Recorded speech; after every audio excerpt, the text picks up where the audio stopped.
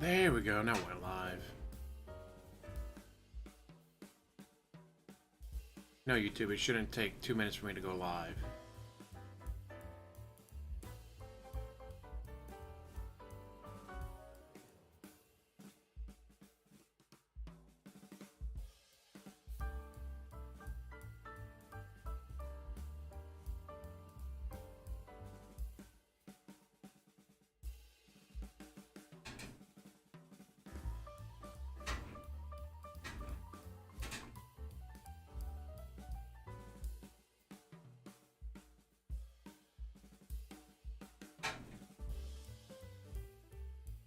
Alright, there we go. Live, so now we can...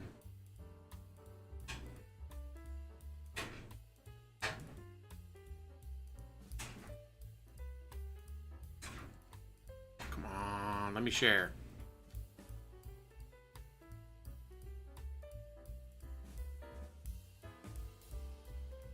There we go. Alright, set it to live chat. Conswagla, how's it going? Alright, DSP's already in his chat. Guys, we're about to start. I guess everyone's gonna miss the beginning. We only got 38 people watching. That is hilarious. 38 people watching, guys. Help!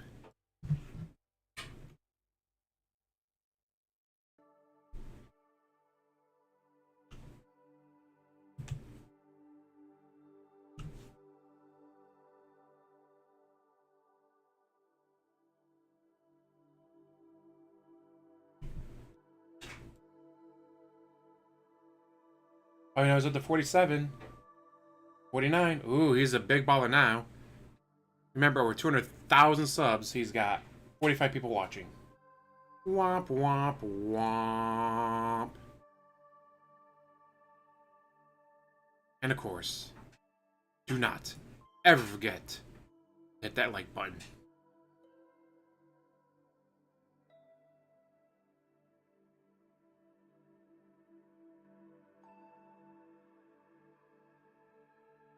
Okay, 4 minutes ago he said he was about to start, and then he didn't start.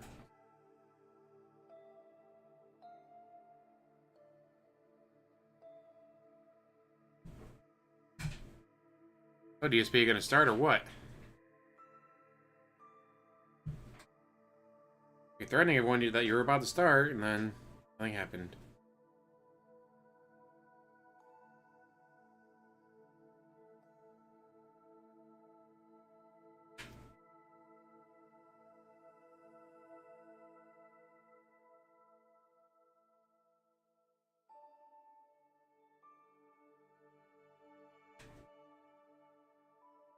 But he's not on break, he just hasn't started the stream yet.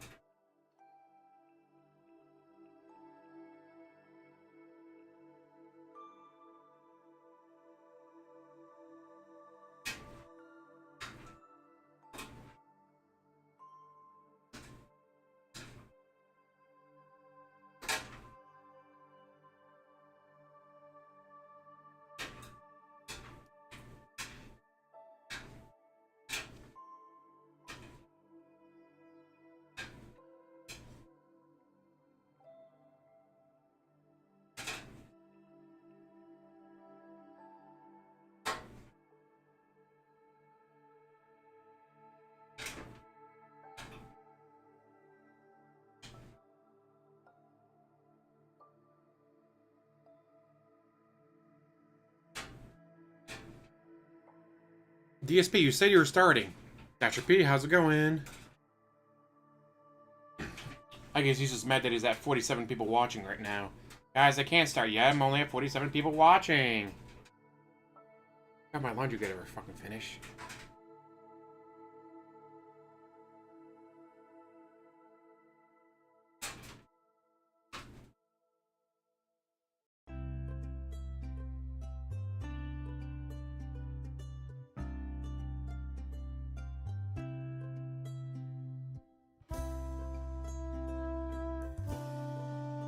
I saw the new Oblivion remake leaks that Oblivion's gonna be 120 gigs. Like, how did the original Oblivion fit on one DVD? Now the remake's gonna be 120 gigs. Like, are you fucking kidding me? But then again, that's Bethesda for you.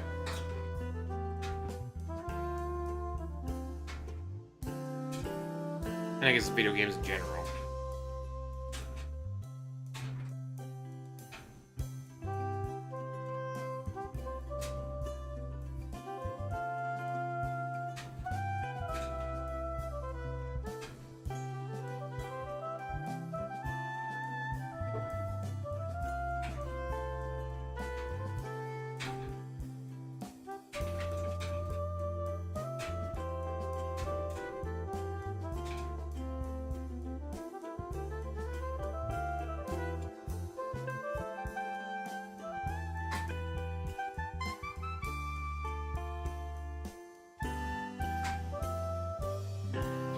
It's an insane amount of space to take for Oblivion.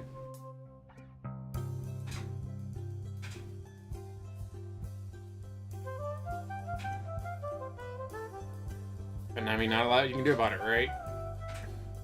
I mean, shit, look at the Call of Duties recently. The newest Call of Duties are like, hey, you want to play other games? Too fucking bad. Too fitty.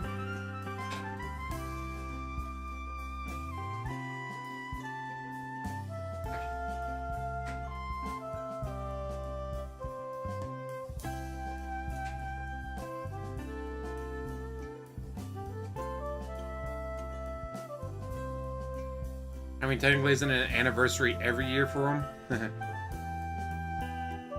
Guys, the show starts now, finally.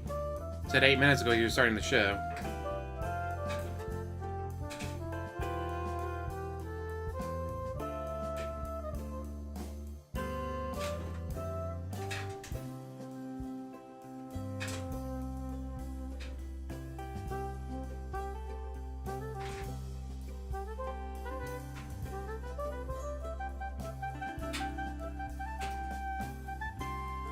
Come on, guys. I guess we just sit here forever waiting for him to start a stream.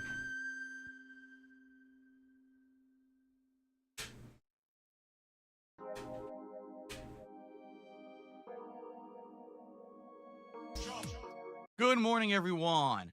It's time for a very abridged show because today this is a shortened podcast to make way for a ginormous Smark Guys Super Show.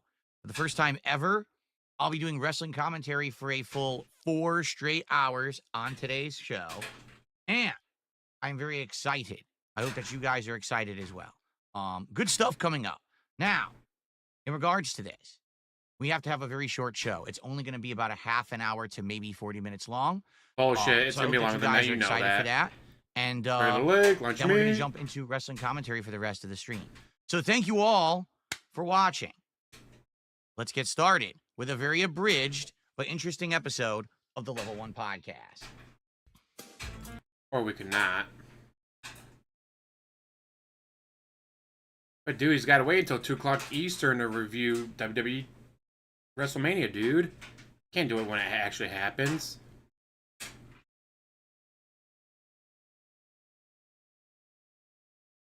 Gotta think the world used to be saved or destroyed by floppy disks.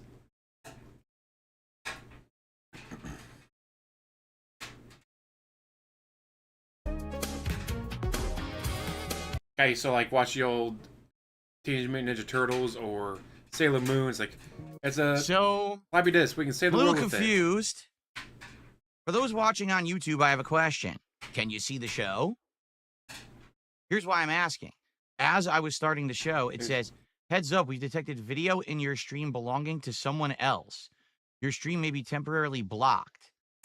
What video would belong to someone else?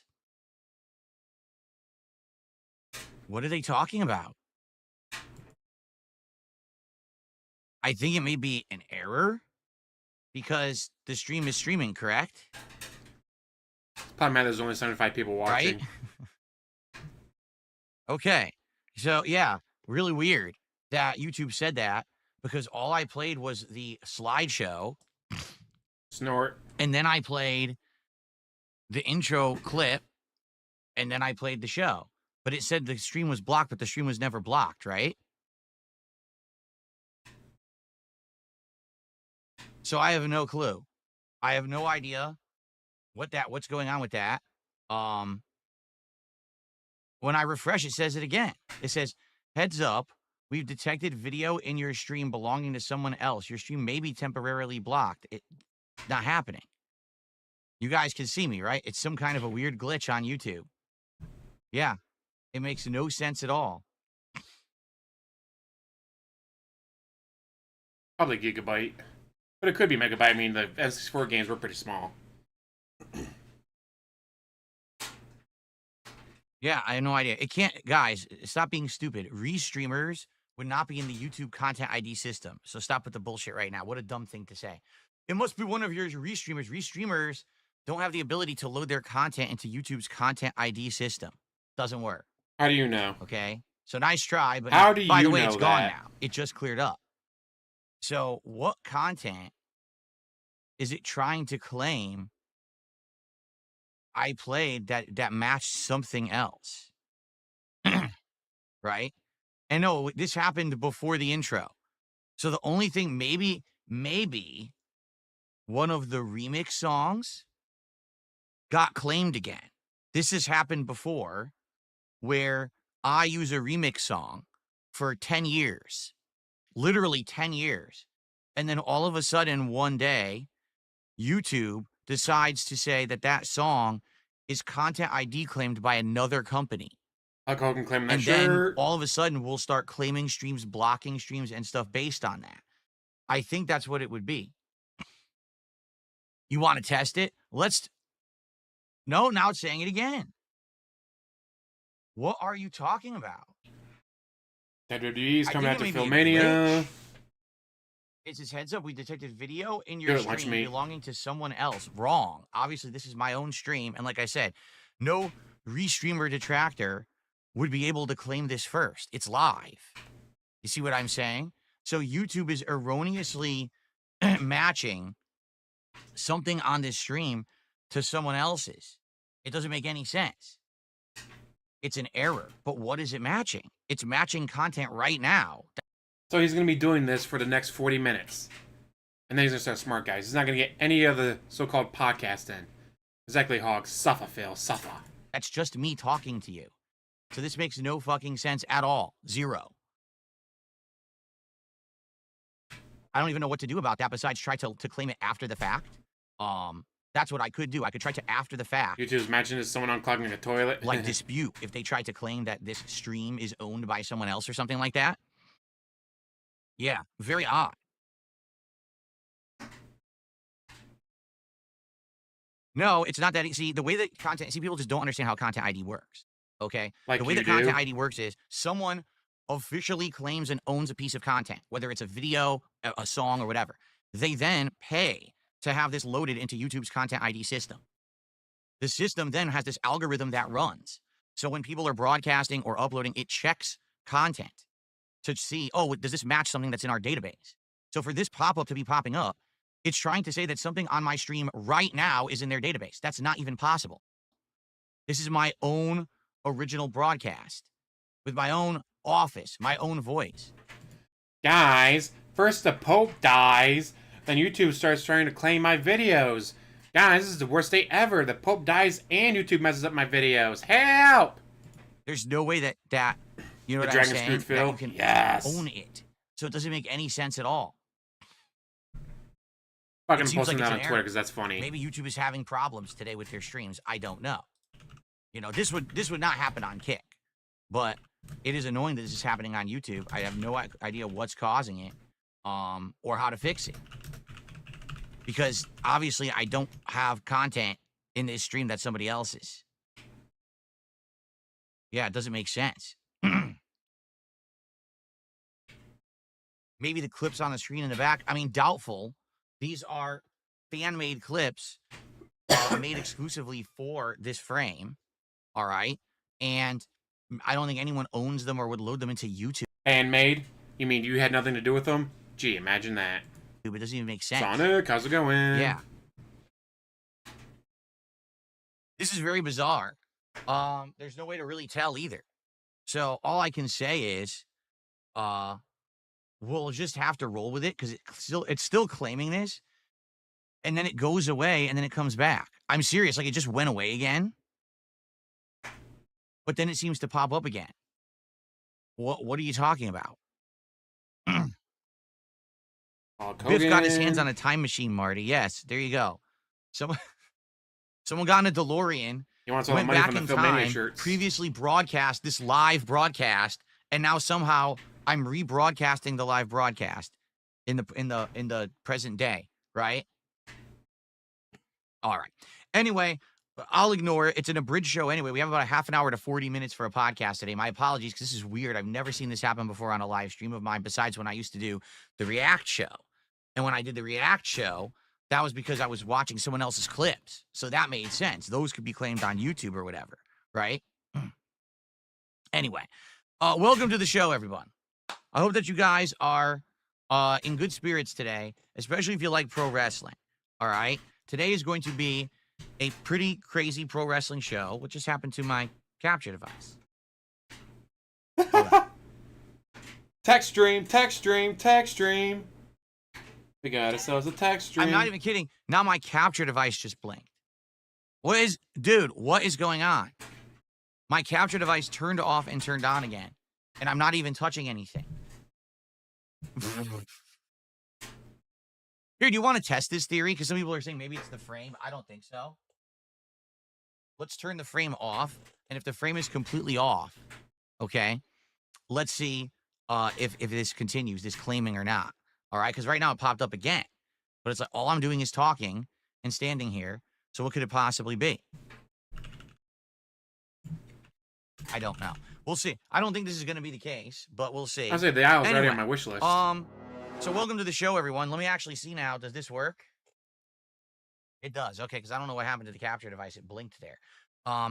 Welcome to the show. Welcome to the Level 1 Podcast, Abridged Edition.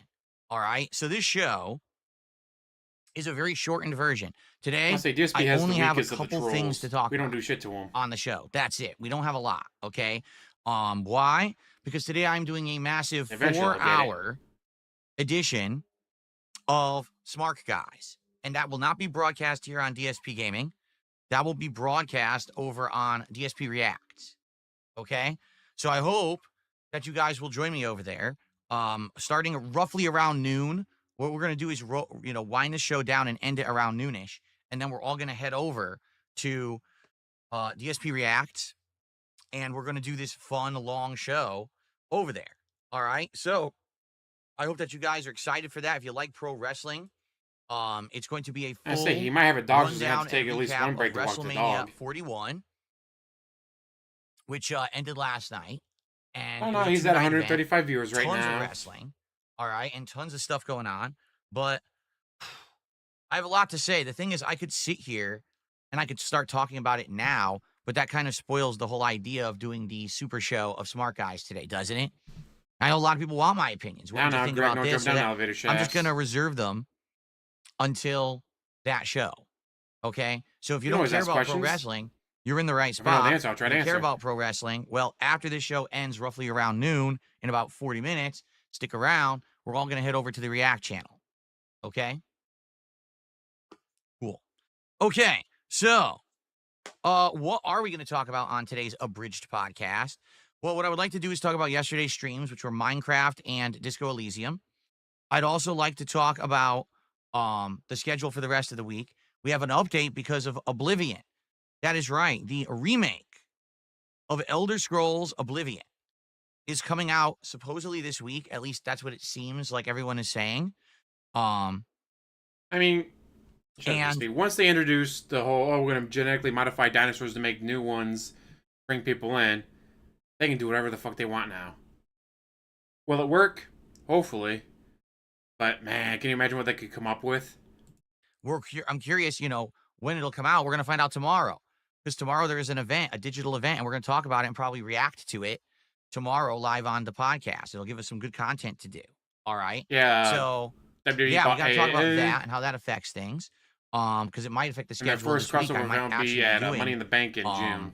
A stream of the Oblivion remake this week just to test it. Now, a lot of people have been saying, are you going to play Oblivion fully? Are you actually going to play Elder Scrolls Oblivion remake? No, I'm not going to do that because that doesn't really make sense. Why would I play Elder Scrolls for Oblivion remake? I just played it 2 years ago. Not the remake, but the original version.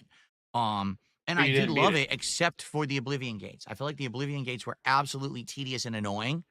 But outside of the gates, I thought that it was a great game, and it was a good kind of, way to see where Elder Scrolls had come from before Skyrim. And people really liked the playthrough enough that they wanted me to do the DLC, so I did the DLC. So why would I now do another playthrough of Oblivion so soon? It's only been 2 years, not even 2 years, right? But it is what it is. It kind of sucks because, to be honest, if these guys had announced, I say these guys, I mean Bethesda, had announced that they were formally going to do, I just accidentally turned off the stream on Kick. Wow, you're an idiot. Bar and it turned it off. Oops. Guys on Kick, hold on. I'm coming right back. I think I touched the space bar. Yeah. Holla for the membership. Why, if I touch my space bar, does it turn off the stream on Kick? That doesn't even make sense.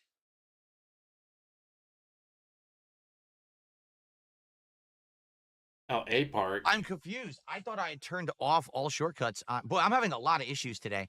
I thought I had turned off all shortcuts. You're a fucking moron. For streaming. Hotkey. They're all off.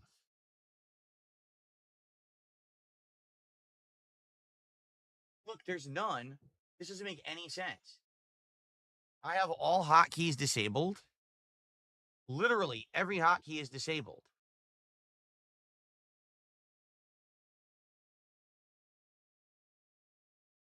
Yeah. But if I tap the space bar, it stops the stream.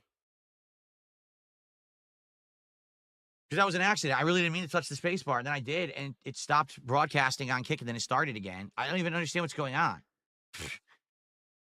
What the hell is happening? Yes, I don't know if, I think space restarts it too. I didn't even know that.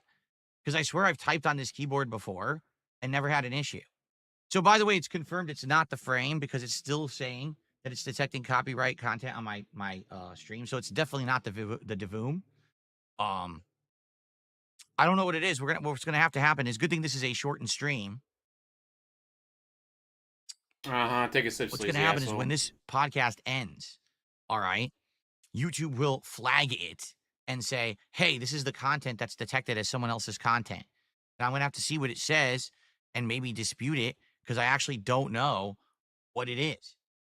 What it's claiming is being claimed as someone else's content. None of this could possibly be someone else's content.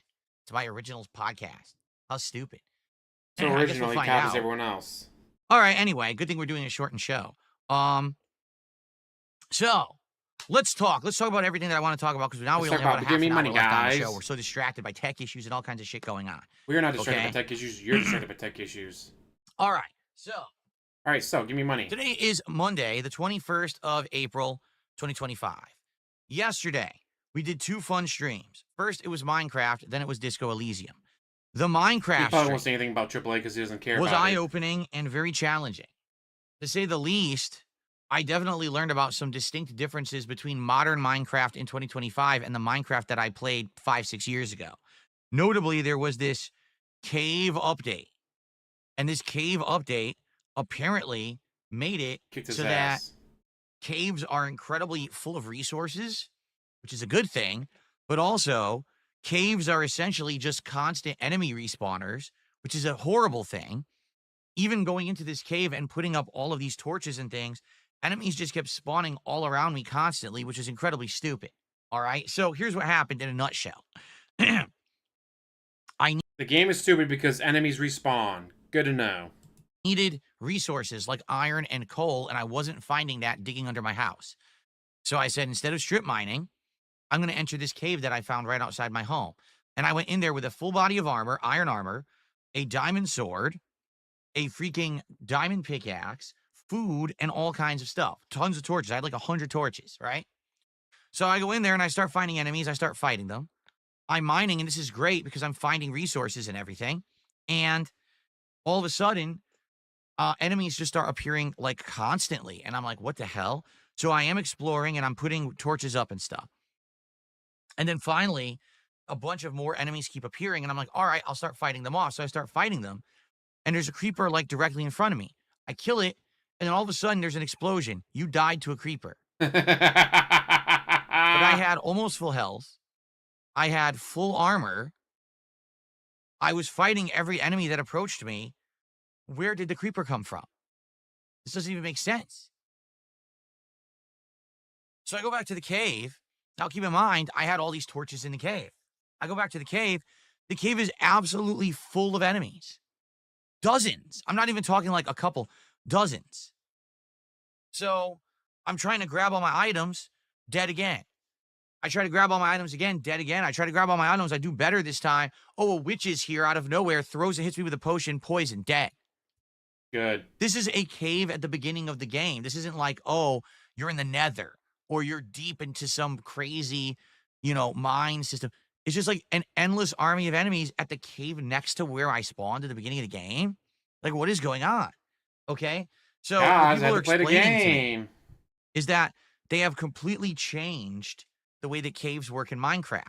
That in Minecraft, basically now, caves are full of resources, but are also some of the most dangerous parts of the game. That you can't really easily do anything in a cave.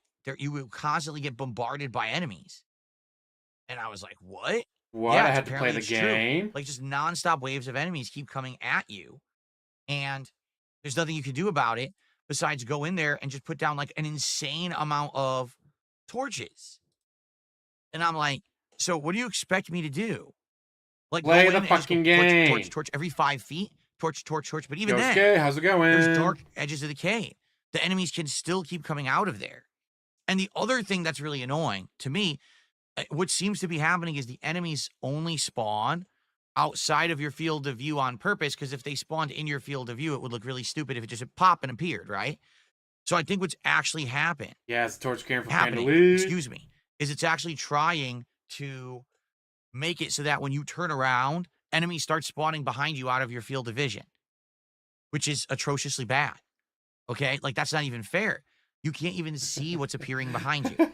So I ended up dying a ton of times. Minecraft isn't fair, guys. Like even though I had full armor and all this, I'm not even well equipped to take on a cave. So then I did some fishing, and at the end of the stream, I decided to take on a temple. Now, this is 100% on me. I completely forgot how temples work. 100% forgot. And so I went to this temple, landed on the pressure plate, exploded, and I died and lost everything. So essentially now, all I really have is a lot of cobblestone and a little bit of wood and maybe a few basic tools, and that's it. I've lost everything. I lost all the diamond. I lost all the experience. I lost all the iron. I lost all of my ingredients. Okay? So, it was a very painful stream. All right? Out of all the, 6+ hours of Minecraft that I played in 2025, it was 1 hour of just endless pain. Yeah, first the Pope now fills resources on Minecraft. And I got my ass handed to me. Okay? So, there you go. Entertaining stuff. And supported. Hit the goal and everything. So it was good stuff there. More Minecraft coming this Wednesday. We hit the goal, guys. That's all that matters. Unless we change the schedule because of the Oblivion remaster, I guess we'll see what happens with that. Okay? But you just said you weren't playing it. And then on the late stream last night, it was Disco Elysium. FYI, tons of progress in Disco Elysium. Notably, we have massively pushed forward with the actual... Here's Jasper. I was wondering where Jasper went. We pushed forward with the actual main plot of the game. We got the body down from hanging on the tree, and now we're investigating it and doing the autopsy, which is like the major story beat. So, good progress there. And yes, once again, we did hit our goal last night. The most important part, Disco Elysium. We always do. And it's crazy because we don't get a lot of attendance. You have a whale paying for Disco it, we Elysium, know. like ever. But we do get support. He has a whale paying for that stream. That's the only thing that's in the matters to rotation. him. Okay? So, we had 2 goals yesterday. So now we are at 27 out of 30 goals. So 3 more, and we unlock our next, milestone reward, which is DSP Tries It. And we still haven't decided, is it Subway. going to be DSP Tries It Chipotle, or is it going to be DSP Tries It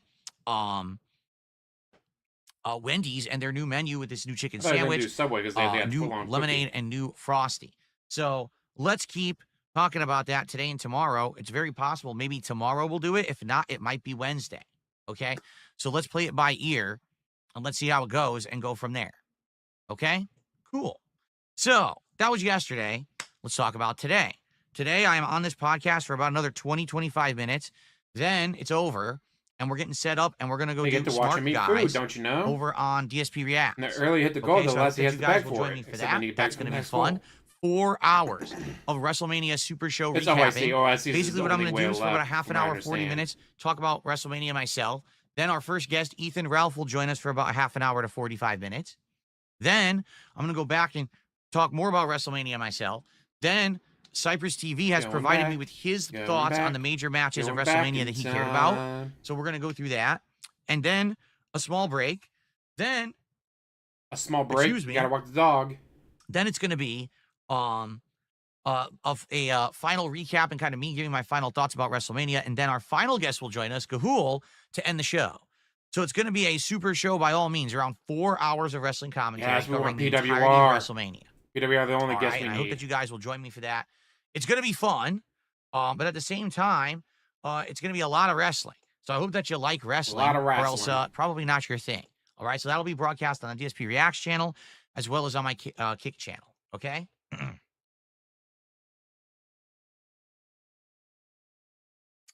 Take a sip, sleazy asshole. Yes, I don't know what's going to happen with Gahul's internet. I guess we'll see. But he'll be at the end of the show, so hopefully it won't massively affect things too negatively. During that show, if we hit support goals, they count towards the goal. Anything you contribute right now on this podcast also counts towards that show. So FYI, this podcast and that show are kind of considered the same. So if you support right now and I give you a shout out, it counts towards that show. For every $100 raised during Smart Guys today, we're going to unopen. We're going to unpack a pack of Topps Chrome 2025 trading cards. Okay, That's what we've all been so dying that's to going see. to happen. Hopefully, at least once, if not more, during the Super Show. I have 5 packs left to get through. Maybe we can go through all 5 today. Doubtful, but I guess we'll see. Okay. Because I like wrestling enough Yeah, to so follow let's see it how that on goes Twitter, today. That's the but Super about Show. it. Now, tonight on the late stream, there will be gameplay here on DSP Gaming. It will be the conclusion of Atom Fall. All right, so I hope that you will join You me hope. for Atom Fall on the late stream, 6:45 p.m. Pacific time. By the way, so people are wondering, again, they said, take off the shirt. Do you really think that the shirt is getting claimed? Could be. The Philomania shirt. When, by the way, Yes. it says Hulk Hogan's coming after you. That'd be hilarious. Call this episode of Smart Guys Gathering of the Groomers. You're not wrong. It's amazing how he attracts groomers like that, isn't it? And it's not just Derek. Philomania right next to me. Jordan. I don't know. Like I Add said, to the the only way to list. know what's actually getting claimed is after the stream goes offline and it gets archived, or when I upload the podcast, then it should flag it and it should tell me what actually YouTube is trying to auto match. And it may simply be a situation where moving forward, I'm going to have to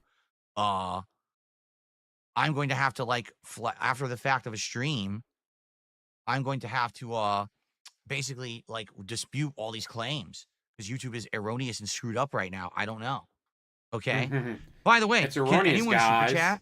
I'm just curious because typically if something is getting auto claimed, you wouldn't be able to do a super chat on that stream. You can still do memberships, but you usually can't do super chats. Oh. Guys. Super chats don't work if it gets claimed, guys. I swear. That's totally a thing, guys. If it gets claimed, there's no super chats. So how about you guys test it right now by giving me $1,000 of super chats? What a scammer. And I'm curious if you You guys expect are nothing less able from the to pig super roach. chat on the stream at all because no one has tried yet, I don't think, right? Is the option even there for you guys to super chat? Hint, hint, guys. Hint, hint. It is. Cade just did one. All right, thank you, Cade. So it works. So the scam yeah, worked. It's working. So maybe it is a glitch. It could actually just be a YouTube glitch. which would obviously be really bizarre that YouTube has a glitch that just constantly says that your stream's being claimed. That's weird. Well, thank you, Cade, for the super chat. Okay, so, yeah, so that's it for today. Tonight on the late stream, Adamfall concludes. We are now at the end of Adamfall where you head into Oberon, and then I guess it's supposed to be like the final dungeon / story beats and the end of the game based on your choices up to this point. So hopefully tonight on the late stream, we will finish Adamfall, and that'll be another playthrough completed. FYI, so tomorrow, this is the big news of the day that I wanted to cover. Tomorrow, 11 a.m. Eastern time, which is 8 a.m. Pacific time, Bethesda is going to hold So 3 hours before he wakes up, so we won't be able to cover it. a live stream, and that live stream is going to be about this. That should be a TOS violation. That's but do obviously you think for YouTube cares? Oblivion. So this is Elder Scrolls 4 Oblivion Remaster. Okay, so they're going to be talking about this tomorrow during this live stream, and then obviously we're going to know, hey, when is it coming out, right? Like, when is it actually going to be out for purchase? When can you play it? Because right now, no one knows. We don't know what's going on with that. So I guess once we find out what's going on with that, I can decide, do I want to do a stream of it this week? The answer is kind of like, yes, I do. Like, I do actually want to do a stream of it. Don't know what that was behind me. It was another camera. Boy, I'm screwing up. I'm pressing every wrong button. There we go. Yeah, I do want to do a live stream of it just to test it. Like, for curiosity's sake, right? I want if to you guys donate the game, I'll try it out Oblivion. for one stream. And I want to see how it runs, this modern remake of it or whatever. All right. If it runs well, great. But I'm still not doing a playthrough of it right now. But I would like to do like a one-off stream of it. Okay. I know some people were saying it was going to come out today. Obviously, that's not the case.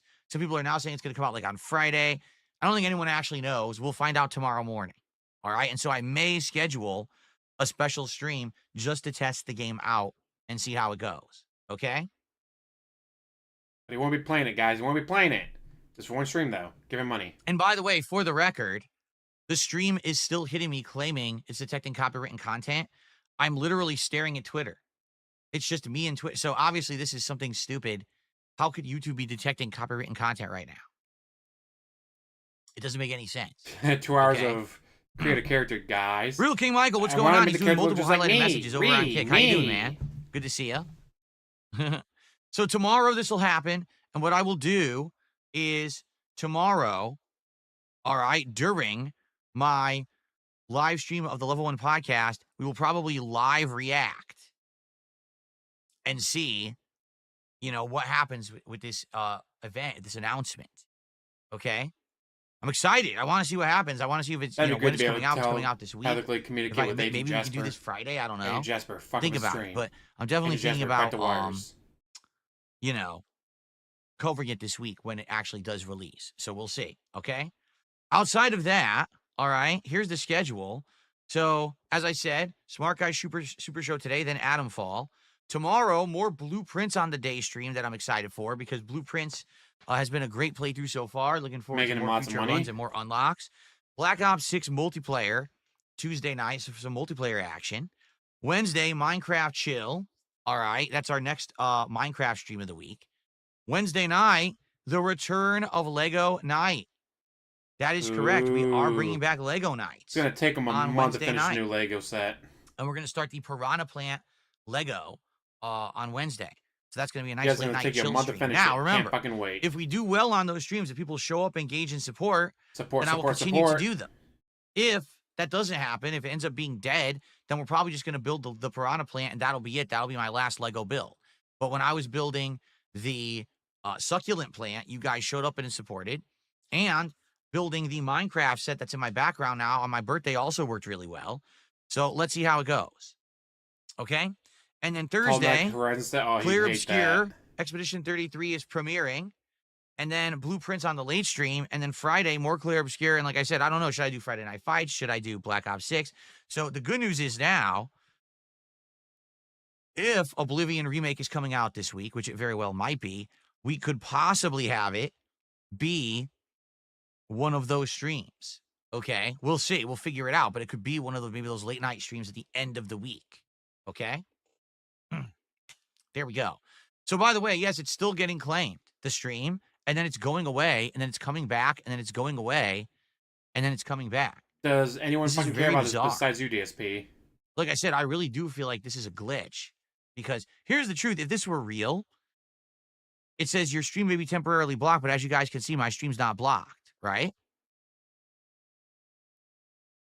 You guys can see So, me, Reee, I don't me, think can't this you? is real. Yeah, I think it's a glitch that's saying this, because if it were real, the stream would actually be going down, and it's not. You know what I mean? The stream would actually be being taken down. That's what would happen on my React show, DSP versus the Internet, is if this would happen and it would pop up and give me the warning, if I didn't take it off the screen within like a minute, then the whole stream would be blocked, and I would have to remove the content from the stream to broadcast it again. And that's not happening. You guys, you say it's not going down, right? And it is. It's like blinking. It's like going on, off, It's on, going off. down. It sounds to me like I'm it's a yelling YouTube timber. error. This is some kind of a fucking bizarre content ID problem that's happening right now. And like I said, It's what'll a likely smart happen mark. is after the fact, it'll flag So this does when that it's an match DSP archive at stream, all? and I'll have to see what it flagged, claiming that someone owns it, and see if I can dispute it and figure out what the hell's going on.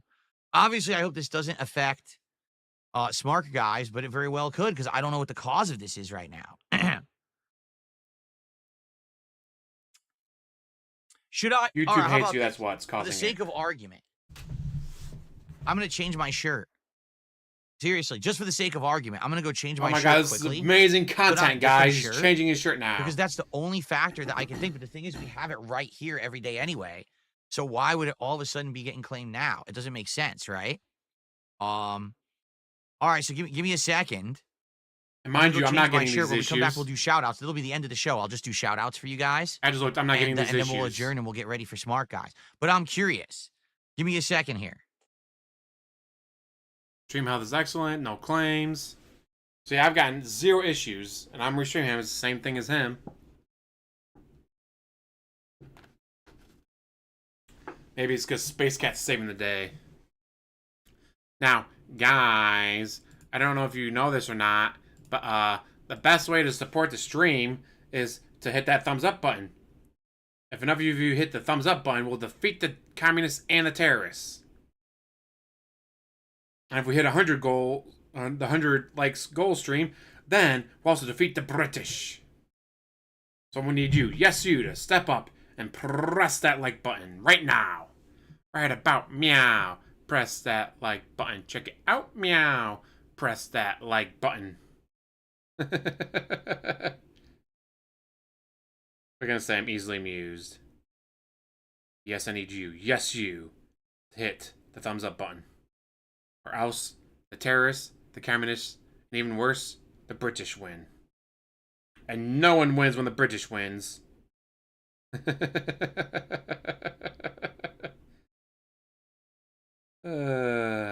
Terrible. For the record, again, I don't possibly think it could be a shirt.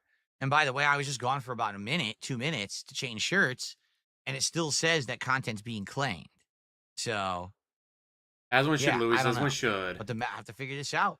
We'll see when I'm on Smart Guys if this happens. Here's the thing. We got to think about what factors are changing, right? So what factor could be getting claimed? Could it be the level 1 podcast banner? Which would be very bizarre if it is. If that's the case, then I'm not having an Smart issue, Guys as far as I wouldn't get know. claimed. Raw Phil's not having an issue. I just looked at Twitter and nothing from Raw Phil on Twitter, so I don't think he's having any issues. Anyway, let's do some shout outs. All right. So, first off, I received a $10 tip. And by the way, all these contributions will count towards the show today. From Lady Charisma. Hope your stream goes well. This Mania Hey, was as the artists, weakest out of the last What do you think 4. this is? But Professional 38, streamer? 39, and 40 were master classes of shows. This doesn't mean the show was bad, but some things could have been done better. I hope tonight's Raw delivers on post-Mania Yeah, where the fuck was madness. Rock? Thank I you, can have the Lady Rock Charisma. show, but I'm going to take your soul, blah, blah, blah, and then he doesn't show up for the To be quite WrestleMania. frank, I'm going to have a lot to say about the show. Some of it good. A lot of it not. All right? And that's all I'm Guys, say. Hulk Hogan didn't win the title, so it was bad. I don't want to spoil the whole Well, show this right show could now. have been That good was if trying Hulk to be, Hogan won the championship again. foolishly counterproductive, would it not? But thank you, Lady Charisma, for the tip there early on. What'd you got, Some Dash super P? chats came. And I don't think that Because actually let Cade first Cena did a take the $2 title. super chat, said DSP, and it worked. Thank you, Cade. Then Cade did. Because John Cena is obviously playing a character. Like, he's wanted to be a heel for years. And Vince McMahon wouldn't allow it. Now he actually gets to play the heel, gets to do all the stuff that heels get to do. He's having a blast. But it is a character. It's not like with Bret Hart, where Bret Hart had bad blood and all that and hated Vince McMahon and all that was going on. No. This is nothing like that. This is all just a character, all part of a storyline, so he won't take the title. They'll have Cody Rhodes or someone else beat him. And, all right, guys, this is your last chance for the WWE to save the championship before I return. Take it with me. Oh, no, wow, after being undefeated for his entire reign after coming back, finally, Cody Rhodes saves the day and stops him from taking the title. Yay! That's how it's going to play out. Spoiler alert. I keep boxes with stuff, especially with my computer stuff. I'm like, okay, what did I get? I just look at the box and be like, oh, that's what I got. Did a $5 super chat.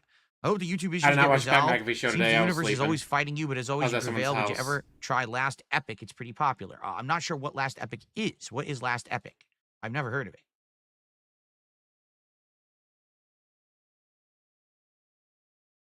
So that's $7 of super chats. That gets us up to $17 to support so far. Thank you so much. And Buckwell subscribed over on Kick. Where the fuck was The Rock? Like, how are you gonna have The Rock do all this teasing and stuff and then just not show up? Yeah, I changed my shirt. It's still claiming. So it wasn't the shirt. Which I didn't think it was.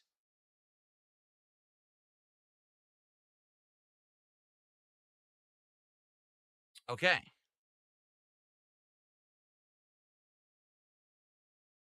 So yeah, it definitely wasn't the shirt because because I changed my shirt and it's not happening. Like I said, I feel like it's something else. Maybe it could be the banner.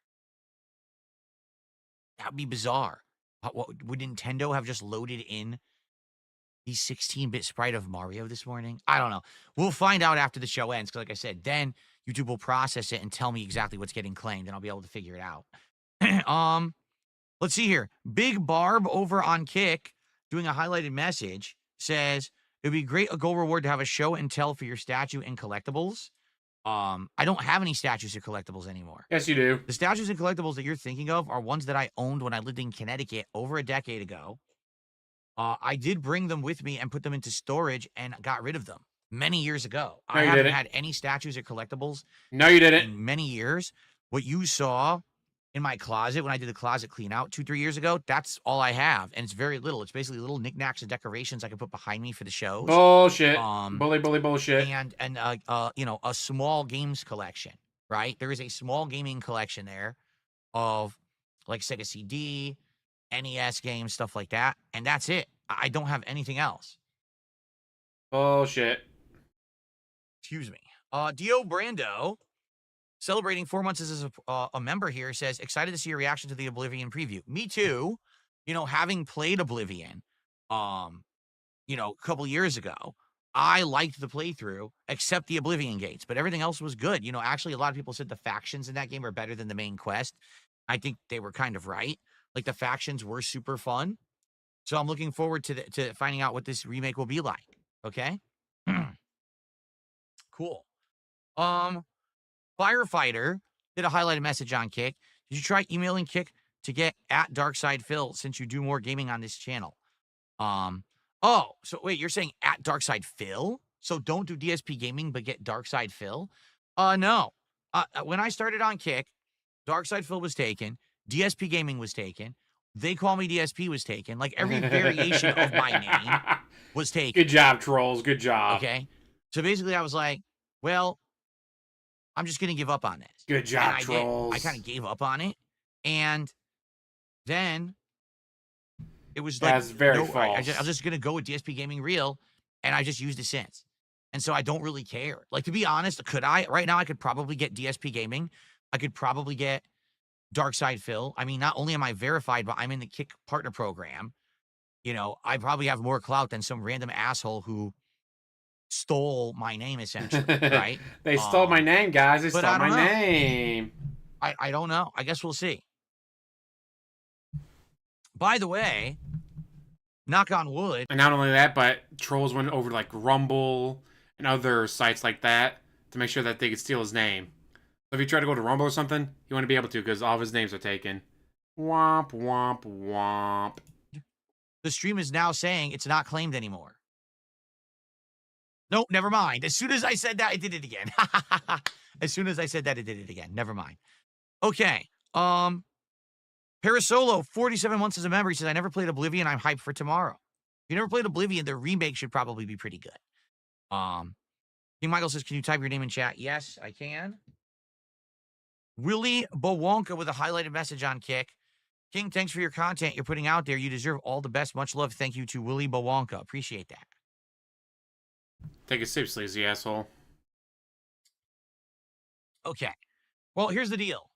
We got like 5-10 minutes left. Like I said, I got to end by noon because I want to set up the other stream and get it started around noon. I'll probably start around like 12:15-ish, do an intro, talk some about WrestleMania for really half an hour, and then Ethan Ralph is going to join the show as our first guest. But I'm glad when Ethan Ralph doesn't make if it. you guys have anything you want to talk about, tag me now in chat. Any contributions, like I said, Ethan during Ralph this will got too high count or drunk towards and passed out. the first stream goal. All right. So let's see what you guys want to chat about before we get into wrestling.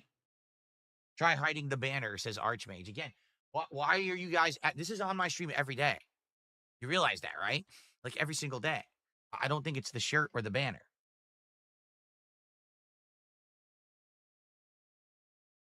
Actually, No, that's I don't question. think there's a Dave's Hot Chicken near me because I never heard of it. I wouldn't happen to remember what Sega CD games I have. Oh, I don't know. Check out the Closet Cleanout from years ago, 2-3 years ago, and you'll see. I think Earthworm Jim. I'm pretty sure I have some of the bad FMV games. Like I have a Sega CD 32X version, I think, of Corpse Killer and stuff like that.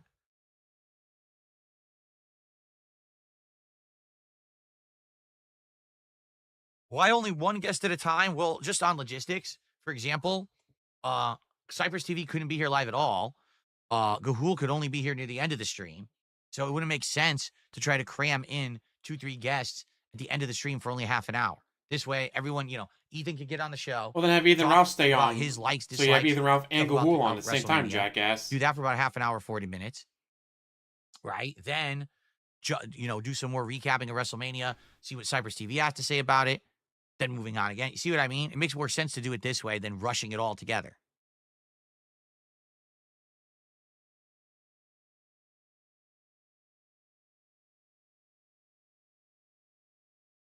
I have no idea. Depending on the collectibles, some collectibles are nothing. Other collectibles are like, is in the run. oh, it turns out there's only 3 of these in existence. $10,000. Like, wait, what? That when we do a milestone of 50 goals, we're going to do a marathon. And one of the options is a viewer's choice event, but another option is Closet Cleanout 2.0 plus retiring the vests and hats. Basically, for that stream only, when we hit support goals, putting on a vest and hat of your choice and then basically putting them in the storage after the fact.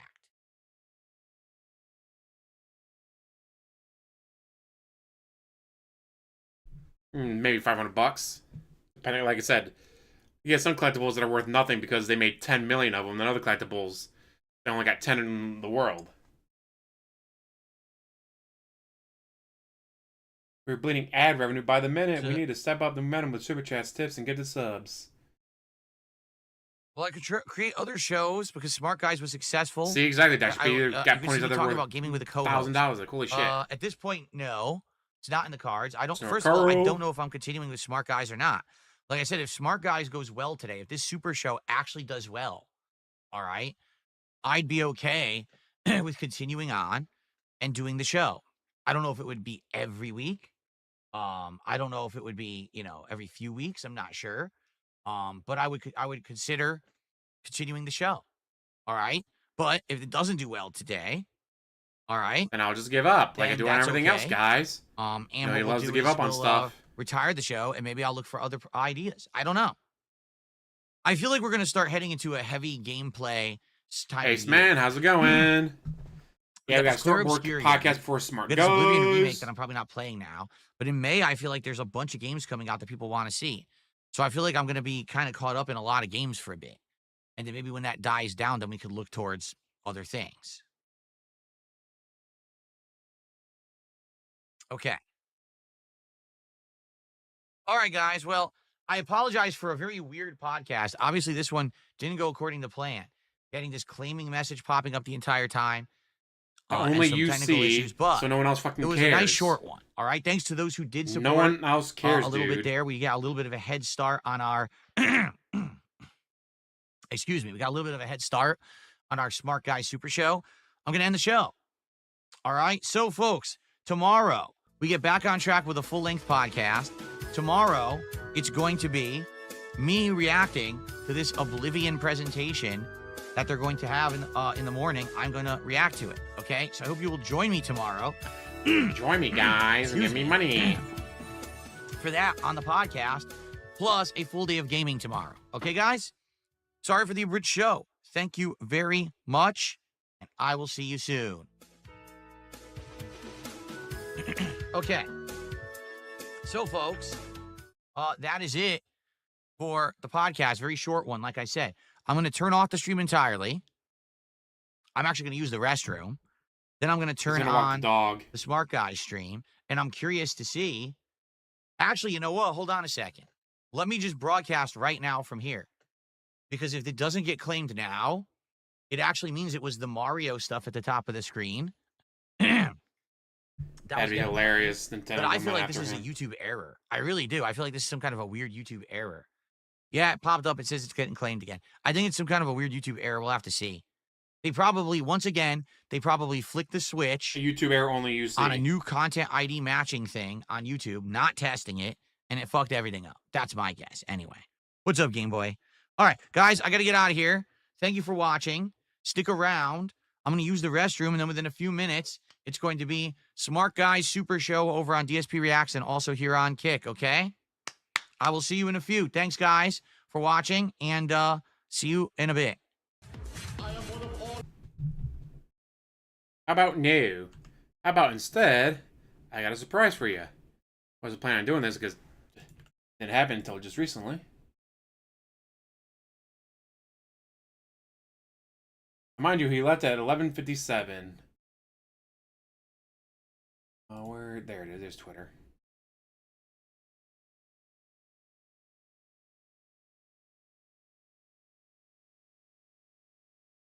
Come on, let me go to my profile. There we go.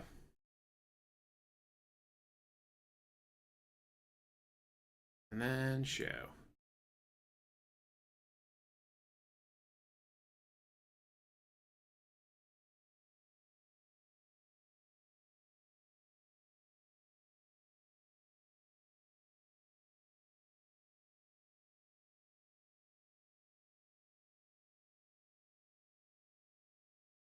As you guys can see, somebody sent Cat Burnell the big coloring book. Somebody sent Cat Burnell the big coloring book. Going to Catherine Burnell at Renton, Washington. Holy shit. That's great. I hope she loves it. Yo, I have no words. Fully based. Oh shit. I'll be honest, I do feel bad that Cat gets a lot of flack for being with DSP. I'm sure her most recent appearances on live streams were not her idea. However, fuck DSP, and if this makes her leave him and better herself, i.e. Pandali, then go for it. Fella said any packages he doesn't know, I'll go straight into the trash. Did you forget that? Like how got your co-host as a pedo streeper ditto team? What the heck? So yes.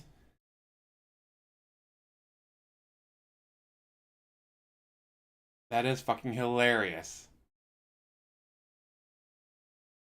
Guys, it's stupid. I don't know why anyone would do such a thing, guys. Why you make fun of my wife? She's not part of my stream. By the way, guys, our next DSP tries is going to be what my wife picked. So you guys know this is what my wife really wanted. So if we could get the goal as soon as possible, guys, my wife doesn't have to cook that day. You know, my wife, Cat, my wife. You know, my wife, Cat, that's not part of my stream. Yeah, she picked this, guys. My wife, Cat, picked this. She's not part of my stream, so don't bring her up. Womp, womp, womp.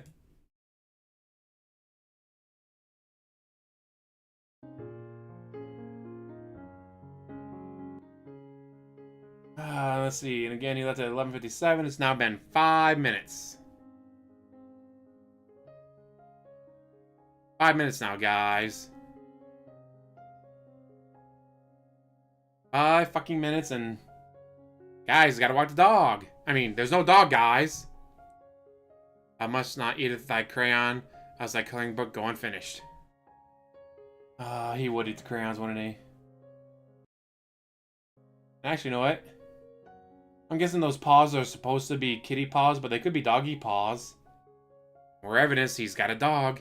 He's just like, guys, I take frequent walks with my wife now, guys. We go on multiple walks now. Why are you taking multiple walks all of a sudden, DSP? Unless you got a dog. Now, I think, though, a dog would be hard to hide. Because they would bark. A dog would bark. So I don't know for a fact he'd have a dog, because that would bark and be hard for him to hide. Unless, now, guys, my neighbor just got a new dog, guys. It's not me. By the way, guys, I gotta go take a 10-minute walk real quick, guys. No reason for me to take a 10-minute walk. I just want to take one, guys.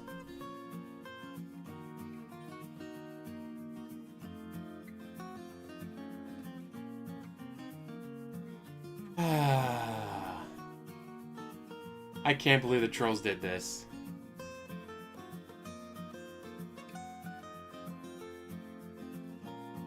Montana? There's nothing in Montana, though. It's an open wasteland.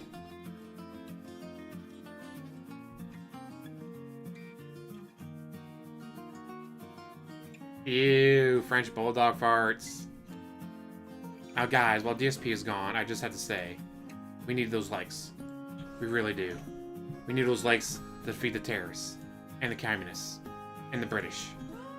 Remember, we get to 100 likes, we'll have defeated the British.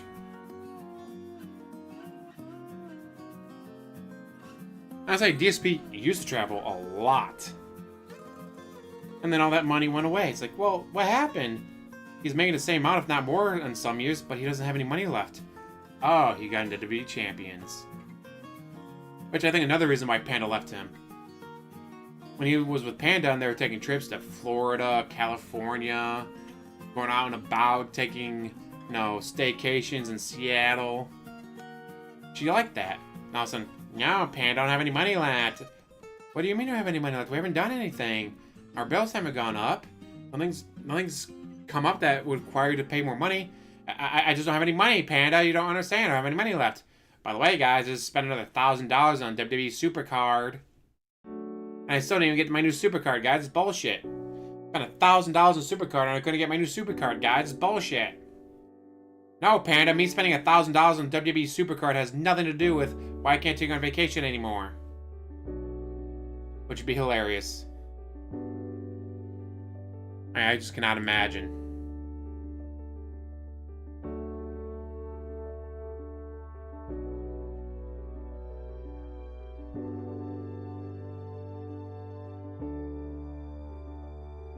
Ooh. Gross, Timo. I was at my grandma's yesterday for Easter. My uncle has a Doberman. All fun and games until that Doberman let out. I was like, oh God, it ripped one. No, clear out the living room. I guessing the Doberman got into an egg or two.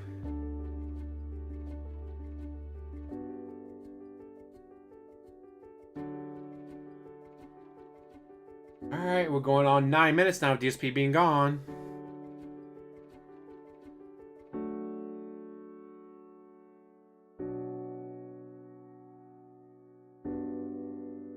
About to hit 10 minutes of him going to the bathroom, quote unquote. Is it touching to poop? Probably, but hey, if other people do it, then other people do it.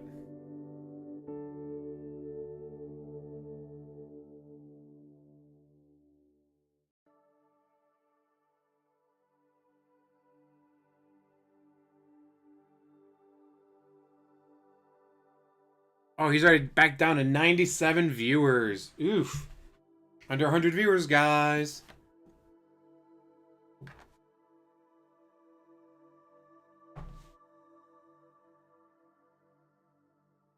Depends on the dog, Darkwing, but yeah, some dogs are very, very bad. Usually it's because they ate something.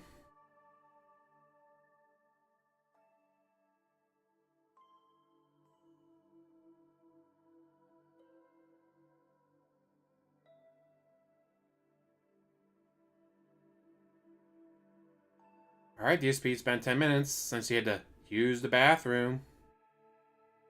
And by that I mean take the dog for a walk.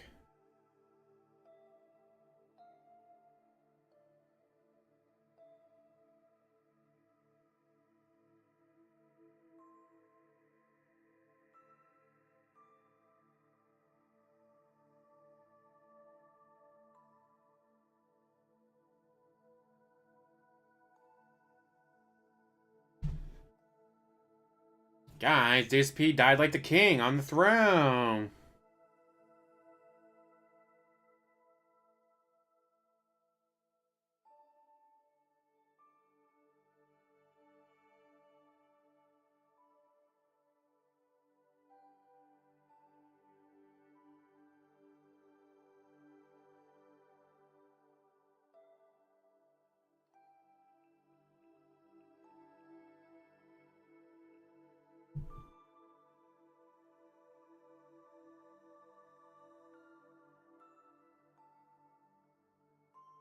Phil the 8th. Okay, let's go to Brio. He's back in chat, guys. Only 11-minute break, guys, for him to walk the dog.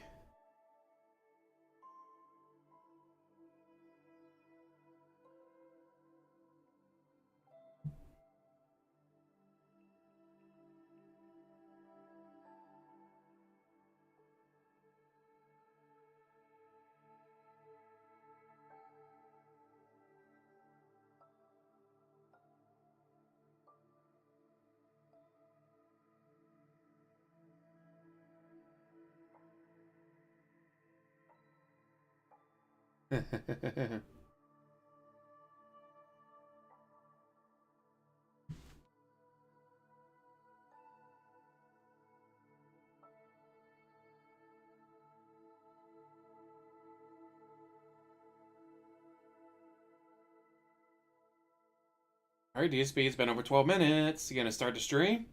Are you mad that it's down to 73 people watching? 73 people watching. He is cramming the coloring book in the full trash can as we speak. Maybe that's why I had to take a random break. Guys, I had to walk downstairs and empty the trash can so I could fit more of the stupid coloring books in there, guys.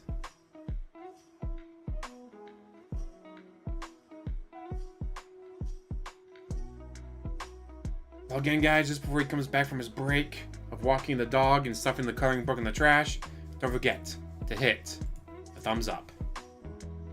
The biggest thumbs up, guys. Guys, don't you want to hit the thumbs up button? You know you want to.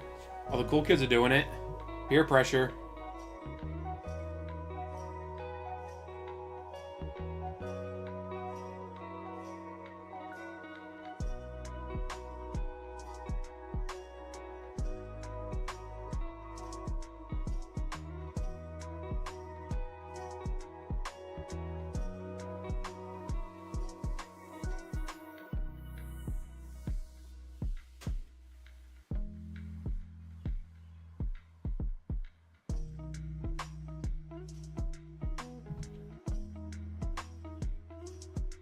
Alright, well, at 12:08 he said, let's get going. It's now 12:11.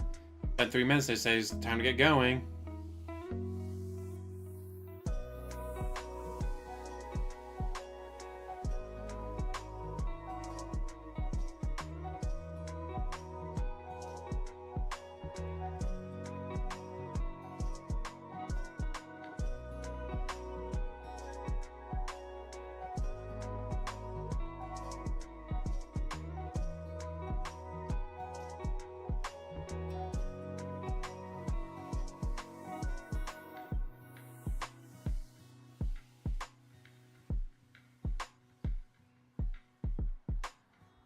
I say I wouldn't want to be doing any flying anytime soon. Flying's probably not a good idea right now with planes falling out of the sky with grain drops.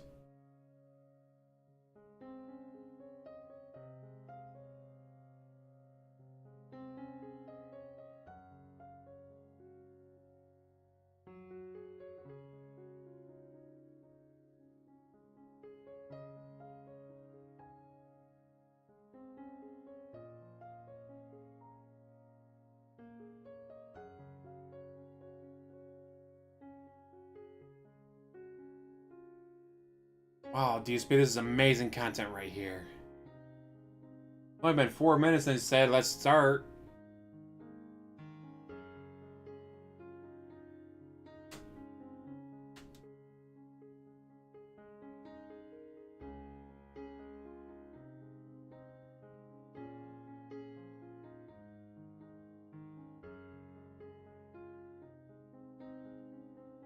I guess we're gonna sit here and watch this go through over and over and over again.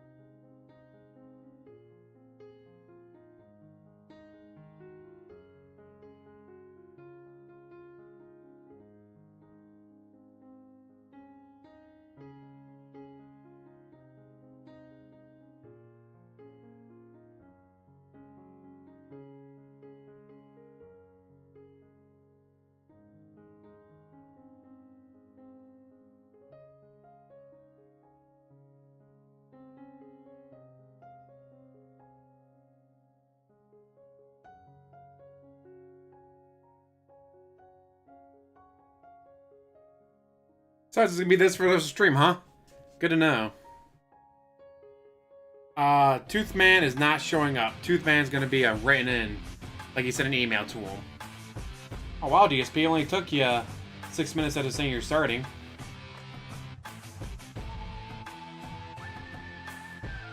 So change of pressure can definitely do that. Yes, he said that the Pope dying in his streams getting claimed is the same thing, dude. That's a joke. He hasn't said that yet. Right, guys, I'm Catholic. Don't you know I'm Catholic? Guys, I'm Catholic. You guys don't understand, I'm Catholic. When you're Catholic, guys, this means a lot to you when the Pope dies. Alrighty. Good afternoon, everyone, and welcome to Smark Guys, episode 14, the Wrestlemania 41 Super Show. Toothman was Cypress broadcast TV had like live 8 on tooth. DSP React, as well as on my Kick channel, DSPGaming Reel. So welcome to what will be my longest wrestling commentary show in history. That is correct. Even back in the day when I used to do Rambo? wrestling commentary, I never did a show this long. Okay.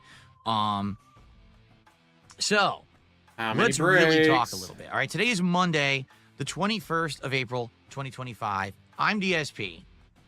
And this has been an interesting 4 months, to say the least. Okay. And what do I mean by that? Well, for those of you who know or don't know, I used to do this wrestling commentary show called Smark Guys way back when. It actually started as a piece of content that I did around like 2011, 2012-ish. Around the era of With John Rambo? CM Punk's big, mic drop run in WWE, the era of the Shield debuting and all of that stuff. In fact, it actually began around the time when you had the Nexus. Remember, you were either Nexus or Against Us. I think that's where we actually started the show and started using the Nexus theme song as this show many years ago. Who's this we? Back then, I mostly did it Rambo. because I wanted to look for a variety of content I could put on the internet that I could monetize. And then it ended up being a fun show to do with a friend of mine for variety content. We were both lifelong wrestling fans, and it ran many years, 2-3 years there, until I finally moved out of Connecticut across the country to Washington State. Say my name, bitch. And the show basically was retired. Because you got drunk at 3 o'clock in the morning, kept messaging him. It wasn't originally meant to be retired.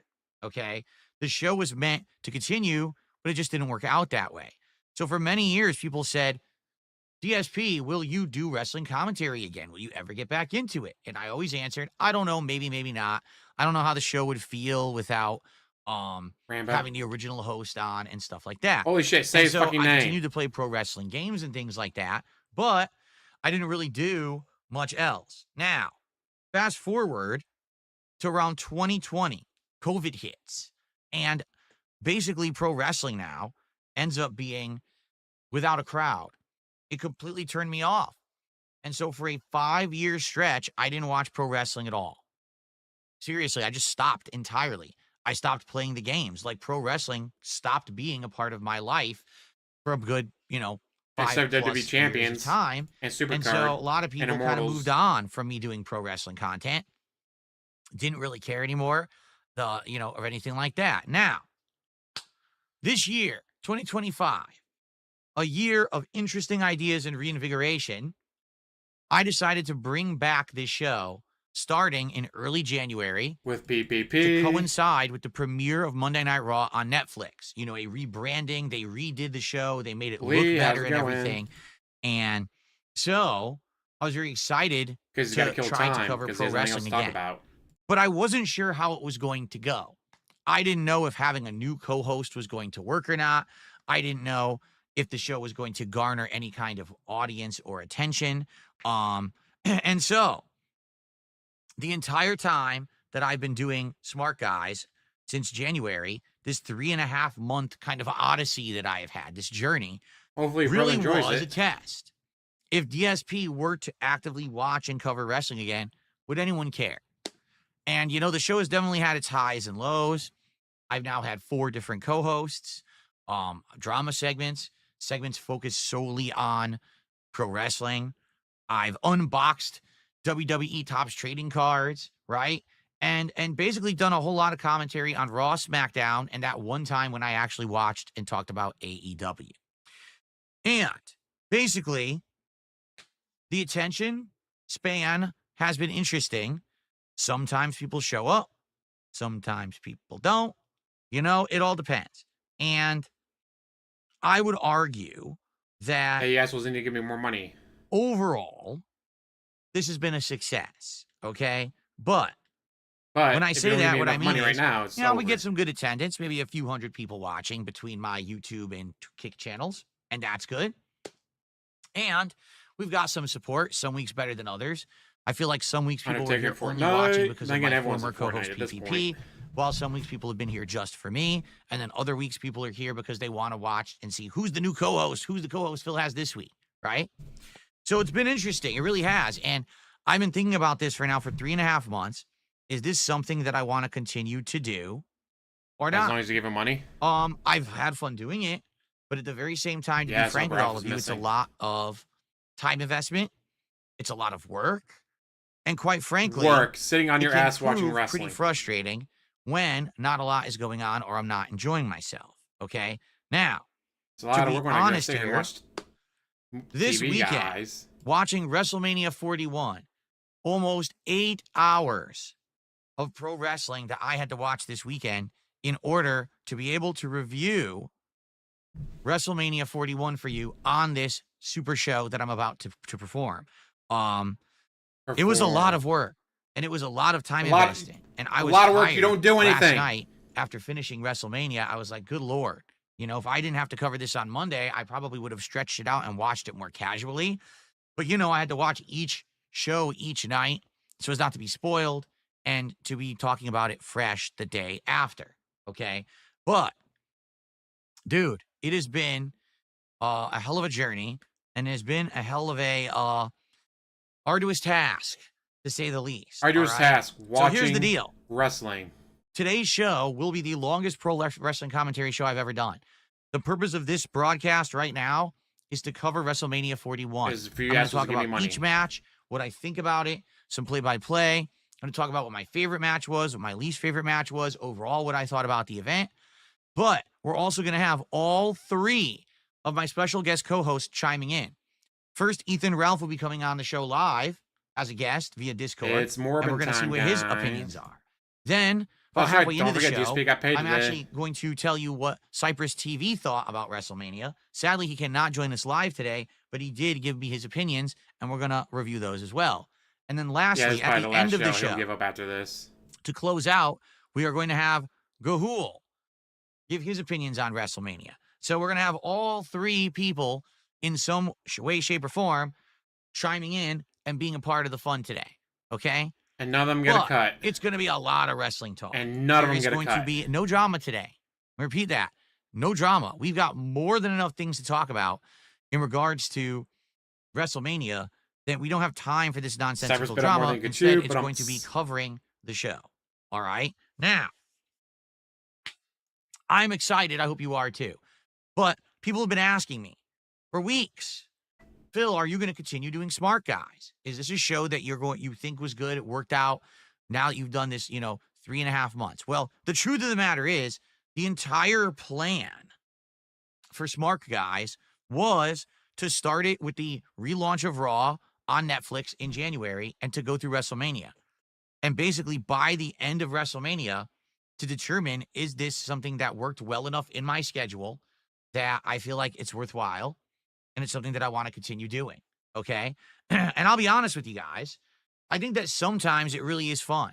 If there's a week where there's a lot going on, like, the weeks right after the Royal Rumble or after the Elimination Chamber, right? The week when Cena dropped his big promo and turned heel, right? That's exciting. There's also been weeks when it hasn't been so good. Weeks when it was a really boring Raw or SmackDown, when nothing really progressed, when you have wishy-washy plot lines, bad matches. And I think that's just the nature of the beast of wrestling, is it not? That you're going to have good weeks and bad. And if you're a pro wrestling fan, like you my kind life. of Sometimes you have have good weeks, other times you have those bad ups weeks. and downs. Some weeks you make right? lots of goals, other weeks you don't. Now, in addition, I do feel that there's other pro wrestling out there that I have neglected. For example, I haven't watched NXT at all. New Japan. I don't even know what's on NXT. And I keep hearing every week, oh, you missed out. There was a good show. I'm like, well, I don't have time to watch it. I'm watching Raw and SmackDown every week. So because of... Mind you, he has nothing else in his life. He doesn't work. He doesn't date. He doesn't have friends. He doesn't have family. He has literally nothing else in his life. If he wanted to, he could dedicate his entire life to nothing but wrestling. So don't listen to him cry, guys, I don't have time for it. You have nothing but time. You are someone that has the most time in the fucking world.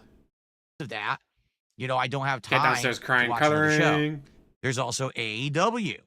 And AEW, the one time that I watched it, all right, was really weird. All right, to be honest. I found the matches were bizarre. The plot lines were odd.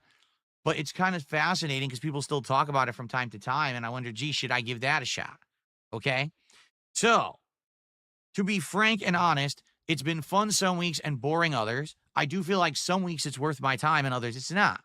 It's a lot of work to do this show, as opposed to a another lot. stream You where sit I there and literally you just watch boot up a stream wrestling. and I talk with you guys on a podcast or cover some brief news topics, or I play a game, which is just me playing a video game. There's not much with that, right? You know what I'm saying? So, it's what I mean. Like, FYI, it's a lot of work to do this because there's all this prep that I have to do to watch the shows. It's a lot different You than just sit turning there on a stream and you doing other watch. content. So today, this very show is going to help determine the future of Smart Guys. Today, if the show goes well, And I make lots of money. Viewership, engagement, and support are good, I would consider continuing the show. Now, it may not be to the capacity that I've been doing it. Maybe I'll do every other week. Maybe I'll be sure to cover pay-per-view events / big wrestling events, but not everything, right? Maybe I would alternate my coverage. Maybe it won't be just Raw and SmackDown all the time, but instead I would every once in a while cover AEW, cover NXT. That way there's some variety in there, and I'm not kind of getting bored with doing the same thing every week, watching wrestling, right? guys, but he's a real fan. He's a big fan. But honestly, I'd love to hear your opinions as well. Opinions have been all over the place. When the show started, people really liked it, but a lot of the attention on it was because of my former co-host PPP, right?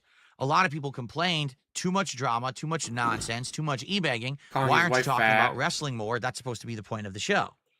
Then I did the show solo for a couple of weeks, and people liked the new focus on wrestling, but then I noticed distinct drops in attention and support. Then I started getting co-hosts on, and the attention seemed to have spiked again, but I really don't know how to proceed moving forward, okay?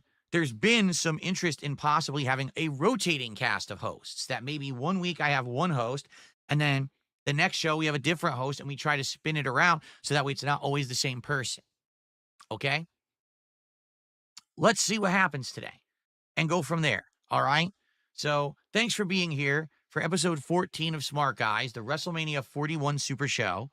FYI, the way it works is if you contribute, I'm going to give you If a you live contribute, shout out. That's awesome. You'll get You on the make more leaderboard money. if you're the top contributor of one type, memberships, subs, super chats, or tips.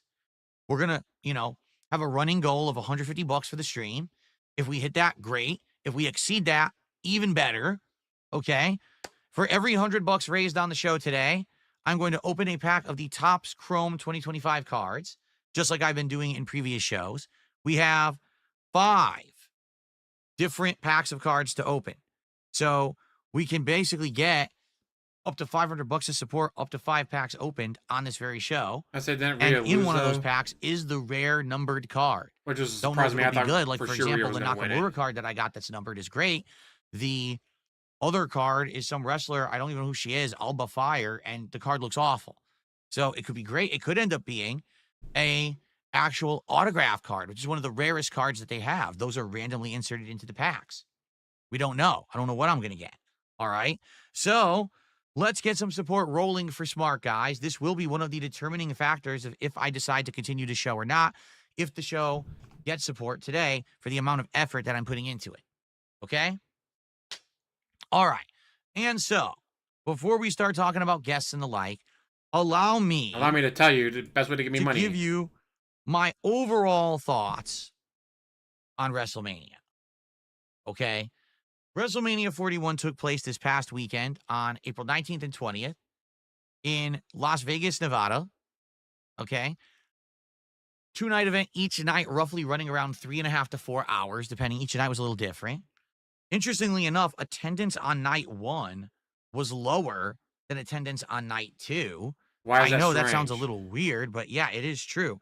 On night 1, the overall attendance was 61,000. Where is it? Hold on. Why is that strange, DSP? Please explain to me why it is strange that night 2, where they had John Cena versus Cody Rhodes, and more viewers than night 1, which didn't have that. Gee, guys, I wonder why. 61,467 on night 2.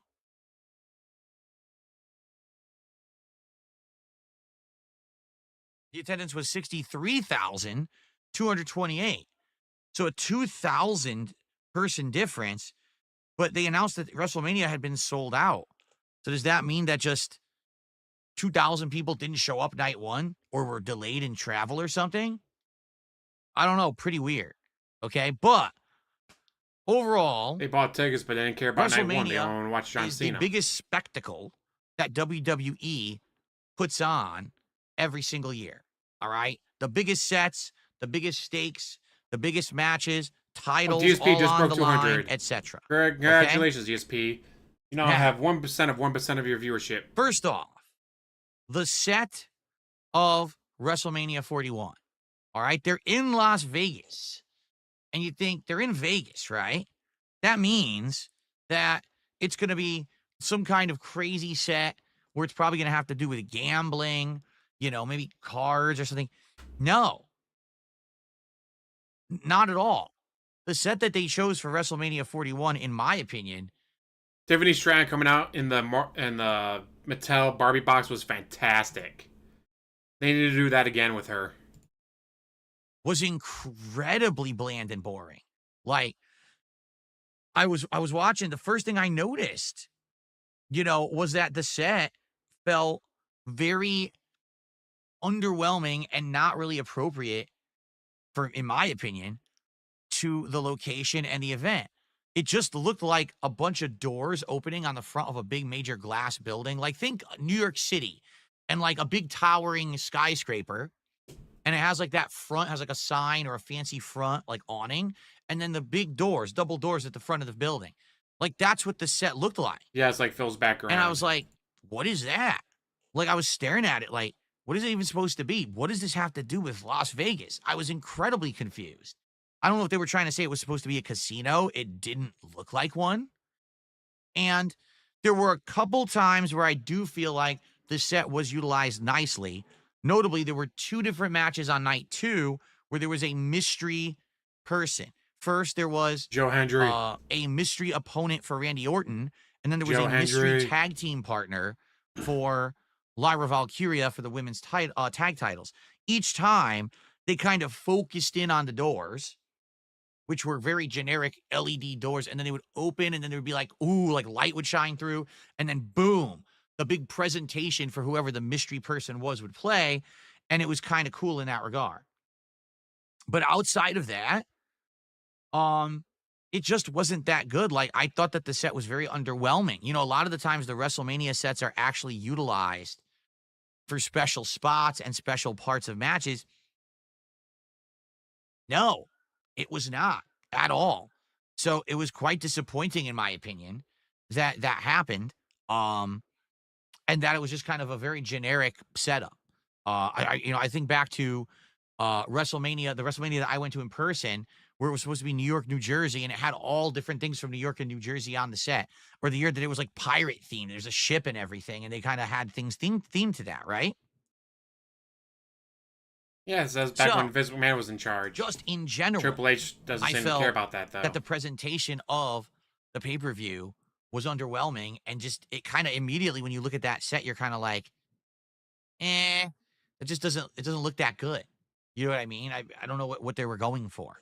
And even the way that it opened, opened with Triple H on night one coming out and basically saying, so you think you know the whole story, but this is just the beginning, right? Oh, okay. Then it says, okay, here's the opening of WrestleMania 41.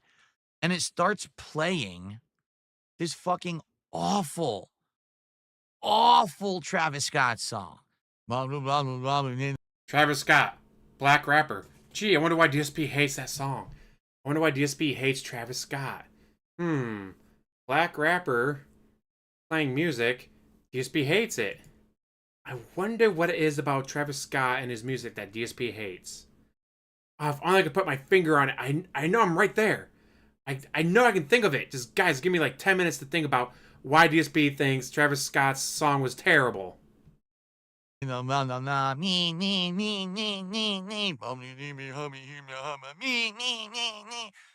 the fuck is this? How could you make that music the anthem of pro wrestling? To me, it just shows that WWE is trying to be in touch with the youth, but they don't understand that what the youth culture likes is not in line with pro wrestling. You know what I'm saying? Like, pro wrestling has a legacy. Pro wrestling has popularity worldwide. But pro wrestling is not like modern mumble rap in any way, shape, or form. It's nothing like that. When you hear that music, that's the last thing you think of as pro wrestling. Two guys or women beating the shit out of each other in a ring, doing big athleticism, big adult soap opera drama and stuff like that. Do you think Travis Scott mumbling into a mic and someone going, "Fing, fing, fing, fing," it's nothing to do with it.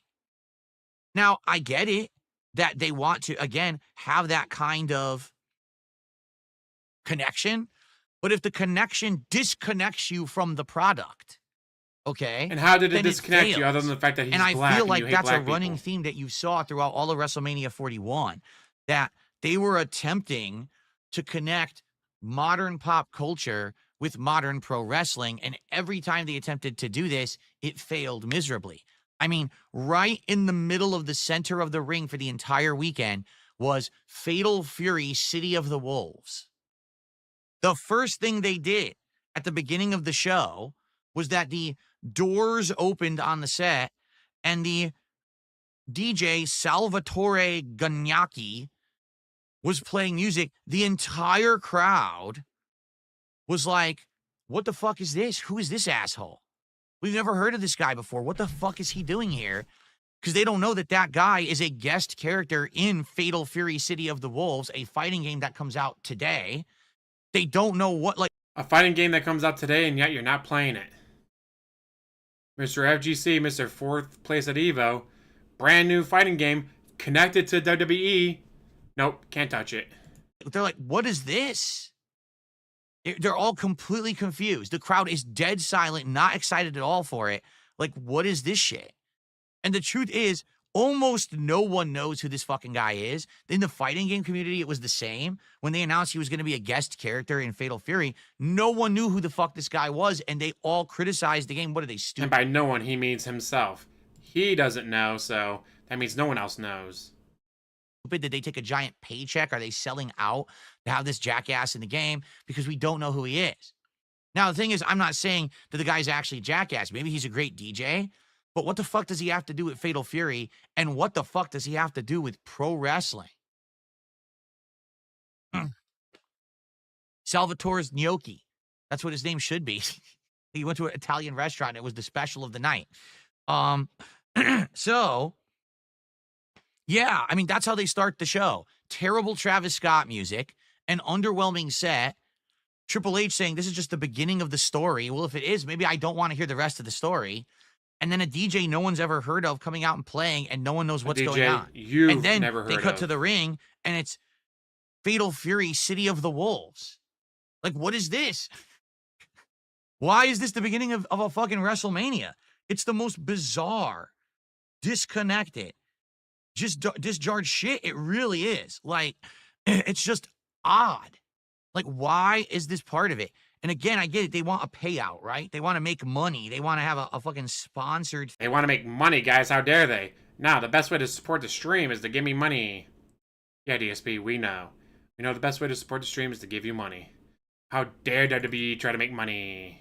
Thing going on. But if it disconnects your audience from everything that's about to happen,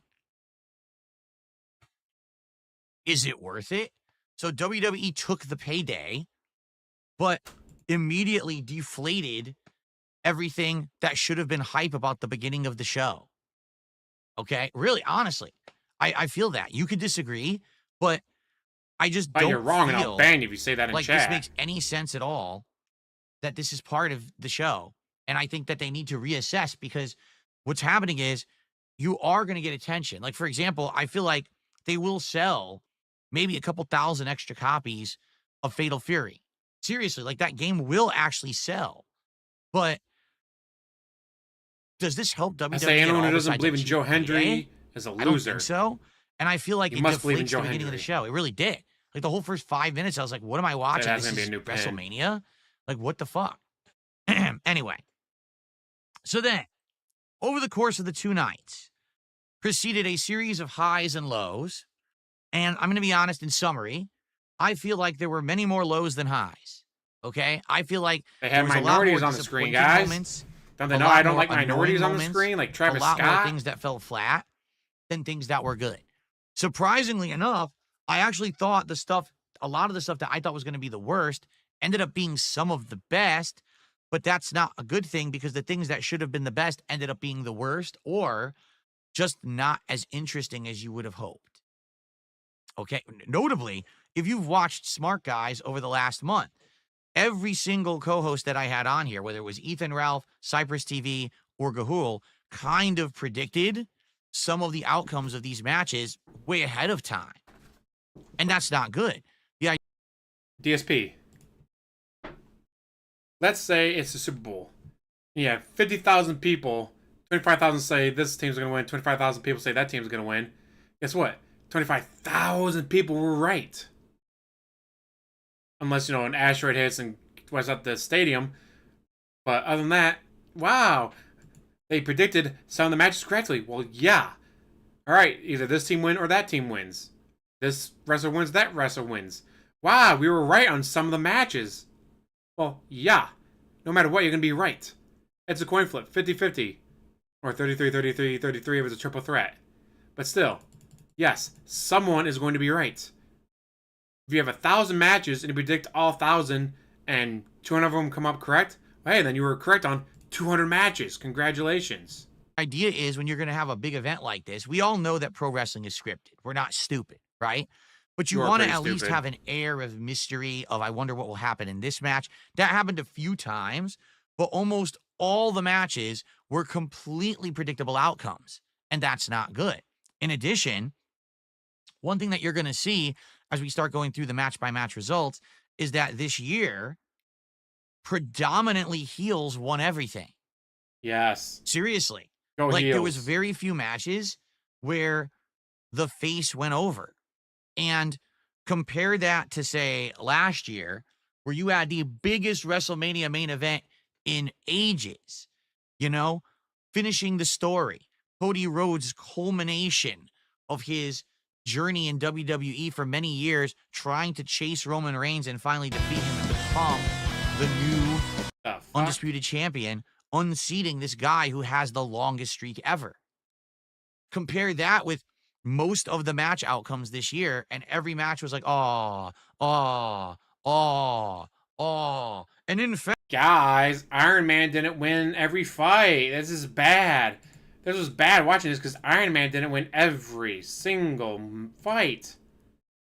Well, gee, DSP, sometimes it's better when the hero loses.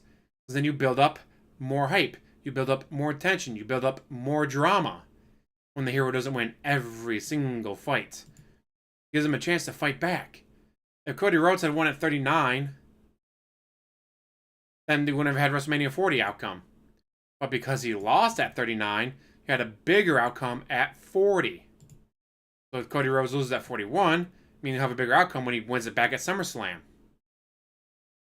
When Cody Rhodes wins again at SummerSlam and ends John Cena just before John Cena retires with the title, you get a bigger and better drama effect than if Cody Rhodes had just won at WrestleMania. In fact, I'll even say this.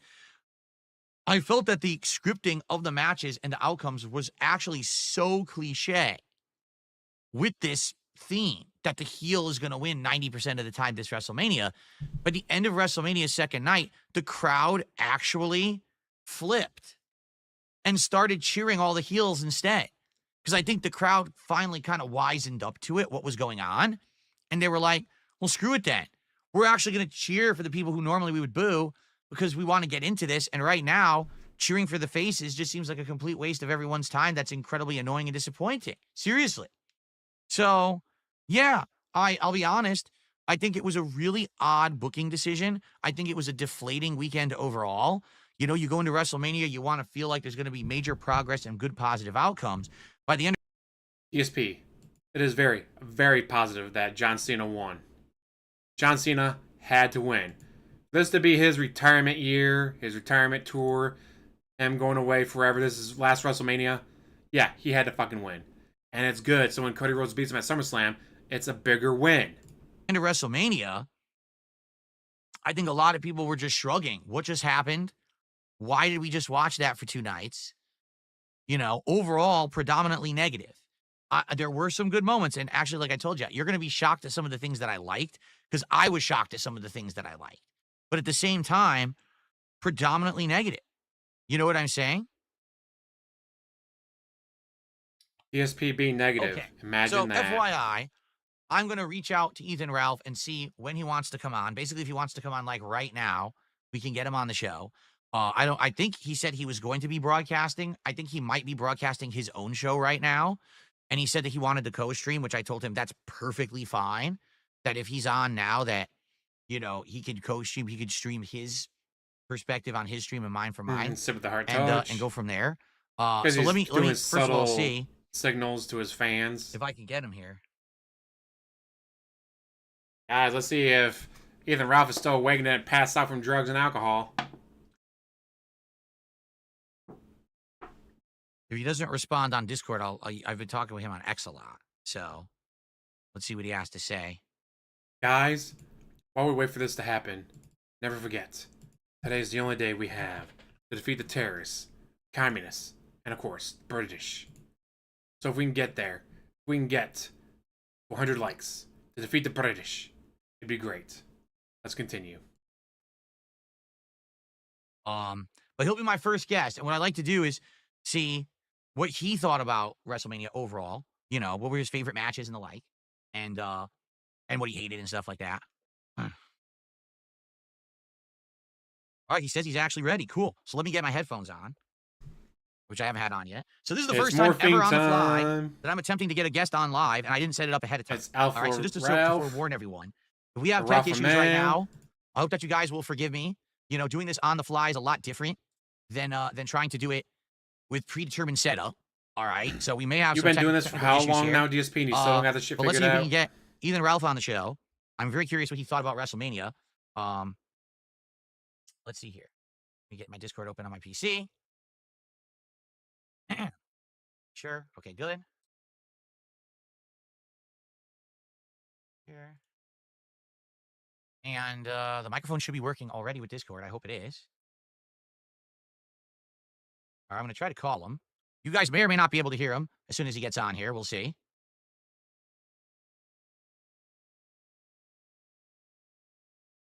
Here it comes, the Find out. Ralph Mail time.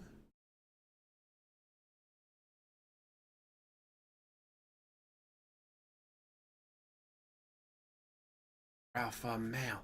Ralph Now Mail. I can. What's going on, man?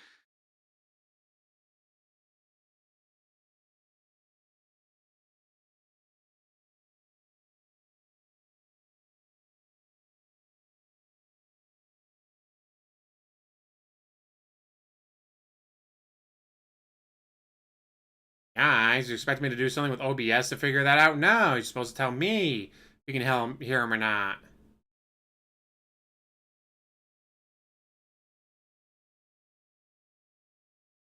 Okay, hold on. There you are. Okay, cool. You're still muted on my stream, FYI, but I know you're live. I'll get you unmuted in a sec here while we do our technical stuff. Here we go.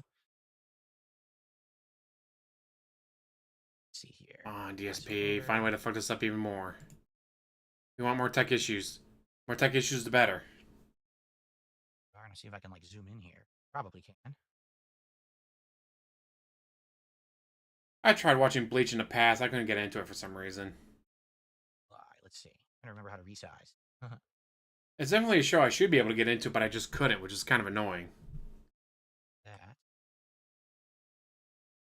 resizes the whole thing. Well, I might just have it blown up like this. That's fine. There we go. Okay, and I'll unmute you. And then we got to do some volume adjustment here. All right, guys. Well, Ethan's on the show. Everyone say hello to Ethan Ralph. No, Wait. fuck off. What's going on, Hello. sir? How are you? Love the Red Green Show. Nothing much, man. Doing well. Like I said, covering a lot of different stuff today. Big news that, Shut the fuck up. Love the Red Green Show. Well, we all know the man's prayer. I'm a man, but I can change if I have to, I guess. And of course, remember, gentlemen, if women don't find your hands on this, you at least find a handy using the handyman's secret weapon, duct tape.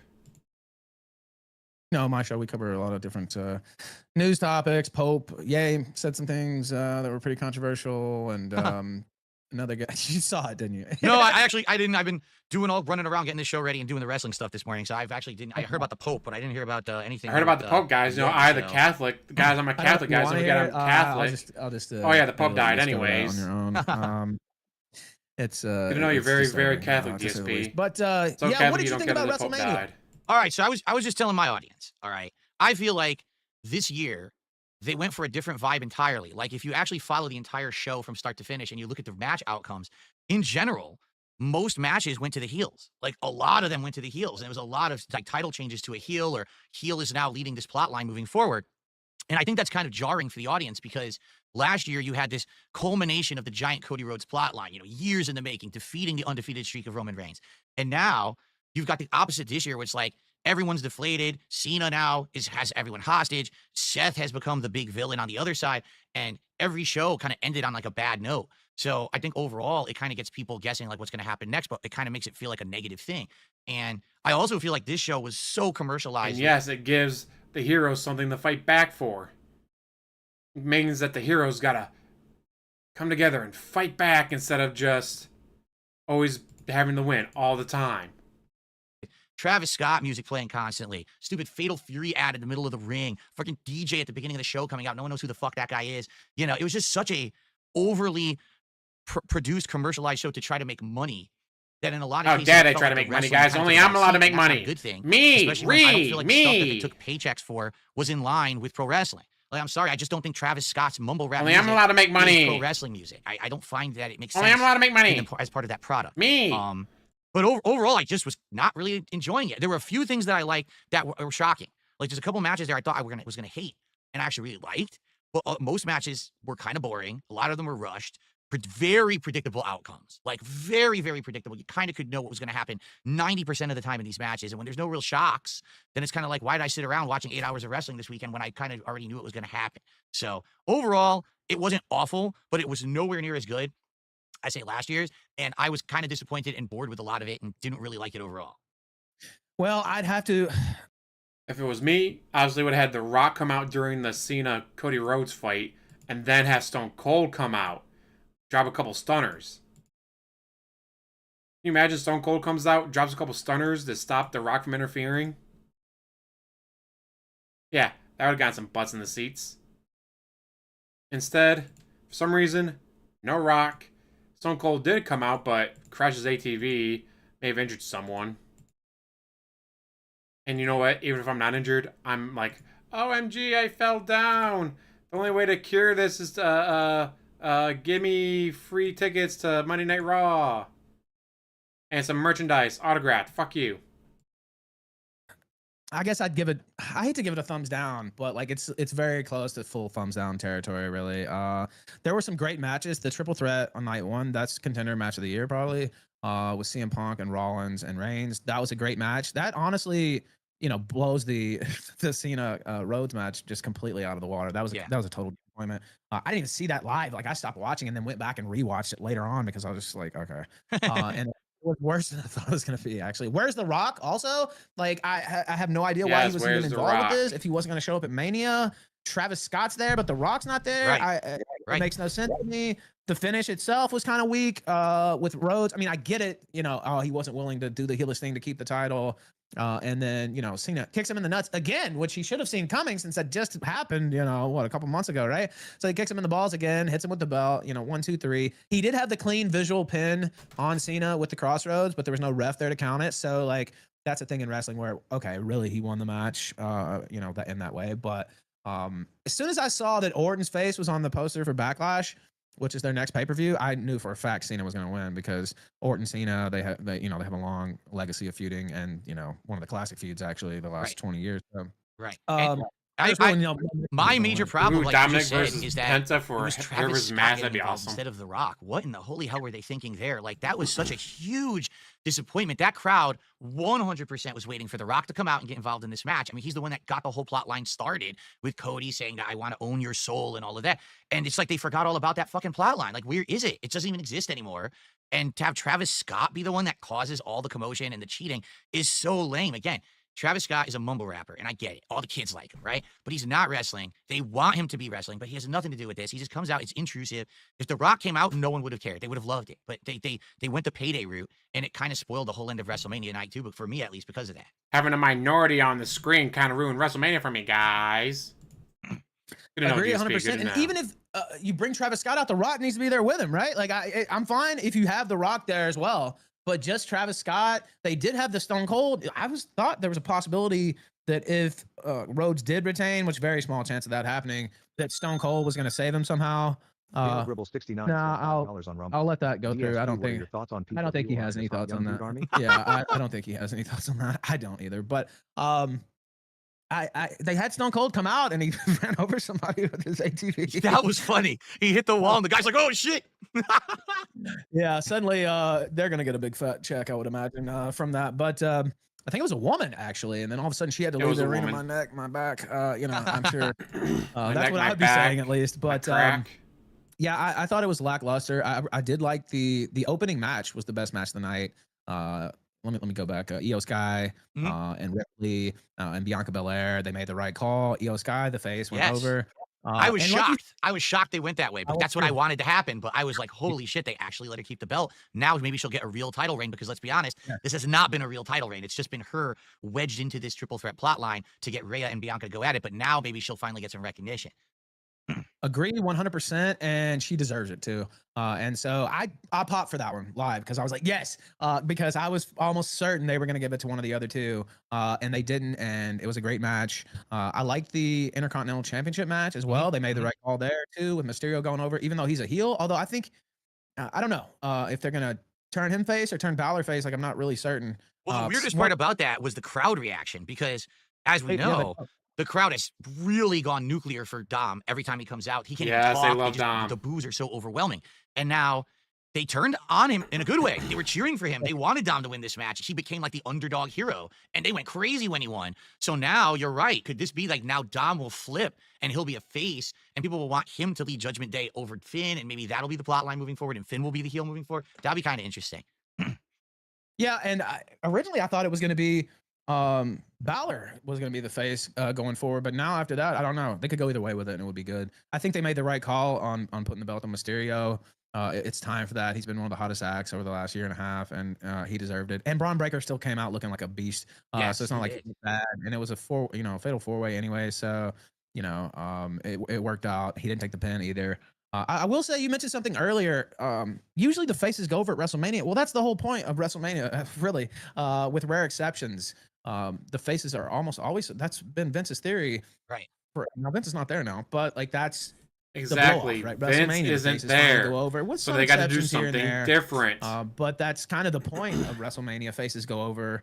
And this year there wasn't a lot of that. Matter of fact, both main events heelish. I don't know if you watched Local Live. I don't know that got a lot of pieces of shit on that Vince's show. watch, and some people brought up some criticism of Triple H that I think was fair. And for the most part, I've loved what he's done. He bought AAA, which is a wrestling company here in Mexico. Yeah, I think that could be a big collab. They're the number 2 wrestling company, but they've been in financial trouble, so he bought them. I'm hearing some things about New Japan as well, perhaps. That would be even bigger. But I've liked what he's done for the most part. But this build for WrestleMania was not that good, really. And I think the European tour, even though the crowds were hot, I think the European tour didn't help. I know they made a ton of money off of it, and the crowds were super hot, but it kind of, the Raws are starting at like 3 in the afternoon, SmackDown starting at 3 in the afternoon. I think that killed some of the buzz. Cena wasn't on enough shows. The Rock completely disappeared, so that made no sense. Like, what The Rock should have came out and explained how he talked Cena into it or something. Like, I don't know, anything. Right. And then for him not to be there at Mania The Rock at all, should have been it just there. didn't feel. The Rock should have been there. And then when he interferes, Stone Cold comes out, gives him another stunner, flip the bird, chucks some beers, leaves. That's how the Stone Cold should have been involved in that. Damn it. He's not rage yet because I'm guessing he has money coming to him. He's either sitting on a tip or you got OIC telling him, I'll tip you later, don't worry. Special. And here goes. Sage Retard spent $5 on This is a point I have too. DSP, that Joe Hendry moment of him spinning and smiling then getting KTFO. Thoughts? Lol, also a non-wrestling fan. I'm enjoying the crossover. Joe Hendry was P.S. You have the awesome. goofiest haters. Hope Keep he on keeps keeping getting on. pushed. Thank you for that. And I agree on all those points. I was going to make the point about Joe Hendry. So he's the TNA world champion, right? Right. And they have a working relationship with TNA. And it's cool. And I have another viewer here, Ada Wolf, and he's like, oh, it didn't hurt him, right? He got his WrestleMania moment. To me, it made him look like a jobber, honestly. And he's TNA's top guy. Yeah. Now, it's cool that he got put on WrestleMania. I agree with that. But, I don't think that was really smart of TNA to have their world champion job out to Orton in like 5 minutes or whatever it was. And this is not just once, this is twice. He was in the Rumble, and in the Rumble, he didn't really do much either. He looked crappy. I like his theme. Like, I've never seen him in TNA because I don't watch TNA. And the theme song is like inspirational, right? So you think this guy's going to do something good. And then he just stands around in the Rumble, gets tossed right out. Here in this match with Orton, he barely does anything. Like, man, I think that makes TNA look really weak. I really do. I do too. And, it's. And yet, what are you guys talking about right now? You're talking about the TNA World Champion. You're talking about TNA's top guy. You're talking about how, oh yeah, his theme song is so positive. His theme song is so good. You're talking about TNA, which gives them more, viewership and more exposure than if he doesn't go out there. If he doesn't face Randy Orton. It's cool of him. Every wrestler wants to go to WrestleMania. Every wrestling fan wants to go to WrestleMania. I went one year, WrestleMania 35. So, I get it, but it should have been at least a 10-minute match. And the match could have gone on longer. I do agree there. Wow, it was 3 minutes, 10 seconds. That's what someone in the chat just said. That's jobber level, time. So, and that's the world champion at TNA. Yikes. So, and Ada Wolf said it didn't matter. He's going to get his moment. He's going to down the line, and that might be true, but it makes TNA look like a complete joke that they're world champion. Now it is Randy Orton. He's like a 14-time champion or something himself. He is WWE champion. So, it's not like he lost to some, scrub or whatever, but 3 minutes for the TNA world champion to just get smoked like that. And then Randy Orton RKO'd him twice. He gave him an extra one, just rubbed it in, basically treated him like a That was it's awesome. Like, damn, okay, TNA. We all saw that coming, though. That was great. I don't think that was worth it for TNA, honestly. I would have done that if I was them, but maybe WWE slipped him a little extra cash. Who knows? But that didn't really. And again, you're talking about Joe Hendry. Norse got some $3 this year. Norse got David Ralph. Let me If TNA title had been on the line, I don't think that could have been possible. Since it was WWE WrestleMania. That would have been funny, though. tell you. I'm glad to have come to my stream. I'm glad to have found you guys one to tell us to. And the Americans, because you've been a can of workers and have made give me out there. That's supposed to be Stone Cold. North Scout said, tell DSP to unban me. I don't know your relationship with North Scout, but Don't know who that is, so yeah, I don't know. But overall, I just it just didn't feel like Mania. One thing Vince knew how to do, and of course Vince ain't coming Well, back, he's but Scottish because was they're not Mania Italian. almost every year felt special. This year with the Cena heel turn, they Yeah, were headed in the Triple A right way. ball. It was feeling special. And I know there were some injuries. Owens got hurt. Rey Mysterio got hurt. Right. North spent $5 on Rumble. Yeah, that did sound like That sounded like shit lol. Yeah, it did. It wasn't a very good Stone Cold. But you know, they had to deal with some things. You know, the Owens injury. Mysterio got hurt. You know, there were some outside factors, but And I think that one of the major factors is that 40 last year was so I mean, he good. might Everyone be kind of sober agrees right 40 now, was like the but culmination of what they could do with see modern how long wrestling. that lasts. How do you top that? And the answer is they didn't even try. Like they really weren't trying to top that giant plot line. So yeah, they didn't. And I also they kind of, you know, when I went to WrestleMania, the tickets, I think where That's pretty good, I was Rune. in a That's pretty pretty good section. good. They were like $500 a piece, I think, or maybe it was like 400 a piece for me and my ex-wife.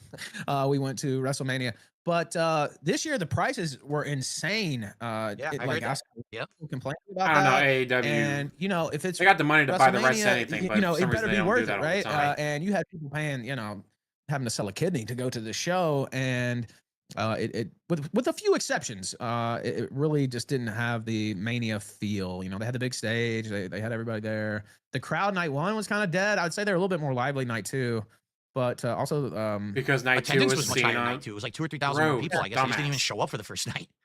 yeah. I don't know, but the first night's crowd, yeah, they were kind of lost. I'll say my favorite match, obviously the triple threat, Punk, Rollins, and Reigns. Okay. Interested to see where that goes. Uso Gunther, I don't understand. I mean, I do understand having Gunther tap out, but to me That makes him quickly look, was stupid. weak. He didn't need to lose like that. Yeah. Now, I get it that He tapped out way too Uso basically quickly. stole all Gunther's moves, right, to defeat him. So I get the psychology behind it, but for him to tap out to a sleeper in 5 seconds, it's like, okay, did that really need to happen? I feel like they did that to legitimize Uso's reign. Maybe they're going to keep the belt on him for a little while. My take on that so- match is they absolutely needed to do something to legitimize Jay because Jay has Yeah. not been legitimate up to now. The way they did the match, because it was a lengthy match, because Jay withstood everything that Gunther had and threw at him, made him look good, probably arguably for the first time since he won the Royal Rumble. So finally, you're like, I kind of believe it now. But the problem is it was done at the expense of basically destroying Gunther. Now Gunther looks like a jobber, looks like an asshole. You basically lost to your own moves. He beat your ass, and he was supposed to be the unstoppable World Heavyweight Champion. And now where does Gunther even go? Like, I don't see him being successful rematching Jay. So what are they going to do with this guy now? I don't know. He went from being this insanely long-reigning IC champ to being a long-reigning World Heavyweight champ to basically losing to his own moves at WrestleMania at a curtain-jerking match. Now what do you do with the guy? I feel like they kind of ruined it. And tapped out in 5 seconds. It's like, okay, at He least, should've- you know, hold on for 30 seconds or whatever. Like, I don't know. That was For bad. Gunther, they should have had him not tap out. There should have been like where they raised the hand, 1, 2, 3, he's out. They should not have had him tap out. I think it would have also made Jay look stronger. Baffling to me. I understand why they did it to build up Jay, but let's see. Pizza Retard spent $1 on Rumble. Show name. Show name recommendation if y'all do more of these heel versus heel. Heel versus heel. LA Knight versus Jacob Fatu was pretty good. I think they made the right call there. I don't really think LA Knight needs a belt to be over. No, LA This Knight was is big this was enough as definitely it the time is. to put the belt on Fatu and to have him have a plot line to his own rather than just kind of being the beast interjected into other plot lines. Now he'll have a major plot line that'll probably I boost say he's him. being think forced he to do needed it. So it was content a now good that he choice, can't I rely on think. Yes. PPP. And I liked, and this is controversial, it's like 50-50 on the internet. Here's That spent they're $1 sitting in on points too. Sorry about It that. was BS that Lex Luger wasn't even mentioned with the Hope inductees on night 1. Yeah, I noticed that Luger wasn't mentioned, but they did show a video package, I think, with him in it. I don't know if that was just a mistake or what, but yeah, that was kind of weird. But yeah, it was the right call to put it on Fatu. The tag titles on New Day, I agree with that too, even though those are both heels winning. But I agree with that call, although the crowd was totally dead. What I was going to say, that I liked the Tiffany Stratton versus Charlotte Flair match. That was now, awesome. Some people either loved it or hated it, but it was really stiff. She had a tongue. busted lip. It looked like she broken her tooth off, but it was actually blood, I think, on her tooth. Not that her tooth was broken. But I think they worked that stiff on purpose because of the off-script comments about the divorce and stuff like that. And so they wanted that match to look more like, I mean, it wasn't a shoot, but to look have more of that strong style. I was torn on that match because there were moments that I thought the match was really well produced. Like whoever scripted that match, I don't know to what extent the wrestlers today are scripting their own matches or if they now they have producers who actually like do all that too. Some of the spots were really good, but the spots were done poorly. You know, there's a lot of botches in that match too. They're trying to do stuff on the top rope and they're flipping and slipping and oh, this looks horrible. At the same time, the match went really long. It was a long, drawn out match. It showed the stamina of both women. You know, I'm torn. Like I liked parts and I I hated like me parts. one with a lot of I stamina. don't really care about who won though. Like to me, like I don't like Tiffy.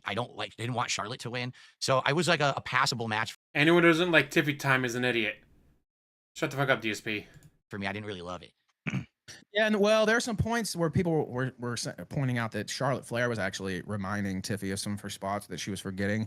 And Charlotte Flair, you know, the super veteran, right? I don't know. I give her points for doing the job, and I don't even know if Charlotte's going to be around that much longer anyway.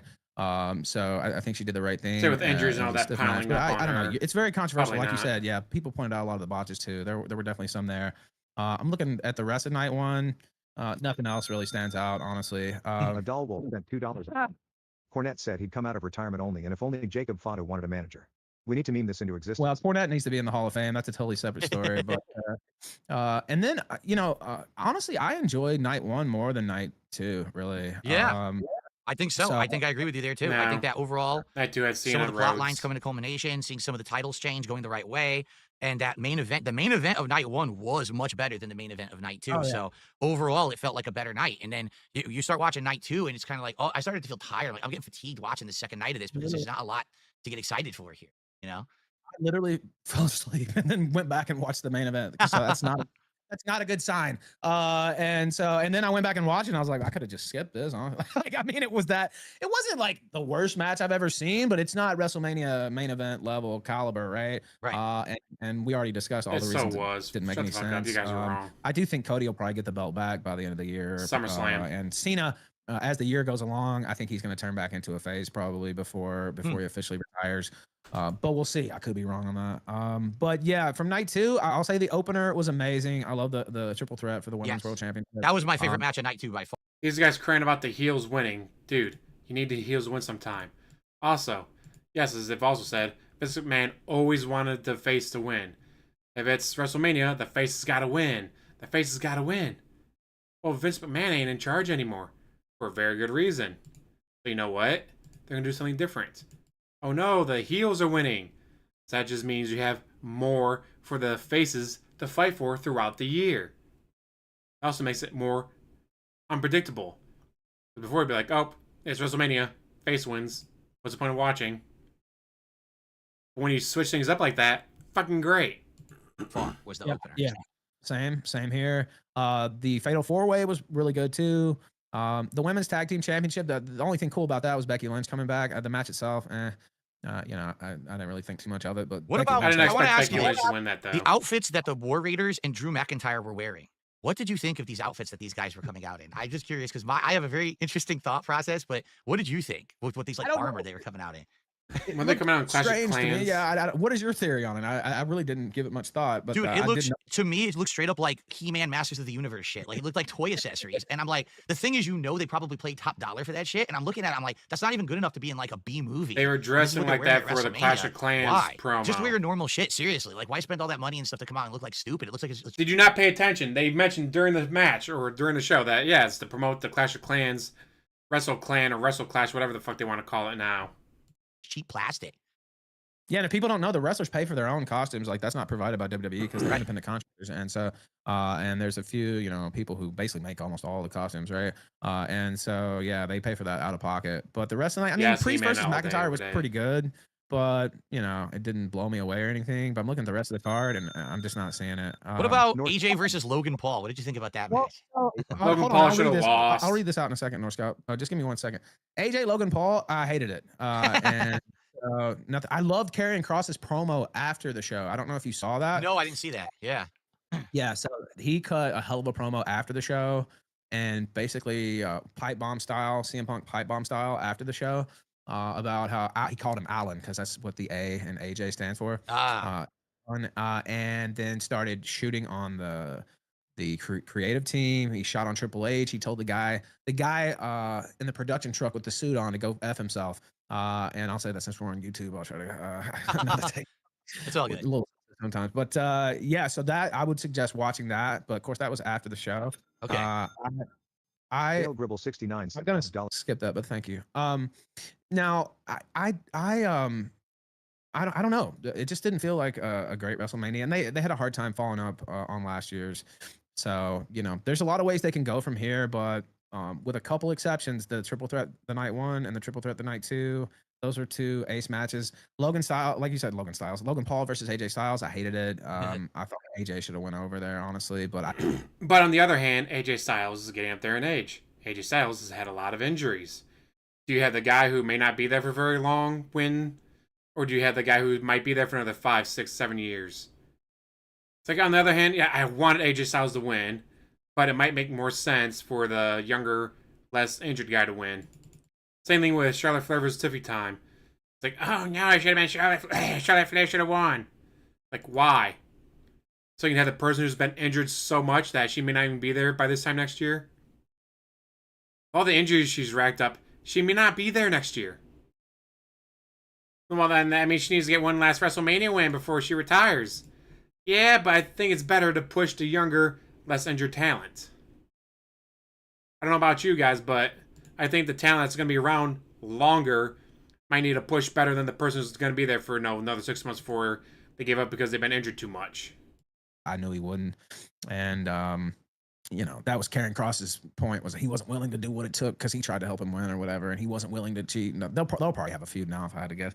But, yeah, I don't know. Logan Paul, I'm not as down on him as some people. Like, he can wrestle.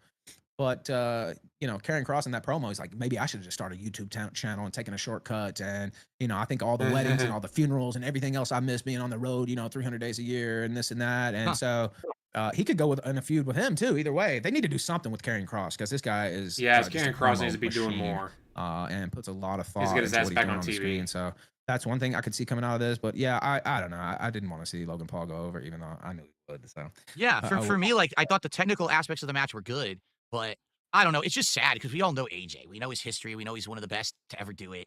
And to see him being there with Logan Paul, and he basically has to get Paul over, you know what I mean? And not that Paul's bad. He's good. He was good in this match for sure. Lots of good spots, lots of great execution.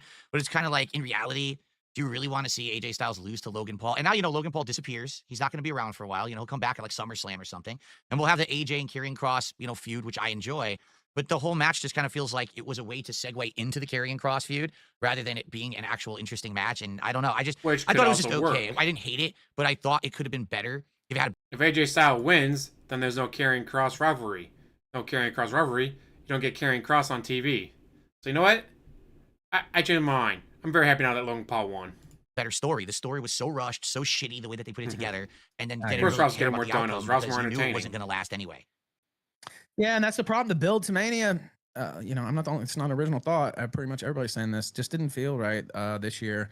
And say what you want about Vince, he really knew how to build anticipation to the Mania event. Now Triple H has had a couple great Manias under his belt, although Vince was still involved in a lot of that those last two Manias too. So he wasn't totally out of the picture until January 24. So he had a big hand in that already. Still he's still the biggest individual stockholder of TKO. I'm not sure if people understand that or not.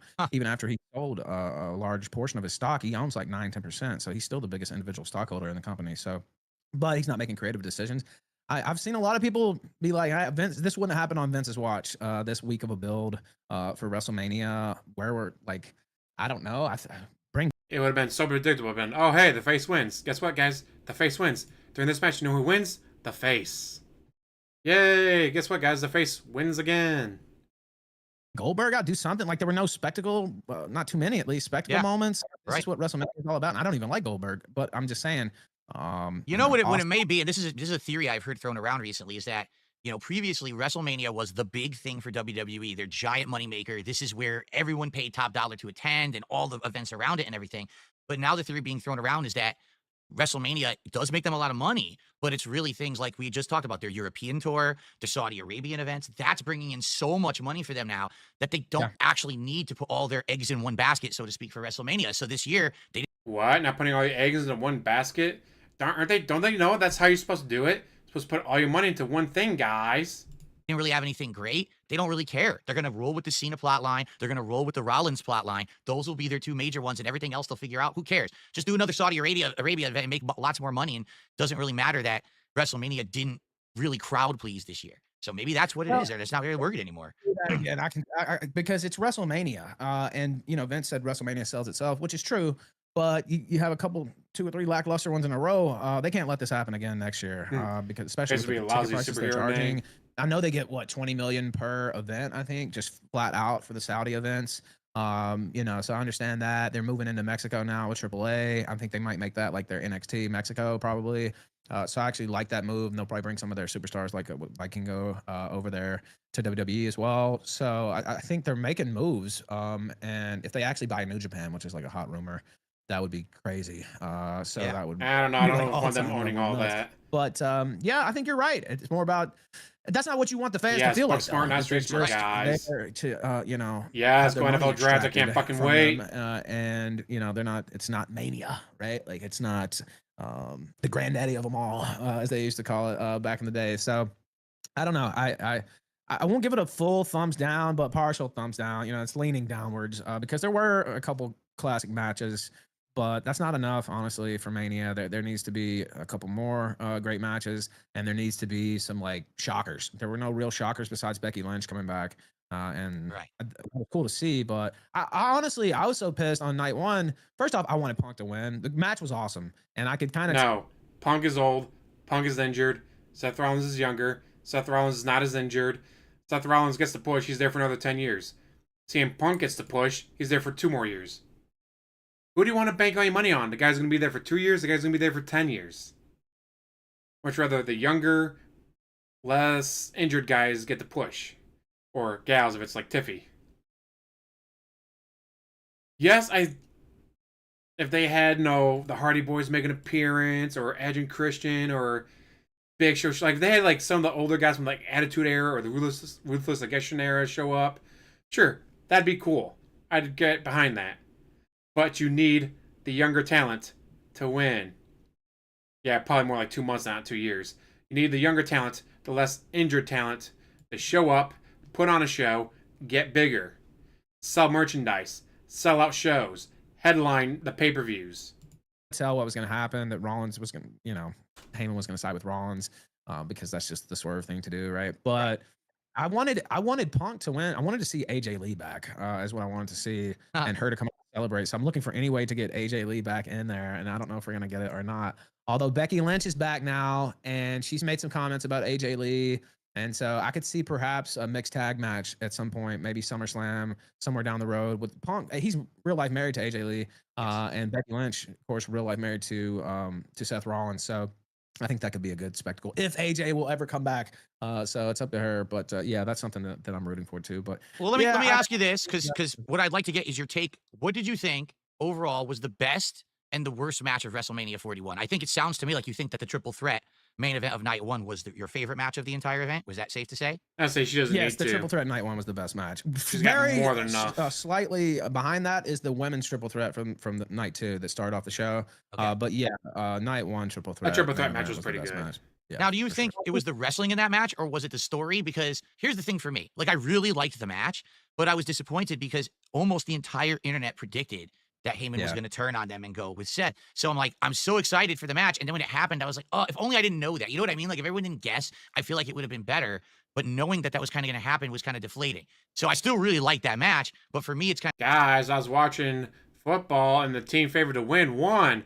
I can't believe the team favored to win won, guys. Doesn't NFL know that's not enough, guys? They need to be more predictable or unpredictable. They need the 0-7 Washington football team to beat the 7-0 Chiefs, guys. I can't believe they were so predictable with this. How about you shut the fuck up? And again, if you predict everything and you read enough to predictions, yeah, someone's going to be right. kind of like, I'd rather be surprised. So because of that, it wasn't as good for me. At least that's my take. I agree. Well, that's another reason why I want Punk to win, because that would have been the real shocker.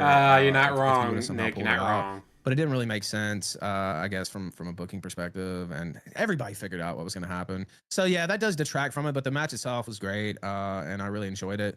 If that takes away from it, though, yeah, you could say the triple threat women's match was actually better than if that, because that was a shocker to me. I stood up and was like, yes, actually, when they kept the belt on Io Sky, Right, because me she too. deserves a run, Go Io. and you know, hopefully she gets one for at least till SummerSlam or longer. So because she's awesome. So, Right. So what do you think The was the other- worst match overall of the whole weekend? the worst match overall, you know, I'd say the Gunther one. I mean, if we're talking about probably, Orton versus Hendry, honestly, that was just a job level match, but I don't really count that because, it was just a job squad type thing. I'd probably say the main event night too, honestly, Cody Wow. Rhodes and John Cena, just because of Gunther tapping out after 5 seconds. technically it might not be the worst match. Cargo match wasn't that good either, and there were a couple others, but it's because it needed so much more, right? It needed so much more. The Rock needed to be there. The match itself was not the worst match, but maybe like a C plus. That's not cutting it.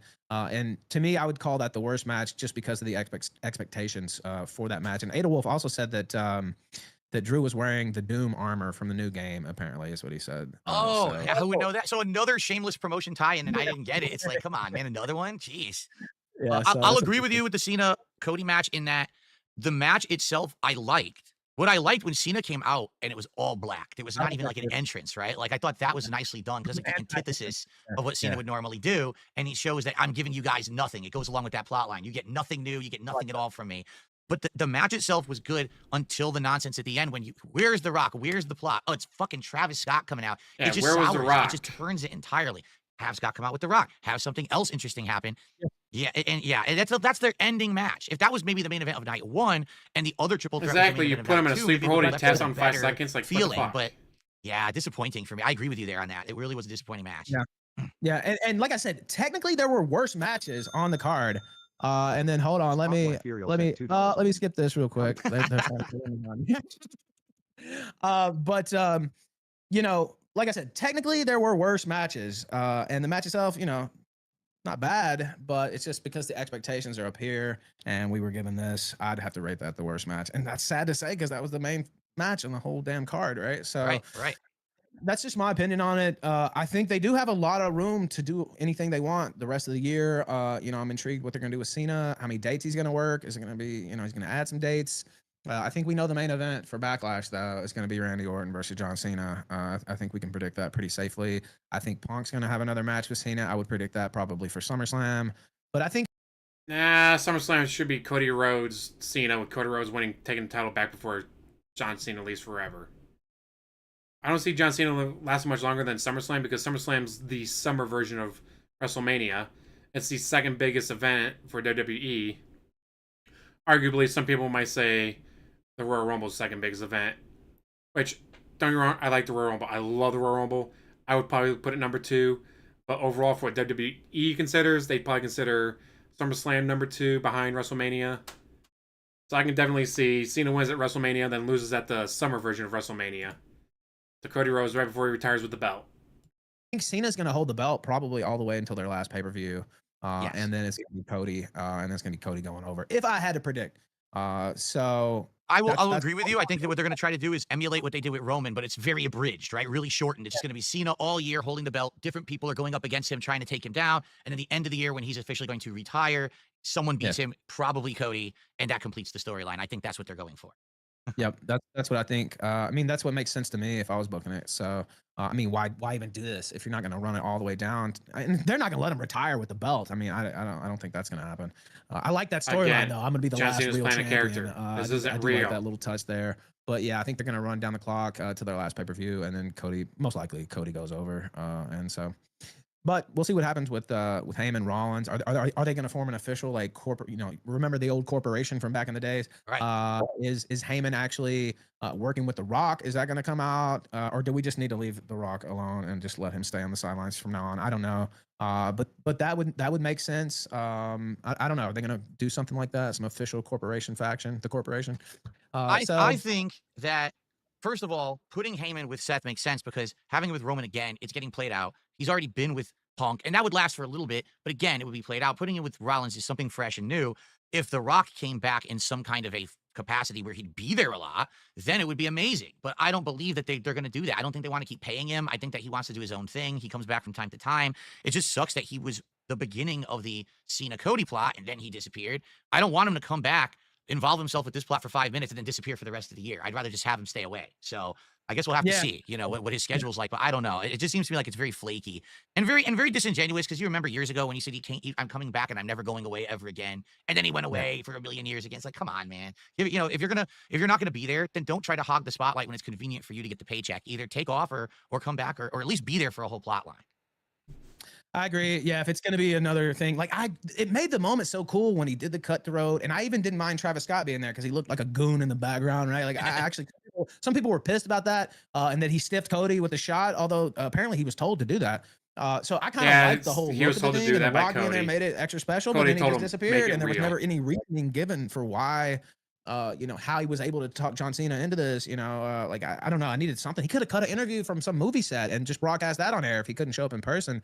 But yeah, if it's going to be half-assed, you know, one-time appearance, yeah, I wouldn't be in favor of that.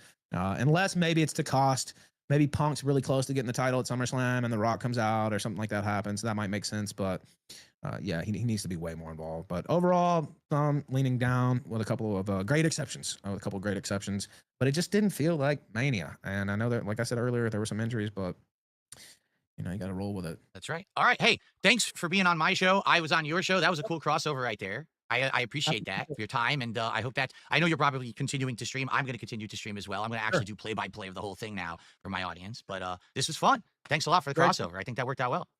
I enjoyed it, brother. It did. And take care. Take care. See you later, man. All right. Peace out. All right. So let me go ahead and close that. Wow, guys, the Ralph-A-Man actually was able worked. to keep himself I'm from shocked saying it any worked. I slurs thought this for time. sure we were going to have some technical difficulties, but the appearance actually worked. I think that's the first time he's had Ralph-A-Man without any slurs being slipped.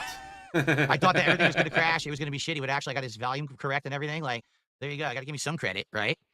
So, you know, thanks to Ethan for appearing. I hope that you guys enjoyed that. Now, what I'm going to do is I'm going to do some shout outs for people who've contributed. I'm going to do some play-by-play of the actual nights 1 and 2 of WrestleMania 41. Then after we do that for a bit, I have the feedback from Cypress TV, who was our second of 3 co-hosts over the last month here on the show. He gave his opinions and takes on stuff.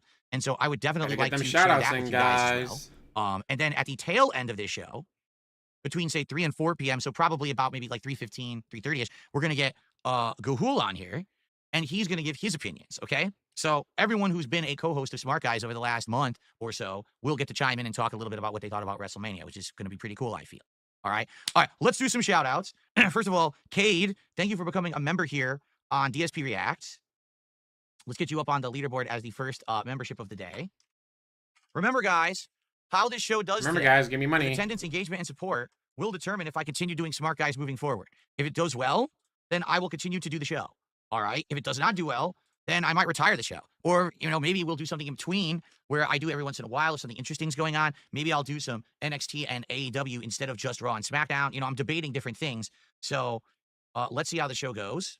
Let's see how much money you guys give support me. the show. It's a normal stream for me. I'm looking to hit my goal of $150. You know, and here you can do anything. You can super chat. You become a member. You can but gift a sub over on Kick. That would be amazing if you did that. Anything appreciated here today on the Smart Guys Super Show. All right. We have a couple tips to shout out.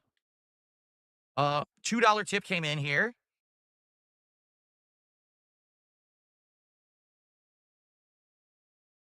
So this person has sent something that's absolutely nothing to do with pro wrestling. Here's what they say. On a suggestion, this is an anonymous $2 tip. Let's get that added.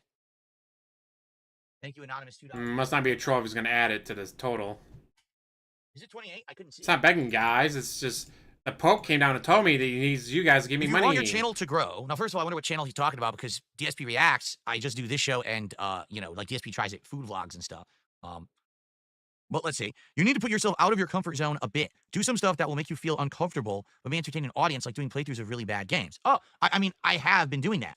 For example, not necessarily really bad games, but we did a marathon recently of Five Nights at Freddy's. Now, that's a series that historically I don't like. Five Nights at Freddy's is not a bad game, though. When I actually played it in a marathon setting, while having some drinks to ease the pain, I actually liked a couple of the games. I didn't like all of them, right? But I actually Five Nights at Freddy's is not a bad game. We do Viewer's Choice events where people nominate and vote for games that I don't necessarily like or have heard of, but we try them out, and if they work, I do full playthroughs of some of them. Okay. Now, when you say actively try to play bad games, I'd be okay with that. Sometimes we could do Rage-a-thons. Maybe we could do a bad games marathon where you guys nominate and vote on games that you know suck, but you want to see me play them in a marathon setting. Am I actually going to play a bad game from start to finish and Bill force likes to myself nuke to? him No, because forever. people won't show up. Of course he does. Historically, back in the day, all right, I used to play every major release that came out, good, bad, or between. And what used to happen was if it was a good game, I'd get good attendance, good support, and everyone would love it. If it was a bad game, I would still get good attendance and good support because people liked seeing me basically lampoon or razz or make fun of a bad game. What's happened over time is that now things have changed. I have a much smaller audience. My audience likes to see me enjoy myself. Now, there's some exceptions to that, right? When I play a Souls game and I'm suffering with the ultra difficulty of the, frequent deaths, or if I'm playing a fighting game or Call of Duty Online, I'm being challenged. That's entertaining, okay? But for the most part, my audience has become kind of a chill audience. They want to relax with me, interact with me, and have a positive social experience while I'm playing a game. If I just play bad games, people have actually told me they don't enjoy it as much. They'd rather see me enjoying myself and see that come through than just see me constantly be upset and rage. But again, I'm definitely not saying we couldn't do something like that. Maybe like a fun special event or something like that could actually work. So I thank you for that suggestion. We are looking for new milestone reward events and things like that in the future. So perhaps we should do that. Okay, cool. Thank you. Looks like a $1.50 tip came in here from Willie and Balonka. Ralph is getting the love. Here you go. What are you talking about? I mean, well, Ralph already was doing a lengthy stream. He does long daytime streams. And so those are his regular viewers and regular supporters that are supporting him on that show. So congrats to him that he's having a good stream there and getting contributions. I was getting contributions, but I wasn't shouting him out. He makes a lot of money. It's a great game. Until Ralph doesn't matter how bad the game actually is. If he hits the goals, it's a great game. But I wasn't going to interrupt him to read these out. He does text to speech, so kind of hard to get that to not interrupt his show, right? I'm getting some questions in chat. We'll answer them. Real huge asshole. Actually, it's real huge asshole, not real huge asshole. Real huge asshole gifted a sub over on Kick. Thank you. That, I believe, that is actually our first gifted sub of the Smark Guys broadcast. We did get one earlier on my podcast, and I did carry that over.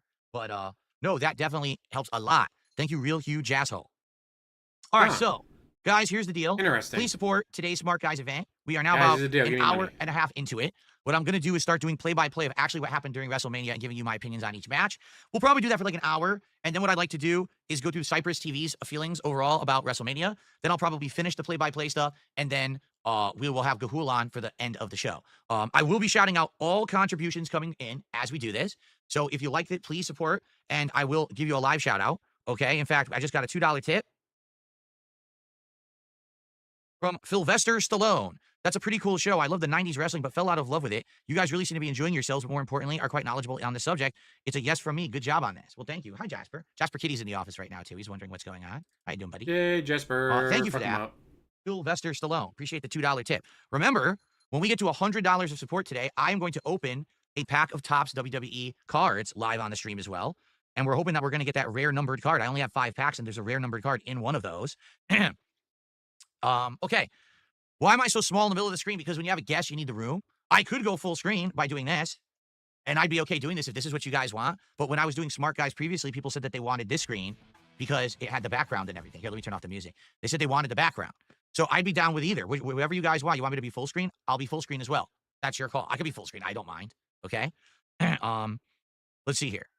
Way to drag out the show a little bit more with no content. Batflex Ben says, Ralph does text-to-speech and he has a billion trolls. Well, here's the deal. Ralph streams on a platform that doesn't give a shit. It's just to be honest. Ralph is streaming on Rumble right now. On Rumble, pretty much you can get away with like murder, highway robbery. That's how Rumble operates. That's why people who do politics go to Rumble, because anything goes. They can't get in trouble. I stream on YouTube. On YouTube, a lot of stuff does not fly. A lot of language. And the moment if I enable text-to-speech on YouTube, you would have people who be doing the N-word or variations of words that sound like the N-word to get me in trouble. Other racist things, sexist things. They'd start doxing, like saying addresses and shit. I can't do it. I get into too much trouble on YouTube, so sadly I can't do that. Okay. That was weird. Okay. I received another $2 tip. The War Raiders wore Clash of Clans outfits from the mobile game. Oh, come on. Yes, you would know that if you actually watch the show. Did you watch it on mute? Or did you just read someone's review of it? This is sounding more and more like he didn't actually watch WrestleMania. He just read people's reviews after the fact. Because if you watch a show, you would know that that's what they were wearing, you jackass. So Drew McIntyre wore a Doom outfit, and the War Raiders wore Clash of Clans. That is terrible. And the outfits looked awful. They looked like action figure accessories. They looked like crap, man. Well, no wonder. I mean, no wonder they look like shit. Like, you see what I mean about WrestleMania just being like a big sellout show? And I don't mean that they sold out all the seats. They did. I mean, it's all about the money at this point. Like, that's awful. Yes, Like, it's about I making don't money. care about It's them a wearing Clash of Clans and business. looking like jackasses. The outfits look legit bad. It's a Okay. business. Shout out to jackass. Doc Bups his Bonce Rons. What a name. Who just gifted 5 subs over on Kick. Thank you. Let's get you on the leaderboard. That is a big contribution. Doc Bups his Bonce Rons. Do I know what that means? No. I have no idea what that means, by the way, at all. But that is a whopping $25 support. So just like that, we're at $63. We are more than halfway to opening our first pack of cards here on the stream, guys. So if you want to see us open those Topps cards, let's get to 100. All right, Guys, let's do we're it. at a Let's get to quarter of the 100 way bucks on the defeating show. the terrorists Good stuff. and the communists and the British. 23 out of 100 likes, no, guys. I did not see Make NXT. sure you hit I, those like I've thumbs told you up guys button. previously, I don't watch NXT. I think I have access to it. I think it's actually on like Netflix in another country, and I can use my VPN now to go and switch to another country and be able to watch it. The VPN that But I have not TDP watched told any you how to NXT set up. as of late. I know nothing about the product. I know nothing about the wrestlers. As you know, if you've watched me unbox those cards, I don't even know who the wrestlers are in there, and it's a lot of NXT wrestlers. So no, I haven't seen that. Again, that might be something that I would consider doing in the future. Oh, by the way, I can take these off now. I just realized I can take off the headphones. That might be something that I would consider doing in the future. If you guys were interested. But I would definitely say I don't want to do just Raw and SmackDown like constantly nonstop. That I did get burnt out on that. I do feel like just Raw and SmackDown nonstop does get boring, and I would like to do different things over If time. you're a fan of the wrestling, you want to get Okay, bored of it or burn out of it. I was gonna make that a little bigger. Ooh, that's way too big. Middle size there. There we go. Put it down here. The YouTube pop-ups I will put here. So basically, if you guys do a gifted sub, it goes on the left side, and super chats and memberships go on the right side. There we go. Okay. Are we caught up? No. Kay just did a $2 super chat. He says, "I don't like wrestling, but you're doing great. Thank you, Kay. I'm glad that you guys are enjoying the show. Again, a lot of work went into this to put it together. Not only me watching A a lot lot of of work. wrestling over the last He several emailed months, Ralph. and then WrestleMania over the weekend, but Congratulations. also, coordinating to have guests on. So I hope that you guys enjoyed. I think Ethan Ralph did a great job right there, did he not? I think he did great. I think that he actually legit knew what he was talking about. He had great takes. I disagree with him on some of those takes, and you're going to see because we're about to go match to match now, and you're going to see that some of the things he liked I didn't like, and some of the things that I liked he didn't like. But I think he actually conducted himself well. Okay, all right. In Let's do Sandy it. Let's start slurs, getting guys, that's play-by-play. pretty good for And him. again, if you guys contribute, I will stop the play-by-play to give you shout-outs. If you have any takes on what I'm saying about these matches, please, by all means, chime in. I'd like to hear your opinions as well, okay? Okay. So, WrestleMania 41 Night 1, I've already talked about the opening. I didn't like the set, okay, at all. I didn't like the music. I didn't like DJ Salvatore Gnocchi coming out and advertising his dishes or whatever the hell he is, because I don't know who the hell he is. Okay, I know he's a guest character in Fatal Fury. I didn't like the Fatal Fury advertisement in the middle of the ring. Now that we know the War Raiders were wearing Clash of Clans outfits and Drew McIntyre was wearing a Doomslayer outfit, I didn't like that. I just think it was all this advertisement is just shit. And the truth is, WWE doesn't need it. They don't. It's just blatant sellout stuff to make more money that they don't need. Guys, they don't need money. They should just be able to do whatever they want and just not have to spend money on anything, guys. DSP, they got to pay the wrestlers. They got to pay the behind-the-scenes crews. They got to pay for the arenas. They got to pay for all that and the moving and the advertising. They got to pay for all that. They're doing well. They sold out both nights. It's dumb, it's intrusive, and it ruins the product. For me, anyway, it bothers me. Like, I don't want to be bothered watching WrestleMania, okay? The first match of WrestleMania, curtain jerking, as predicted, it was Jey Uso, the #1 contender, taking on Gunther, the World Heavyweight Champion, okay? First, flag runners ran out with the yeet is said on the flags. They were standing on the ramp. A bunch of, like, dancers were dancing in front of the entrance ramp, the door. But then they cut out to the crowd, and in the crowd were the Raiderettes. That's right, the dance crew females from the Raiders football team, United States football team, dancing. All right. Then finally, Jey Uso starts to come out of the crowd, not out of the entrance ramp, but of the crowd. And that was bizarre because it's WrestleMania. The first guy should come out of the ramp, and he didn't. Okay. And he comes out wearing his usual outfit, which is like, the suit, but the arms are loose, but the suit over him. But it's Yes, United oddly States football bedazzled. team, dude. Like, it just has As like opposed to the Canadian shiny, football gaudy team, sequins dude. on it. And I wrote down, he basically looks like a bedazzled Power Ranger coming out for this thing. Oddly enough, he's not yeeting. So the entire crowd is going, yeet, yeet, and he's not doing it. And even Wade Barrett says on the microphone, Jay seems awfully restrained tonight. he just wasn't celebrating on the way out. And I'm assuming that they're following the plot line, that he's so serious about this. He's so angry with what happened between Gunther and Jimmy, his brother, bloodying him up and all of that. And he really wants to get his revenge on Gunther. Okay. So Gunther comes out. I absolutely love his music. It makes him sound so ominous and evil. And he does come out of these opening double doors. And that actually looks cool because he stands there like this with the light behind him. And you see his silhouette. And it's like, wow, that looks pretty, a good presentation of him coming out. Okay. And so he comes out. And I'm going to say this. All right. Overall, this actually legitimately is one of my favorite matches of WrestleMania 41. Why? Because I had said previously. So the match that everyone else hates, he loves. I wonder why. I felt like the match wasn't going to be good because I didn't think that Jay could hold a candle to Gunther's wrestling ability and that this was going to be exposed during the match. And so they needed to basically just do the match quick. So that way it would be over with. Maybe he just runs out there, all of a sudden hits 3 moves, pins him, done, and that's the end. And then the whole crowd yeets, and that's the end, right? Instead, this is an incredibly long, drawn-out, detailed match. You've got Gunther basically overpowering Jay, hitting him with lariats, power bombs, all this stuff, technical stuff, and basically doing a masterclass on Jay. But Jay never, ever giving up and persevering through it all. Then you've got Jay finally mounting some offense back. Okay, at one point, he's doing so many moves in a row, but then Gunther's kicking out. So it actually is a well-choreographed, well-scripted, well-done match. In fact, I couldn't even tell you, I thought this would be a botch fest. I didn't even notably write down a Why would it be a botch fest? It's Gunther. Gunther doesn't botch. single botch during the match. So I was surprised with how well it went on, okay? But now what we have to do is we have to, and I even wrote here, this is basically Jay's best match, okay? Gunther does everything that he can do to basically win this. You got Jay reversing the powerbomb, spearing, doing a splash, but Gunther kicks out at 2. Gunther cheats to hit him with the belt. Then he does a splash, his own splash against him, but then Jay kicks out. Okay, there's a sleeper hold, but the crowd starts yeeting, and therefore Jay reaches the ropes and escapes. I thought that was funny, like he's powered by yeeting. Yes. Okay.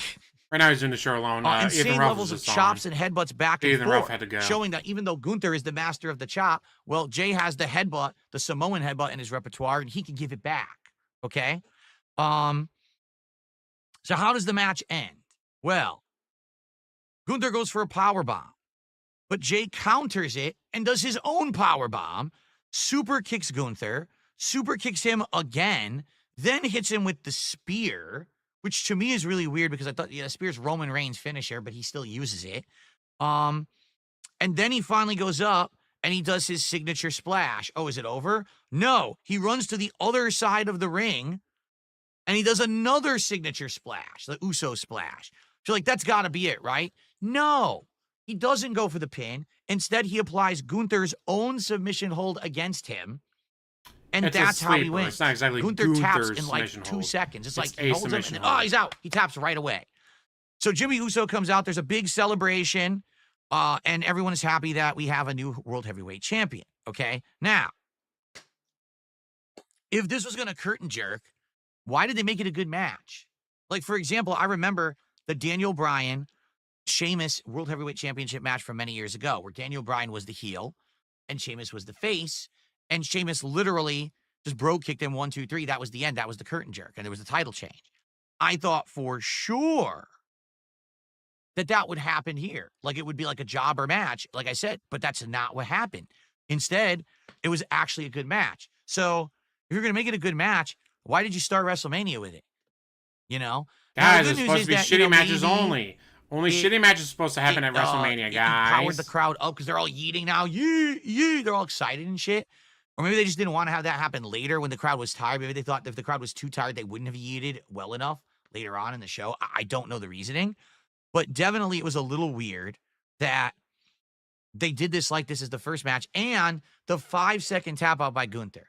Because sadly, it makes Gunther look like a huge wimp. It just does. Yes, Gunther should have been knocked out by it. He should have been put to sleep by it. Sucks because he tapped to his own move.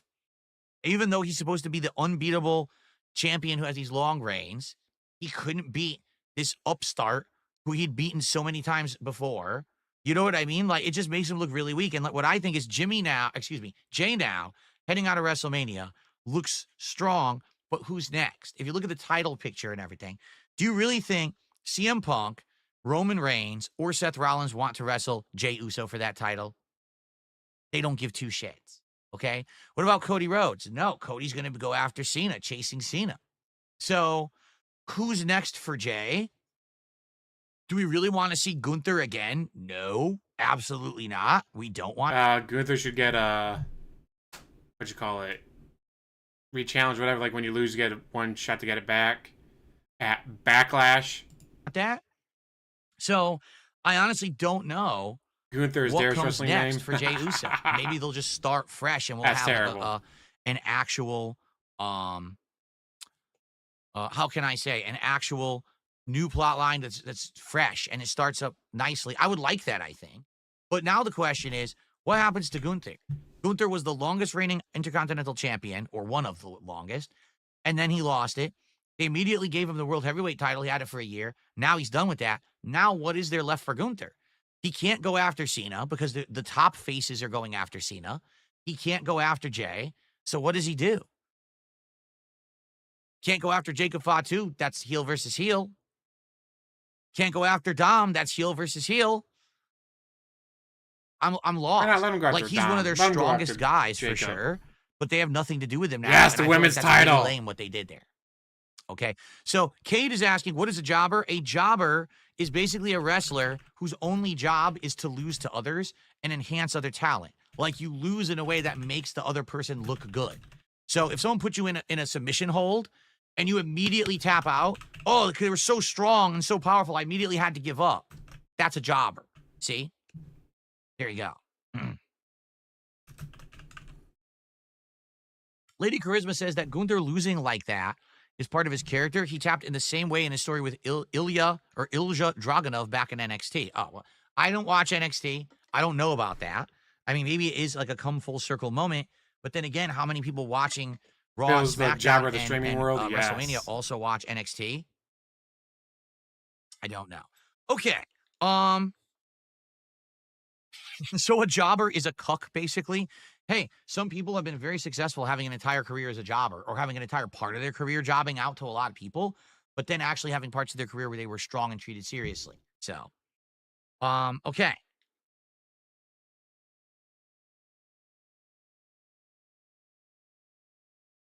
Stare at chat, looking for money. So, for the record, if you tip me $1 and you're a troll, I'm just going to ignore you. I'm not going to waste any time on your nonsense. Okay. And then you're gonna get Well, charged guys, let's get some back. support going. Let's hit that first $100 and get the unpacking of our first pack of cards. All right, let's do that. How about this? Let's do that by 2 p.m. So about another 10 minutes. Let's hit that $100 by 2 p.m. so we can get a pack of cards unpacked before we get to Cypress TV's thoughts on WrestleMania. Okay. Okay. No. The second match of night one was the New Day versus the War Raiders. The New Day's new music sucks. It's like the New Day, jobs. The New Day farts. The New Day sings. The New Day sucks. The New Day eats, and the New Day drinks, and the New Day blows their nose. It's so dumb. It's so repetitive. It's a brainless shit. I hate it. Okay? Not to say that their old theme was good, but this is just like brain melting shit. Their new heel theme. Okay? They come out in suits that basically look like really bad anime outfits. Like, it's like fake muscles and shit on their bodies. And they're like Fist of the North Star or something.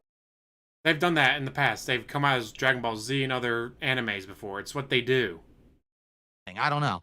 Then, like I said, War Raiders come out looking awful. That's if DSP doesn't accidentally cut himself trying to open up a pack of cards.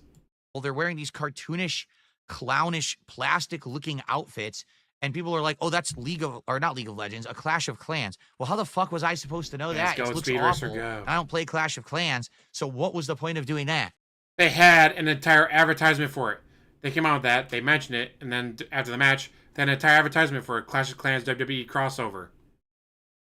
Like, there's an entire WWE WWE WrestleMania crossover with Clash of Clans. That's what they were advertising. If you actually watched the match and you just weren't reading people's reviews after the fact, dumbass, you would know this. Anyway, Here's the deal. The match is exactly as you expect. The War Raiders start hitting strong moves. Ivar nearly murders Kofi Kingston because he slips on the top rope doing a moonsault, gets the absolute wrong distance. Okay? The New Day are doing frequent tags back and forth as expected, but they're doing absolutely everything that they can do to cheat, basically. You know, they're trying to get cheap hits in. They're trying to do things behind the ref's back, and it all works. Like, all this stuff is very effective against the War Raiders, who are not trying to cheat. They're trying to just hit legit moves, hard-hitting moves. But the New Day is just cheat, and it's all working, okay? So then after some back and forth, but not a very lengthy match, to be frank, I felt like it was one of the shorter matches of the pay-per-view. They hit their new finisher, Daylight, onto the neck of Ivar, and while one of them was holding the leg from the outside. So that's the thing. They were cheating. They were holding him there, and they weren't supposed to be able to. So he couldn't move, and he gets hits by the finisher. And then they did a quick 1-2-3 pin. They grabbed the titles like bandits in the night, run up the ramp, and basically just hightail it out of there, and that's it. And the War Raiders are just sitting there like they don't know what just happened, like they're shocked. So should the New Day have the titles over the War Raiders? Yes. However, the New Day actually need to have a plot line. They don't have a plot line right now. Their plot line was, oh, we turned heel and we just kind of make fun of everyone. And then we want a title shot out of nowhere. It was incredibly confusing. I don't even understand what the plot was, why they got to wrestle the War Raiders. I didn't feel like they earned the shot, especially when there's other tag teams that are all trying to vie for this position. So very weird, but I guess we'll see what happens now that WrestleMania is over. Hopefully they'll have a real plot line now. So up next, it was Naomi versus Jade Cargill. Oddly enough, Naomi comes out to her new theme song, which is metal. Yes, actually metal rock music, which is a lot different from her old Glow theme. You know, her glow up and shit theme. It's completely different, and it's bizarre, quite frankly. Like, it's odd because it doesn't fit her at all. Some of the lyrics are, "This is your last warning, your last chance. Take and proceed with caution." So it goes in with her new persona as a heel. All right, it does. It works.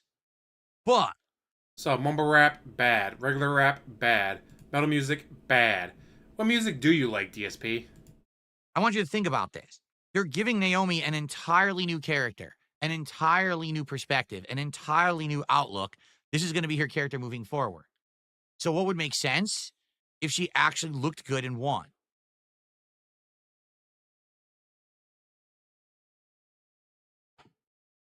So Jade Cargill comes out. She looks like Storm from X-Men, but they don't have the effect, the actual effect that they would have in the normal show. Like in the normal show, they have like the simulated snow coming down. They didn't have that at WrestleMania. So in my opinion, her entrance at WrestleMania, which is supposed to be the big one, actually was the worst one she's had that I've seen. It didn't have the effect. It's all about the EDM. Okay? So here's the match. It's very messy. That's right. He likes There's a bunch Radiohead. of submission attempts back Radiohead. and forth, reversals back and forth. Remember, nothing Panda is likes Radiohead. Does he like him? Probably not. Instead, it's a lot of kind of mistiming, sloppiness to the match, I feel. Naomi kind of dominates the match early because the announcers are saying her new aggressive persona has taken over. But in every power situation, Jade ends up overpowering her. Okay? Finally, she lifts Naomi onto her shoulders, turns it into some kind of a converted power bomb, then does her finishing move, 1, 2, 3. Very quick, very awful match. You could tell that they practiced this match out a lot, but still didn't really jive. Like, their wrestling styles didn't really go together well. And overall, it just left a bad taste in my mouth. Like I said, if you're going to have a new persona for Naomi, then this would have been the opportunity to have her not only show off that persona, but get a win. Have her actually show that she's changed, and this new change in her makes her a dominant force to be reckoned with. Instead, if her first appearance as this new heel character, she loses, doesn't that undermine the entire idea? I'm just saying. Like, usually when you have a debut, that debut then lets that person win. And this was a re-debut for her, for sure. And I feel like it was an incredibly squandered opportunity. Because now, who cares and who takes her seriously if her first chance to show off who she is she failed? and to Jade Cargill, She who failed isn't like a you very good did? wrestler. So I didn't really like the match, quite frankly. Okay. Cat likes The next match. Oh, by the anime way, and so they run a what bunch was of ads, it? and there's a lot of Fatal Tibetan Fury throat ads and shit. singing? But they do this promotion. SummerSlam will be hosted by, and they show some black woman. I have no clue who she is. Black Zero. But she's woman? literally sitting in like a dressing room, staring at like a cell phone camera. And she's saying things like, yo, you know me, and I'm going to host SummerSlam and shit like that. And I'm looking at it, I'm like, who is this? I have no fucking clue. I don't even know if they even said who it was. And then that was it. They never mentioned it again. Steals And I the was like scratching backpack. my head like, what the fuck did I just see? Like, that was so much random like that how they're DSP, getting really? mumble Black rapper Travis Scott woman. to do stuff. Now they're going to have, I guess, female artists too be part of it. But I don't know who she is. Can anyone in chat tell me who that is? Who's hosting SummerSlam? I literally have no clue. And again, I don't understand how that's going to add anything. Who was it? I was gonna add anything, guys, That's to have correct. a They introduced her as black woman on That's- TV. It was Cardi B. I didn't even recognize her. And I know who Cardi B is, and I swear to God, I you? didn't recognize her. Do you So know who maybe she having the is? phone like that, the phone camera, didn't look good. Because I didn't know who the fuck that was at all. Black woman. Do black people confuse me? No, not at all. What confuses me is WWE's desire to integrate these artists into their content when they don't match their content in any way. The music doesn't fit, so the person doesn't fit, and to have them as part of wrestling doesn't fit. It just looks like an odd sore thumb sticking out. It's fucking bizarre. And I don't know why they think they're getting more attention or more people to watch their product or pay them for their product. They're not. It's just a waste of time, you know? Anyway, the next match. By the way, after this match's recap, I want to open a pack of cards. So, guys, let's get some support for after this. This is the Jacob Fatu versus LA Knight Intercontinental title match. U.S. title match. My fault. Let's get some support now so that we can do our first pack of cards here on the show. That's also all right. great. By the way, we're about at the halfway point of the show right now. We're getting to it. Okay. All right. So Jacob Fatu versus holy LA shit, Knight. that black So woman. Solo Sikoa does come out in Jacob Fatu's corner, which we were all wondering what would happen with that because these two have had a falling out and a lot of issues over the last few weeks with Solo getting interfering with his matches without kind of his permission and him being upset with him. Right. So LA Knight drives up in the passenger seat of a car. Didn't they say it was like a Maserati or something like that? I don't remember. They said what car it was, but I didn't write it down. But the funniest part about it is, as this happens, a weird meter appears in the corner of the screen. Imagine if right now, like a meter appeared in the screen. That looks like a speedometer, but it says it's the overheat meter. And you know what it is? They stole it. It's from Fatal Fury. So basically, during this match, this meter is going to heat up during the match when action is happening, as if it's a fighting game. This is so bizarre. DSP can make you hate anything. Do you think people bought Fatal Fury City of the Wolves because there was a heat meter in the middle of the U.S. title match? Like, who comes up with this shit? Really? This fucking odd shit. All right. Anyway, so there is some back and forth between the two. But every time that there's an exchange, it seems like Jacob Fatu wins the power. Okay? So there you go. And let's see here. LA Knight does get some momentum with repeated knees. Yes, FGC man. Throwing Evo. Fatu to the turnbuckle. Doesn't He know gets a anything about top fighting rope games, elbow dude. drop on him, which is one of his signature moves. Jacob comes right back. Like instant recovery. Like he doesn't even care. Like he's no selling the offense. Okay? Exactly, Jacob that should hits be him with a exactly. lot of different hip attacks, if you remember. Kind of, reminiscent of what he's done to Braun Strowman and others. Then his first swanton, and it looks like maybe he's going to win early, but no, there is a late kick out by LA Knight. I don't know. I kind of feel like maybe LA Knight did kick out too late, but they said it was only a 2. It's like a 2.99999. 999. Then Jacob Fatu goes to do a moonsault, but then they say, oh, LA Knight reversed it into a BFT, and he goes for a pin on Jacob, but it's awful. Like They say he reversed it. Did he reverse it, or did they say? Who said it? Yep. we just got to prove that he didn't watch it. He's reading reviews. He sure as shit didn't watch it. He's just reading reviews. They said. Well, why are you saying they say or he said? Unless you didn't fucking watch it. Huh. Very interesting there, DSP, that you clearly didn't fucking watch it.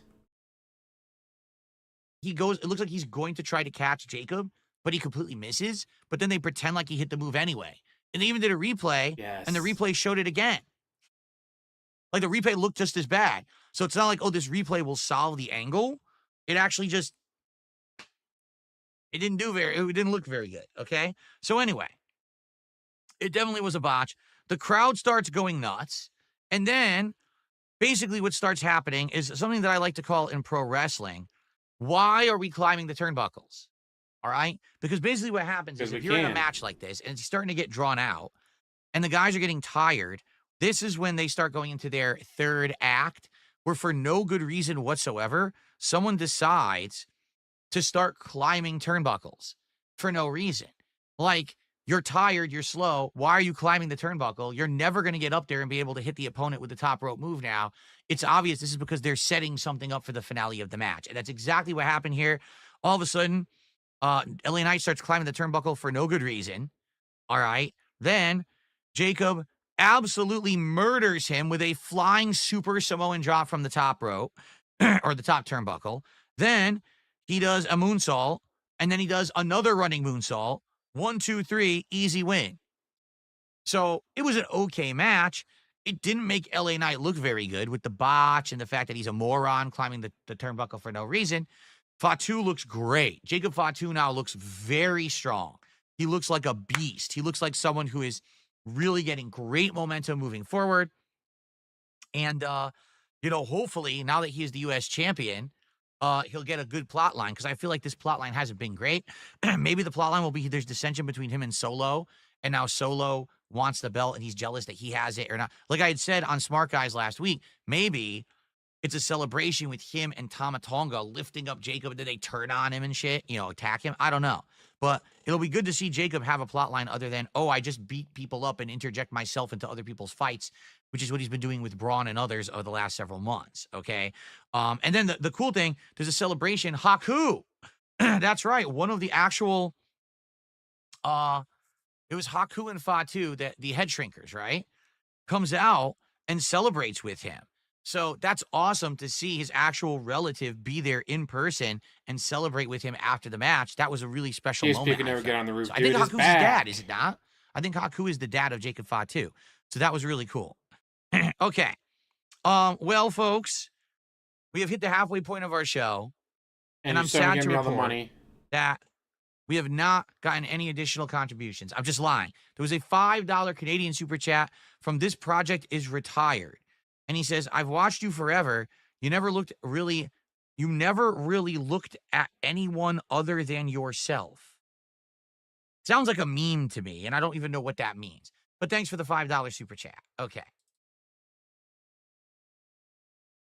You guys, we're at $70 to support again. Guys, we're at $70. Give me money. We hit 100.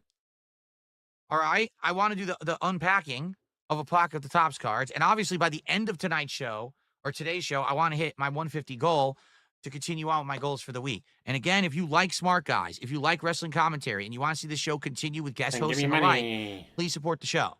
If this show doesn't do well, I'm probably not going to continue doing it, just being honest. Okay? Okay. Way to make people feel like they're contributing and they're viewing and they're spectating and they're hitting the thumbs up means something. And guys, if you don't give me $1,000, I'm ending the show. So the next match was El Grande Americano, and he comes out to a mariachi band that all have American-style lucha masks on, which is pretty funny. It's in a sepia filter with graininess, and it plays at 10 frames per second. So they're trying to make it look like old-timey, like Western, Mexican cinema style, and it works. It's actually pretty funny. They could say he's from the Gulf of America, by the way, which is kind of funny. And then, out of nowhere, the doors open and they start playing different music. I'm like, wait a minute. I thought it's Rey Mysterio against El Grande Americano. Well, apparently, Rey Mysterio. What the fuck? How did you not know this? How did you get to WrestleMania and not know that Rey Mysterio was hurt? Holy fuck.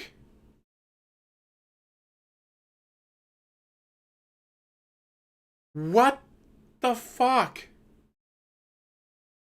How did he not know that Rey Mysterio was hurt? Guys, I've been watching Raw and SmackDown, so I can be ready for WrestleMania, guys. I've been doing all this work. He just bitched for like 20 minutes at the beginning of the stream that he was doing all this work to watch wrestling and all that, and how much work it was for him, how much he's putting into it to make sure he puts on a good show for you guys. And he didn't know that Rey Mysterio was hurt. How the fuck are you going to say you've been doing any fucking work for this show, DSP, and then not know that Rey Mysterio was hurt? What the fuck? Got an injury. Yeah, he doesn't watch shit. I think it might have even been on SmackDown. So because he got an injury, he can't be at WrestleMania. I was like, oh, that completely changes the match. So who's coming out? Yes. Rey Fenix, the new luchador, who's the brother of Penta. And he's getting a big high-profile WrestleMania match this quickly. So that's kind of cool for him, right? Like, good for him. So it's announced that WWE has purchased Lucha Libre AAA, which is a huge wrestling organization in Mexico. So that means that they're going to have a lot more Mexican luchadors, in their company. Now, does that mean that they're going to put them in NXT? Does that mean that they're going to end up being their own division like they used to have, like 205 Live, where they actually have like a lucha division? Who knows, right? I would say that their Penta experiment is working. That bringing in Penta at the beginning of the year, having him go through various different plot lines, building him up, and now having him be like in a big match at WrestleMania has worked. So maybe that's what the route that they want to continue with these guys. I don't know. But it's cool to hear that they're buying into Mexican wrestling at this point. Why do you care? You don't like Mexicans? Willie Bawanka with a highlighted message in Kick says, Nacho Libre is my favorite wrestler. Good for you. Anyway, you must really like the Minecraft movie, right? Okay. So here's the match, basically. It's back and forth. It's back and forth. It's back and forth. It's okay. It's a typical lucha match, except, Gable is landing more American-style wrestling moves like suplexes and holds, while Rey Fenix is hitting more of the high-flying move, right? Phoenix at one point looks like he sprained his ankle, but what they explain is that at one point, El Grande Americano had taken the metal plate that he's been using to cheat in recent matches, and he had slipped it into his mask. So when Rey Fenix kicked El Grande Americano, he actually hurt his own leg. Okay, so that's how they're selling this. So because of this, he puts him in the ankle lock, and then he does a flying headbutt with the metal mask on. 1, 2, 3. El Grande Americano wins. So is it a good match? Meh, it's okay. It continues the El Grande Americano plot line where he's going to keep cheating to win. If anything, what I will say is this. I like the plot line, but I don't like that American Made has essentially been swept into the background of this whole thing. Like, there's a whole stable there, right? There's I forget the name of the brothers there. I forgot their last name. And then there's also, what's her name? Ivy Nile or whatever. And no one's talking about them. They're not really involved in anything. They've been completely pushed to the background. Oh, the Creeds. Thank you. It's the Creeds. While El Grande Americano has taken the forefront. Now, I like Chad Gable. I like that he's doing something fun and interesting. But it is sad that the other people involved don't really matter anymore. And they've jobbed a million times. Like, they've jobbed out a ton of times. So what are they going to do with them moving forward? I really don't know. Okay? Okay. I have received a $2 tip. Guys, the stream is saved. We got a $2 tip. Is that you can tell when he's losing because he always comes out with the boo-boo face. Oh, really? So he comes out with a face where he's upset. I haven't seen enough LA Knight to recognize that. So maybe I should pay attention. Maybe if I pay attention, I'll notice he has a distinct face. Yeah, you should probably pay attention to what you're watching, jackass. I'm going to actually look for that now. Thank you for that $2 tip. Okay. So we are now at 72 and climbing. Guys, again, we're more than halfway through the show. I would like to unpack a pack of cards, but we're not there yet. Continuing on, it's Tiffy time. It's Yes, Tiffany Tiffy time. Stratton, the champion, in 3 literal Mattel Barbie boxes until it's revealed that the 2 ones on the side are LED recordings of her and the one in the middle is actually her. She bursts through the box and comes to the ring in a complete cotton candy looking baby blue and neon pink outfit. Then Charlotte awesome. Flair comes out wearing almost exactly the same outfit. It was actually bizarre because they both have bleach blonde hair. They both have similar physique. They both were wearing almost the same outfit. And I was very confused. Like, why did they do this? Was this intentional? So you That they just really can't tell don't women like apart. each Good other to or whatever? know. I don't know. But one thing I can say Guys, is all sadly, women look the same to me. Charlotte just does not look very good anymore. And what I mean by that is she looks like a skeleton. Like, no exaggeration. Her body doesn't even look like it has muscle build on it anymore. And she just looks So like she's a had a shell lot of her of former injuries over the self. I years. liked it when she used to look like she was buff and actually like a threat to the other women. Now she just looks like she's going to get in there and snap all her bones. It's actually quite disturbing. I hope she's okay. Quite honestly, I don't know what's going on with her. But they have their match, and here's the deal. Ethan Rowell said he actually thought the match was good. I hated this match. There was women in it, so of course he hated it. All right, really, I absolutely, positively hated this match, and here's why. It was There was boring. women. It was too slow paced. It was way too long. All right. They continuously tried to pull spots that didn't work. There was one point, okay? One of them went up on the top turnbuckle, and another, why are we going up on the top turnbuckle situation? All right. The other tried to get her from behind, and the spot was supposed to be that the one on the turnbuckle would do a backwards roll over them and then get the drop. They went to do the backwards roll and got stuck, and then they awkwardly flopped off the side, but then pretended like they didn't to try to actually grab her, and it just didn't work. It looked awful. There was one point where Tiffy flipped over Charlotte, like over the ropes, over Charlotte's head, and then proceeded, instead of attacking her, to run the ropes, come back incredibly slow, and then attack her. It was obvious that this match was choreographed and or booked by someone who thought that they would be able to pull it off. They could not. They were frequently forgetting their spots, like constantly forgetting their spots in the match. And it was kind of embarrassing, quite frankly, to be honest here. I just did not think it was a very good match. They were more athletic than you've ever been, DSP. And honestly, also, you know, the things that they're trying to do, they can't do. They were more athletic So than how you does will it ever end? be. It's a long-ass, drawn-out match. If anything, what I would say is the one impressive thing about the match, it is a very long match, and they actually had endurance to do that, but I just wish the match was good. Like, if you're going to do an incredibly long match, the match better be good, and it literally wasn't. It actually was a very disappointing match that I did not like. So the ending is Tiffy does a rolling, out of nowhere, grabs Charlotte, does a rolling senton, jumps up on the corner, prettiest moonsault ever, 1, 2, 3. Right? So to me, it was like torture. Like, seriously, because it was so long trying to get through it. And I just wish that it was faster. And quite frankly, I hope that that's it for that plot line. Like, I don't want to see Charlotte wrestle Tiffy like ever again. I just want it to be someone different, someone new, someone more interesting. I just hated the whole thing from top to bottom. I thought that the match sucked. Too many botches. Okay? I received a $2 tip.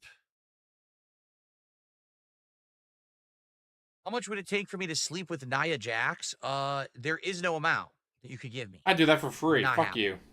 Okay, thanks for the $2 tip. She'd probably kill me, but It's it'd just be an worth impossible mission. Let's put it that way. Okay. We're at 74 and climbing. 26 to go for our first pack opening. All right. The main event of night 1 at WrestleMania. Seth Rollins versus Roman Reigns versus CM Punk. Seth comes out first, dressed in all black, and he has a flamethrower, and he blows Yeah, it. So cat's you're thinking, bigger than oh, it's Nia. his old burn And it she's down not plot athletic, or line. is That good must be looking. what they're going for. But then all the lights go off, and all of a sudden now he's in all white, and he looks almost angelic as he comes out. And once again, that heat meter that was in the corner of the LA Knight Jacob Fatu match, reappears and maxes out as he's standing there angelic walking down the ramp in all white. So they really, really wanted to push this Fatal Fury thing. Okay. Roman came out alone. No, Paul Heyman, but he does have the Ula Fala, which he won back from Solo Sikoa back in January. So at least he looks kind of fancy with the Ula Fala on, but it's weird that they bring this up now. He hasn't cared about this literally since January, so I don't know why it's a big deal. And then they actually announced it's a record 10 main events for Roman at WrestleMania. CM Punk gets an incredibly extended intro. My addiction is wrestling then and now. They show him back in the day when he was first introduced to WWE saying that. Then they show him now still saying it as an older man. And then they played his old theme song, This Fire Burns Always. Remember that song? Even through the darkest days, this fire burns always. And that was, I forget the band that played that, but that was his old theme when he was like in ECW and then, WWE at first, okay? So, so he comes out with Paul Heyman, and In Living Color is there to play his entrance awesome. live twice. This was the second time. Actually, over a decade ago, In Living Color was at WrestleMania once to play his theme. This is the second time now that they have done it. And it's funny because if you don't know, In Living Color is a more jazzy band. Like they don't play it hard. They go look in my eyes until you see the cult of personality. So it's like What the more fuck are you doing, upbeat, more DSP? fast paced than their album version. But I like it. Like I like them as a band like that. But I think a lot of people get shaken by that because they think, oh, they're a hard rock band or something. They're not at all. Like literally, they're not. They're completely different from what people seem to think from hearing their theme endlessly in WWE for years here. Okay. So he comes out with Paul Heyman. Paul Heyman with the old intros as well. They're all doing this clobbering time together and everything, which is like a total throwback to the old days. All right. Now, here's the thing. I could tell you about the match, but I think you know what to expect. They all beat the shit out of each other. They all have great, chemistry. They all are great wrestlers. They're doing spots. There's some really nice spots in this match, but I don't really need to go into detail about it. What I want to do is tell you about how it ends because that's really the main event of everything here. So after a very long drawn out match, because it is, they give it time. It's a very good match for the main event of night one. We've got basically Paul Heyman grabbing a chair and handing it to CM Punk. Go hit Roman Reigns with the chair. Punk goes to hit Roman Reigns with the chair. Low blow from Paul Heyman to CM Punk. Wow, So I'm just gonna now- remember his name. Paul God, Heyman this is picks up fucking the chair, pathetic. hands it to Roman Reigns. My tribal chief, this was my plan. The entire time, my tribal chief. All right, let's do it, my tribal chief. Roman now. He's finally going to get his revenge for when Seth hit him with the chair back in the day, the ultimate betrayal. Remember when he was the architect and he betrayed the Shield back in the day? He goes to hit Seth. Paul Heyman with the low blow to Roman Reigns. And the whole crowd gasps. And then Seth Rollins standing there laughing maniacally. This was his evil plan all along. All right? So, chair shot by Seth to Roman, pins him, 1, 2, 3. Done. And that's the end of night one. Now, here's the thing. That was a great main event. The match had tons of great wrestling. The match had many interesting spots. But there's a problem. The ending leaked. Like, everyone had already figured out that Paul It Heyman didn't was going leak. to People turn just know what's on gonna CM happen. Punk. We didn't know that he was going to do a double turn, but we all knew that he was going to team up with Seth. Out of my 3 guest hosts, all right, I'm almost positive that at least 2, if not all 3 of them, all expected this as well. So if everyone on the internet already figured out your outcome, why do that outcome? Why not change it? Why not mix it up? Why not add a new factor or have something in there that will at least give a little bit of unexpected variety? Because I feel like, sadly, the actual potential of the match is squandered when people already figured out the outcome. And there have been many times that when WWE has the outcome get spoiled like that, they'll change it up a little bit. They made no effort to do that at all. So I like that main event of night one. All right. But it disappoints me But to yes, know that I not already knew the outcome. It wasn't as interesting. DSP. That wasn't the only guess. A lot of guesses were made. Guess what? If you make 10 guesses, you're probably going to get one of those right. Heck, you might even get 2 of those guesses right. So yes, lots of people made guesses. And guess what? One of those guesses was correct. Congratulations. To me. So night one overall, I would actually argue my favorite match of night one actually was Jimmy Uso and Gunther, because it did have Jimmy actually redeem himself and look like a good wrestler. But sadly, Gunther now has lost all momentum. And I don't like that, but still, it was a great match. It was a great way to open the show. And overall, I did like that match. Now, by far, the worst match of night one, I feel, was Tiffy and Charlotte. But at the same Because they were time, women, we I feel know. like the wasted match potential was Jade and Naomi. Jade and Naomi could have built up Naomi as a new character. Guys, all the matches with women and it sucked. The Tiffany I and wonder Charlotte what the match got a connection lot of to time that and just is. was not entertaining because of the botch fest that was happening.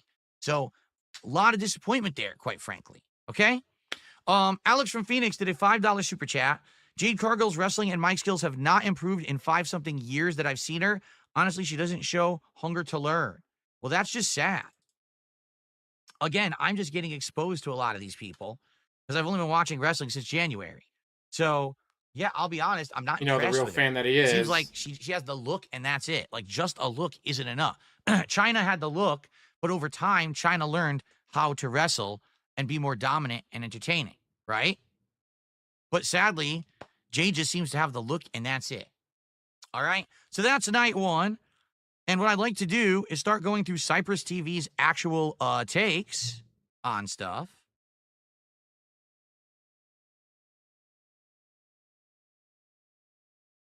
Oh, he didn't have this prepared at all, did he? DSP may have wanted to have this prepared and ready to go.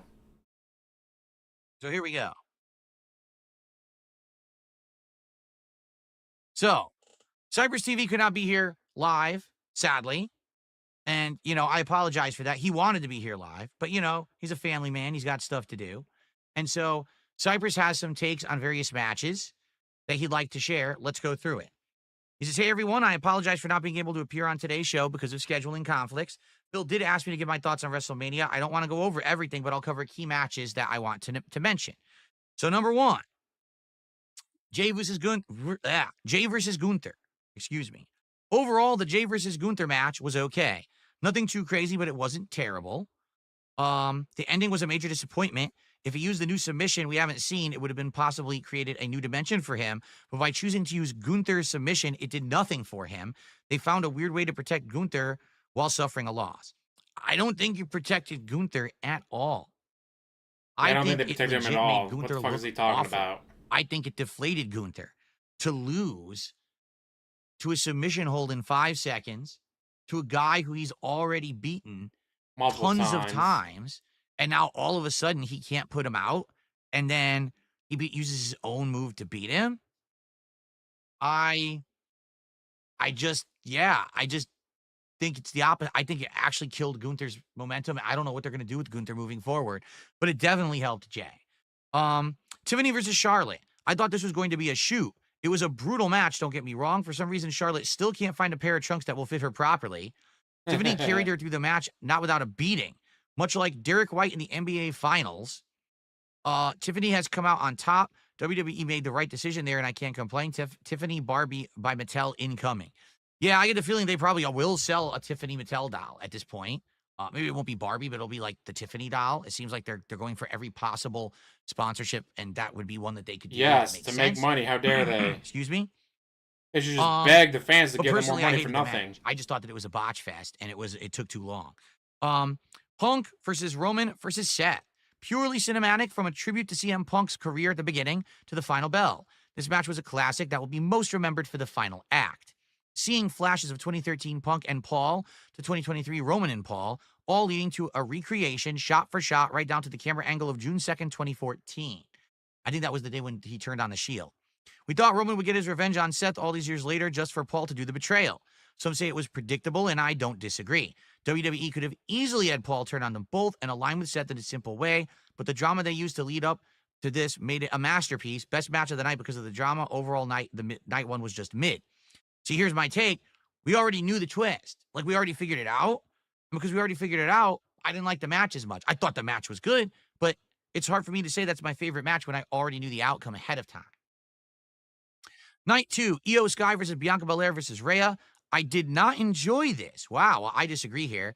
I cannot put my finger on why. It could have been the build, and I feel like from the start, Bianca Belair could have been involved in Naomi's match. Ripley should have never lost that title, and Io should have won the Rumble. Instead, we get a weird triple threat, and Io retains. The build kills it for me, and the match didn't help. I disagree. We're going to get to that because that's the first match of Night 2 that I'm going to recap. Personally, I actually really liked that match. And I'll tell you why when I do my personal recap, okay? And then this is it, Cena versus Cody. Cody's entrance was dumb. Motorcycles and an Iron Man skull mask. I'll talk about that for sure when I do my recap. He would have been better served coming out like Cena. This was a match ripped right out of 1997 WCW. Let's see here. That's a good way of describing it, though. Oh, sorry. There were bounce outside after slams, big boots to the center of the ring, removing the corner turnbuckle. I can tell Cena's been watching a lot of Hollywood Hogan lately. Unfortunately for Cena, he doesn't have a slimeball personality like Hogan did. In fact, I don't even know what personality Cena has. He looks like an NPC to me. Zero personality, and he's giving the fans nothing just a little too far now. I didn't hate the match, but I also didn't like it. Also, Cena didn't need to win this. I could have made a case that the story would have been better if he lost. Can you imagine a loss taking John Cena going unhinged? And now it adds a more interesting layer to Cena for the rest of the year. If you can't tell, I'm not looking forward to the monotone Cena as champion. Speaking of looking forward to, we all could have looked forward to seeing The Rock. Instead, we just get we should have seen The Rock, damn it. That being said, everyone agrees on that. Everyone agrees. The match wrapped up Mania this year. It had some good moments, but ultimately ended up a disappointment. Cody did his best, and I look forward to what he does next. More importantly, I look forward to a Summer of Punk 2, because that's what I feel will lie for Cena at the end of SummerSlam. So he thinks it's going to be Punk and Cena at SummerSlam. Night 2 was also just mid for me. You know, I didn't hate WrestleMania, but I will admit I enjoyed Night 1 way more. Overall, it was definitely worthy of being called a WrestleMania card. Again, I agree. I think Night 1 overall was much better than Night 2. And that's weird because you want to save all your buildup and stuff for the end.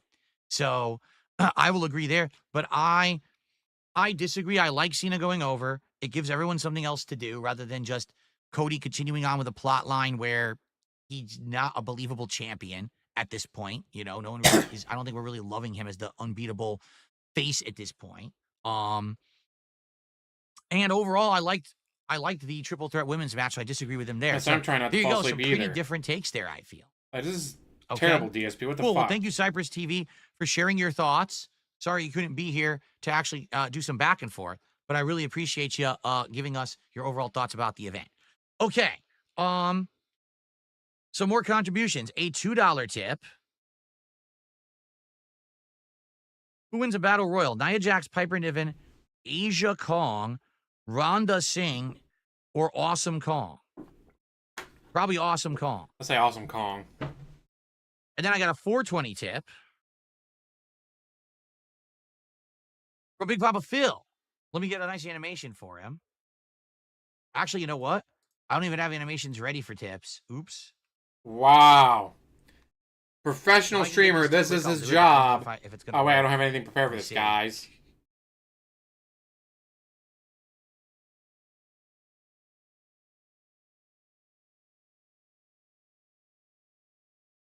Had nothing prepared for anything. Good to know.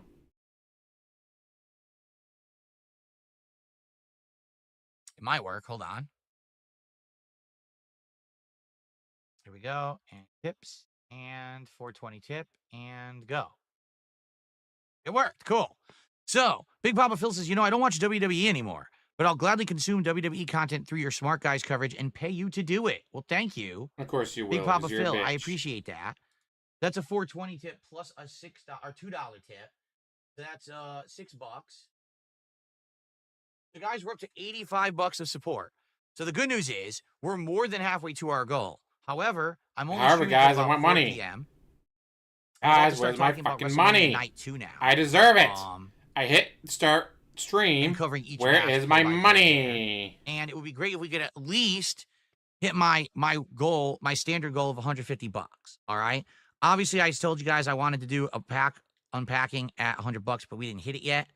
So it is what it is. By the way, I am going to take a break shortly when my wife gets home from work. Gotta walk the dog. Because I need to. I actually have to use the restroom. So very shortly, we're going to have a break, and then I'm going to come back and recap all of night 2, and then Gahul's He's going to gotta walk the dog, guys. All right? Oh, it's 100% So begging. let's get started with the night 2 recap. Please support the show if you can or haven't yet. It is 100% So, begging. Stephanie McMahon opens up the show this night. First night was Triple H. Second night, Stephanie. She says, I've been a part of WWE since I was 16, and you're a part of my family, so welcome home. And then it is the women's triple threat for the title. Io Sky comes out first. I love Io Sky's heel theme because it's very slow paced and it just feels like a cocky, creepy theme. Problem being, the ramp was so long, it was very hard for her to come out, and it took too long. So the theme just kept going, and she didn't have much to do. So it wasn't that interesting. You know what I mean? She's not dancing or anything. She's just holding the title coming out. I think the ramp was just way too long and boring. Okay. Bianca came out, and there was a whole group of girls out there doing jump rope and acrobatics with other long fake hair, kind of similar to hers. And apparently she hugged a girl, and it was apparently her stepdaughter. So that was kind of cool. And Rhea comes out last. She had an insanely stupid looking bone hand helmet, like skeleton hands. Really stupid looking. And literally it took so long for her to come out. I skipped the entrance and it was 10 minutes. Okay. So basically, Real fan, here's the guys. deal. Skip entrances. This match is very interesting because it's all of them kind of going in a circle, doing all of their spots. Yes, Rhea has all the power moves. Yes, Bianca has some power moves, but is also utilizing her athleticism and the whip of the hair. Io is doing high flying moves and lots of reversals and things like that. So overall, I could sit here and call out spots. I don't really think I need to. Okay, it's solid wrestling. It's good stuff. I recommend that you Dude, check it solid out. wrestling, guys. Now give me It's money. the ending of the match that got me, because I literally That was a never great expected ending. it. I never expected the end of the match to go like this. So here's how it went. Rhea does a superplex attempt on Bianca, but Bianca blocks it, headbutts her, okay, so that Rhea falls. Now, Io jumps up to the top turnbuckle and takes over. She goes for a super head scissors, but it gets reversed. She bounces head first off of the post. So now it looks like, Io's out of the match. Bianca picks her up on her shoulders. It gets reversed. There's a ridiculous amount of reversals here. She braid slaps her. She then hits the KOD. 1, 2. So it looks like Bianca's about to win. She's about to pin Rhea. 1, 2. All of a sudden, out of nowhere, Io Sky does a moonsault on top of both of them. And this is kind of That was representative fantastic. of what the entire storyline has been. Even though Io Sky is the champion, she's been the afterthought, the third wheel, the one that everyone doesn't take seriously and keeps forgetting about. Well, it seems like the main event is just supposed to be Bianca versus Rhea. So they basically break, throw her out WWE of the match. They Champion's bonk her break. head off the ring post and say, course, she's out of the walking the match. dog. Let's do our one-on-one now.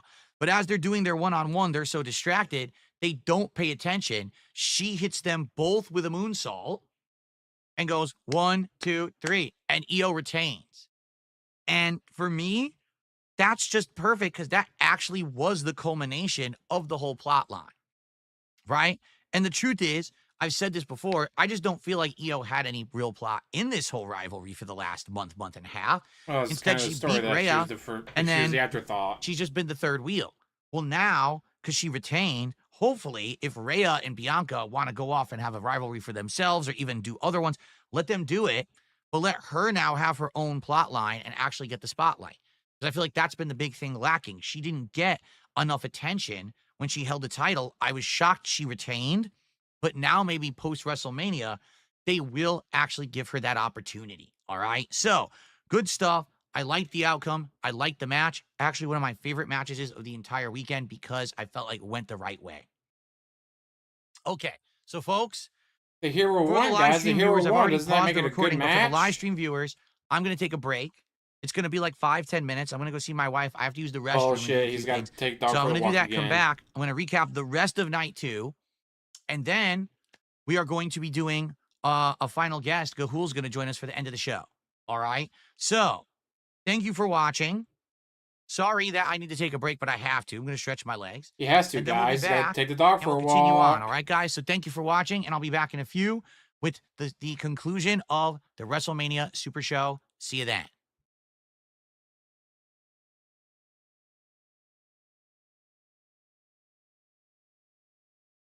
And then he just disappears. Amazing content. Just the best content, guys. Can't you tell? I just cannot imagine having any content better than this.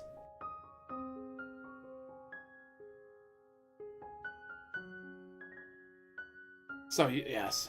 You've had enough, Lee. Well, thanks for hanging out for at least a little bit, dude. And what do you... Hopefully you have a good, draft night, dude. That's what, the 26th?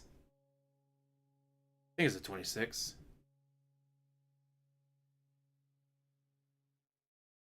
Ah, the 24th. Never mind. I think last year was the 26th. Well, you started at, what, 33?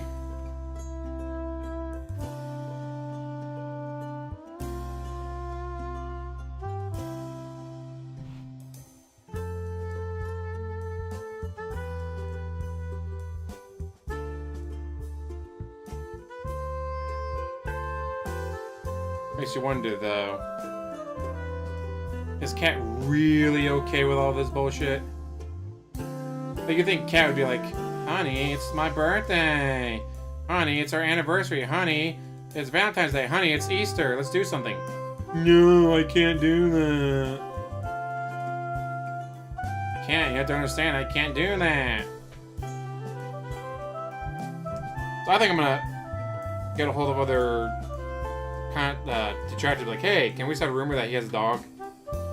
I think Duty tried to start that rumor. But it makes sense. Well, he's got to take all these sudden random ass walks. Just saying.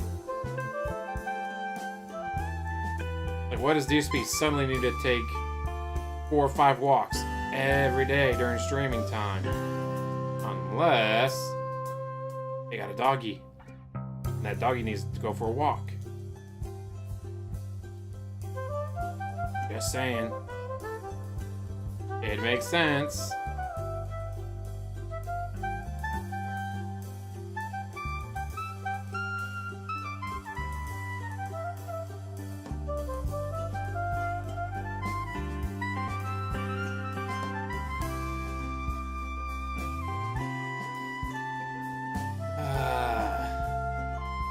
A dog named Rambo, that'd be great.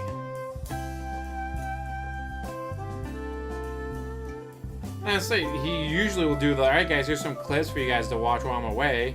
But he's not even doing that. I wonder why. Guys, you don't need clips, you just need to give me money. If you assholes gave me enough money, I'd do clips for you assholes.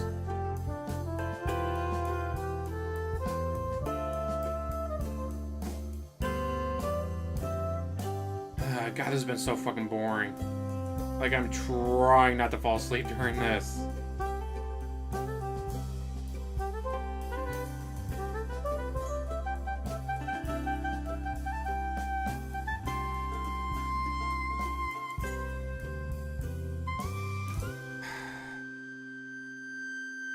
DSP, somehow you found a way to make the content even worse.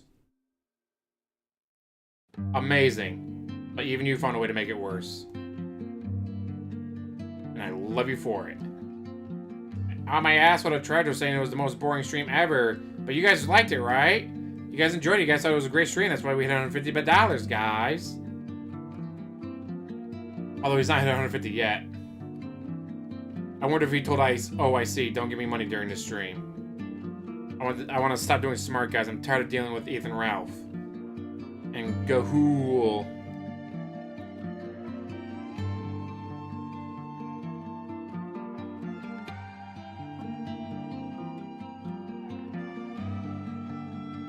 Would not surprise me at all. He's tired of doing smart guys. Now that WrestleMania is over, I'm not gonna be getting good views anymore, guys. WrestleMania is over. I want to end it, so OIC, make sure you don't give me money. DSP, this is so fucking boring. How do you take just the most idiotic content and then make it even fucking worse?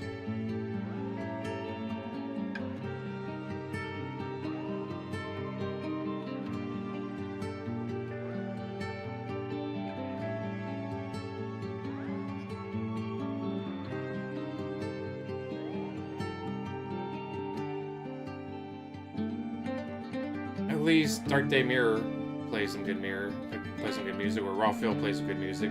They're the same person, but still, you know what I mean.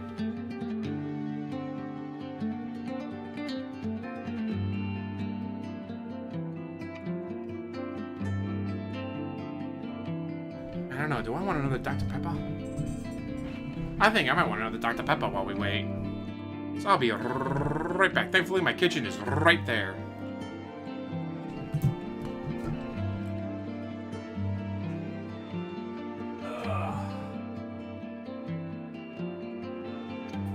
Sat down for too long. Watching the big room.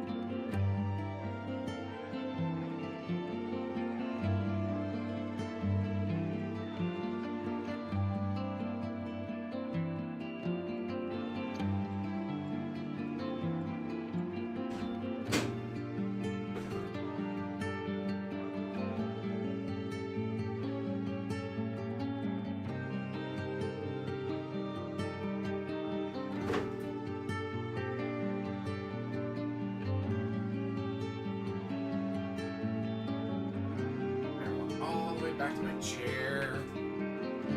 Any house for the win. Time to go too far. I don't know, Lord Kanye. I think he may want this to stop. Probably hates doing it. And now that WrestleMania is over, he's not going to be getting good reviews. So he probably told IC, don't give me money. I want smart guys to die. It would be my perfect excuse. Guys, this is smart guys after WrestleMania. No one gave me money, so obviously you guys don't want it anymore.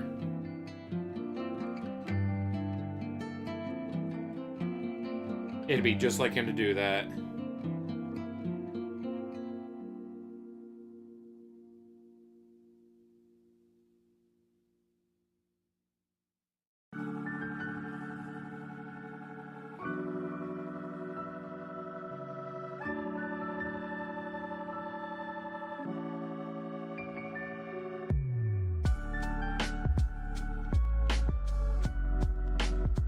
I say he cares about the people being predictable and the matches being predictable for the Okay, endings and everybody, all I'm that. back. We're going to resume now with the show. Hope you enjoyed the brief break. It was only about 8 minutes break. Let's Nice. continue. We're going to recap night 2. So again, guys, if you're here live, Only an 8-minute please break. support the stream. Congratulations. The goal is to hit the $150 so that we can, continue on doing the show. Again, if there really isn't that much interest in wrestling moving forward, then this might be it, but I enjoyed doing it. I've enjoyed covering wrestling for you guys. I hope that you guys have too. And I want to continue the show in some capacity, but I'll be honest, it has to engage and support. And like right now, it's hard to judge. Yeah, really it's is hard to judge when they don't how give me we're doing, $150. right?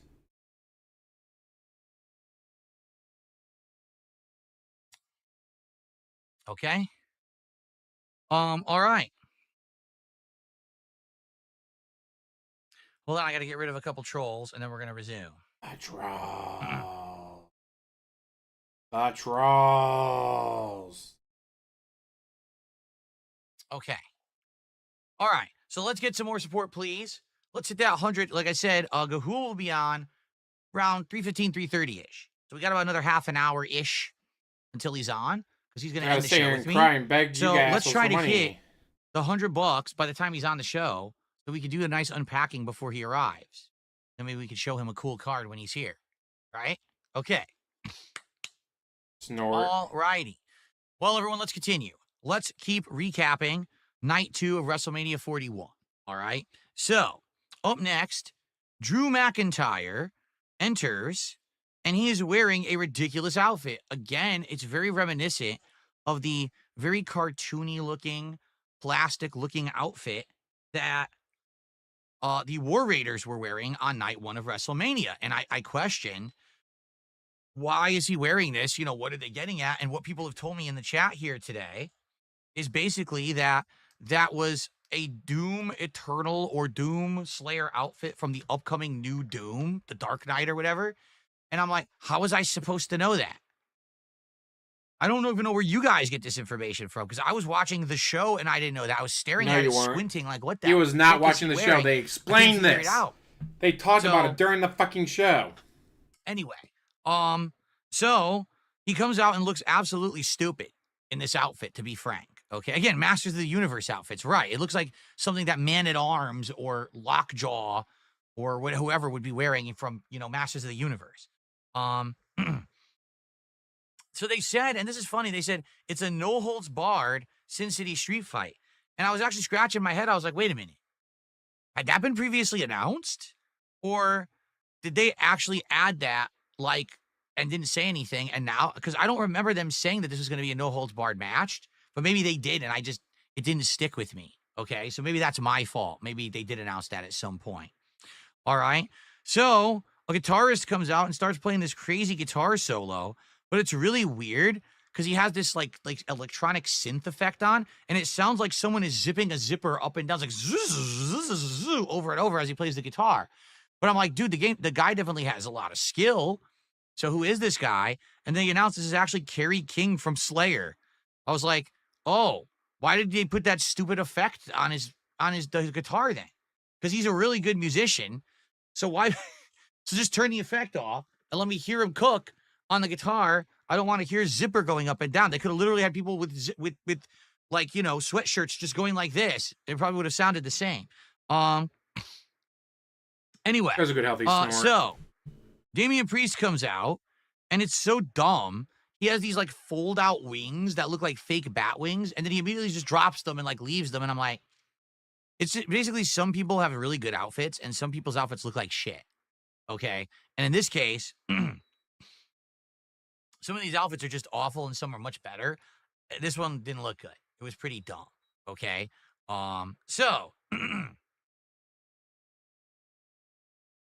the match begins, and it's weird and dangerous. I'm just going to put it that way. Why is it weird and dangerous? For some odd reason, these two guys, I don't know if they went off the script or one of them pissed off the other, but they started doing kind of like dangerous things. Like at one point, Damian Priest takes his chair and he chucks it across the ring, like as fast and hard as he possibly can at Drew McIntyre. And basically he goes, whoa, like you could tell he just moves and goes like this as the chair chucks by him. And it's like, if he wasn't paying attention at that very moment, that chair could have literally clocked him right in the head and gave him a concussion. So why the hell did he throw it like that? It was kind of confusing. Maybe because he was paying attention, so he saw scratching my it. head like, what happened? Do these guys really have heat, or So did I love one his piss off YouTube chat the is other? Now Nightbot. they're doing this to each other? I don't know. There's a Razor's Edge through a table spot. That's kind of cool, where Priest nails the Razor's Edge on Drew through a table, and they actually mentioned that his favorite wrestler of all time was Razor Ramon. So that's kind of cool. Scott Hall, that he's just like an homage to him. Future Shock DDT on top of the steel stairs. Done pretty well. Pretty safe.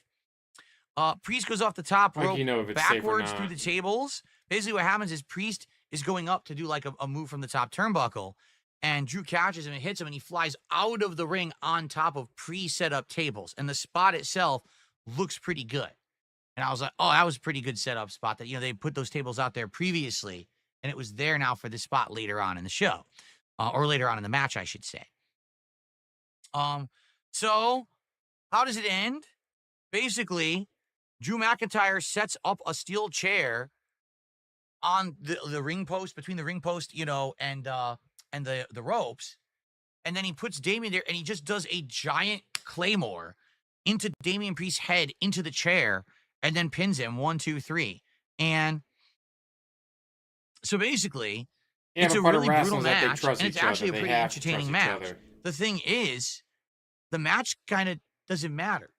It's just supposed to be like this grudge match or whatever. But frankly, does it really matter if Drew or Priest won this? Neither of them are in the title picture.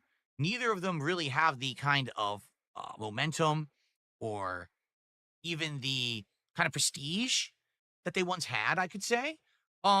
Sadly, I feel like both of these guys have been forgotten by WWE and kind of brushed under the rug. But, you know, I could talk about Drew McIntyre WrestleMania matches. Raw, and I followed Raw. Totally forgotten, guys, at WrestleMania. He literally has lost or jobbed out every major single match that he's been in. Every match that mattered against anyone, he's lost. So it makes him look weak. But people insist to me that last summer there was this great plot line where it was Punk versus him and it culminated in the steel cage match or whatever, and it was really good. I'm like, that's all good, but I don't know. Like, to me, I just don't care. You know what I mean? Like, if this was leading to, oh, one of them will get a title match or one of them will be boosted in some way, but instead it's just like, it was just a throwaway match. So it was a good match that really went nowhere and had no consequences of Drew winning. I don't expect Drew now to be propelled to the front. Like, will Drew now be wrestling Jey Uso for the World Heavyweight title? I don't think so. Maybe I'm wrong, but I don't see that. I mean, Drew, I don't know. He's just going to float around. Thank you to Willie Bawanka, who just gifted a sub over on Kick. I appreciate that. So with that, now we are up to $90. We are a mere $10 away from our first Topps Chrome trading card unpacking. Let's hit it. Who's going to do the $10 right now to get us to the 100 so we can open a pack? Let's do it right now. All right, let's hit it. Okay. The next match was the Fatal 4-Way for the Intercontinental title. All right. That was a pretty damn good match. How did it go? First of all, they all come out to their various entrances. They start off with Penta, and let's be honest, his entrance is nice, and I like that stepping he does. He goes like this, and he starts going like slow stepping like this, back and forth. I actually like that. It's very charismatic. I don't know where he got that from, but it's one of his things, one of his characteristics. I actually kind of like that. Let's see. Dom comes out next, and what the funny part about this is, I have literally never heard Dominic Mysterio's theme before. Not once. Right? Whenever he comes out, he's coming out as part of Judgment Day or he's doing something else. They played this theme. I'd never heard it before. And I was like, is that actually Dom's theme? I didn't even know he had an individual theme. So you've been watching since January. You never heard his theme. Are you fucking kidding me, DSP? What the fuck? It's the first time I ever heard it. He came out at first in luchador gear, but then took off the mask, and it's revealed that apparently was Rey Mysterio's mask. And I guess there was a storyline previously where he had stolen the mask from Rey, which I guess he was supposed to earn it, but he stole it or something. I don't know, because I don't know the previous plot. But I guess it was nice to tie that into his past plots with Rey that he wore it at WrestleMania. Finn Balor comes in, and man, his entrance just sucks. Because what it is, it's a very bastardized version of his old Demon Balor theme. And I just don't like it. It's very shitty, and it's like you don't like any of these theme songs, like hip hop version. And Finn is the only version of so I don't music that you like. What Hulk Hogan's entrance sounds like shit. And then lastly, of course, Braun Breaker comes in, but not a lot. I mean, we know Braun's dropping this title tonight. Like, we can all tell, Braun Breaker is dropping the title. We're gonna have a new Intercontinental Champion. Personally, I thought it was going to be Penta. Okay, so. The match is pretty good, Fatal 4-Way, where initially Dom and Finn are kind of like working together and helping each other and teaming up. But about halfway through the match, Dom all of a sudden does the dirty double cross to Finn. He tries to take out Finn and misses, and then Finn stomps him with his trademark coup de grace. Now, there's no DQs in this match, so Carlito, who's also part of the Judgment Day, is constantly interfering in the match. Like, no lie, he's constantly interjecting himself into this match over and over and over. Gotta do something to keep his name in the biz. And he keeps getting beat up by people, but then he comes back in. All right, at one point, Braun Breaker super spears Carlito through the Spanish announce table, taking him out of the rest of the match. Okay? The crowd seems to love Dom. And this is the weird thing, is that Dominic Mysterio, up to this point, whenever I've seen him on TV, he has ultra heat. And what I mean by that is every single time that they see him, all right, everyone is absolutely screaming, boo, boo. He can't speak. He can't even get in a word edgewise. He can't even do a promo because when he tries, they boo him so loudly, he can't actually talk. But tonight, in this match, the crowd flipped. They had a complete change of heart. Now, what Ethan Rouse said is he thinks the reason that happened is because the crowd wanted to see him actually win a title. And this was a way to have him actually win the title, and so they were behind him.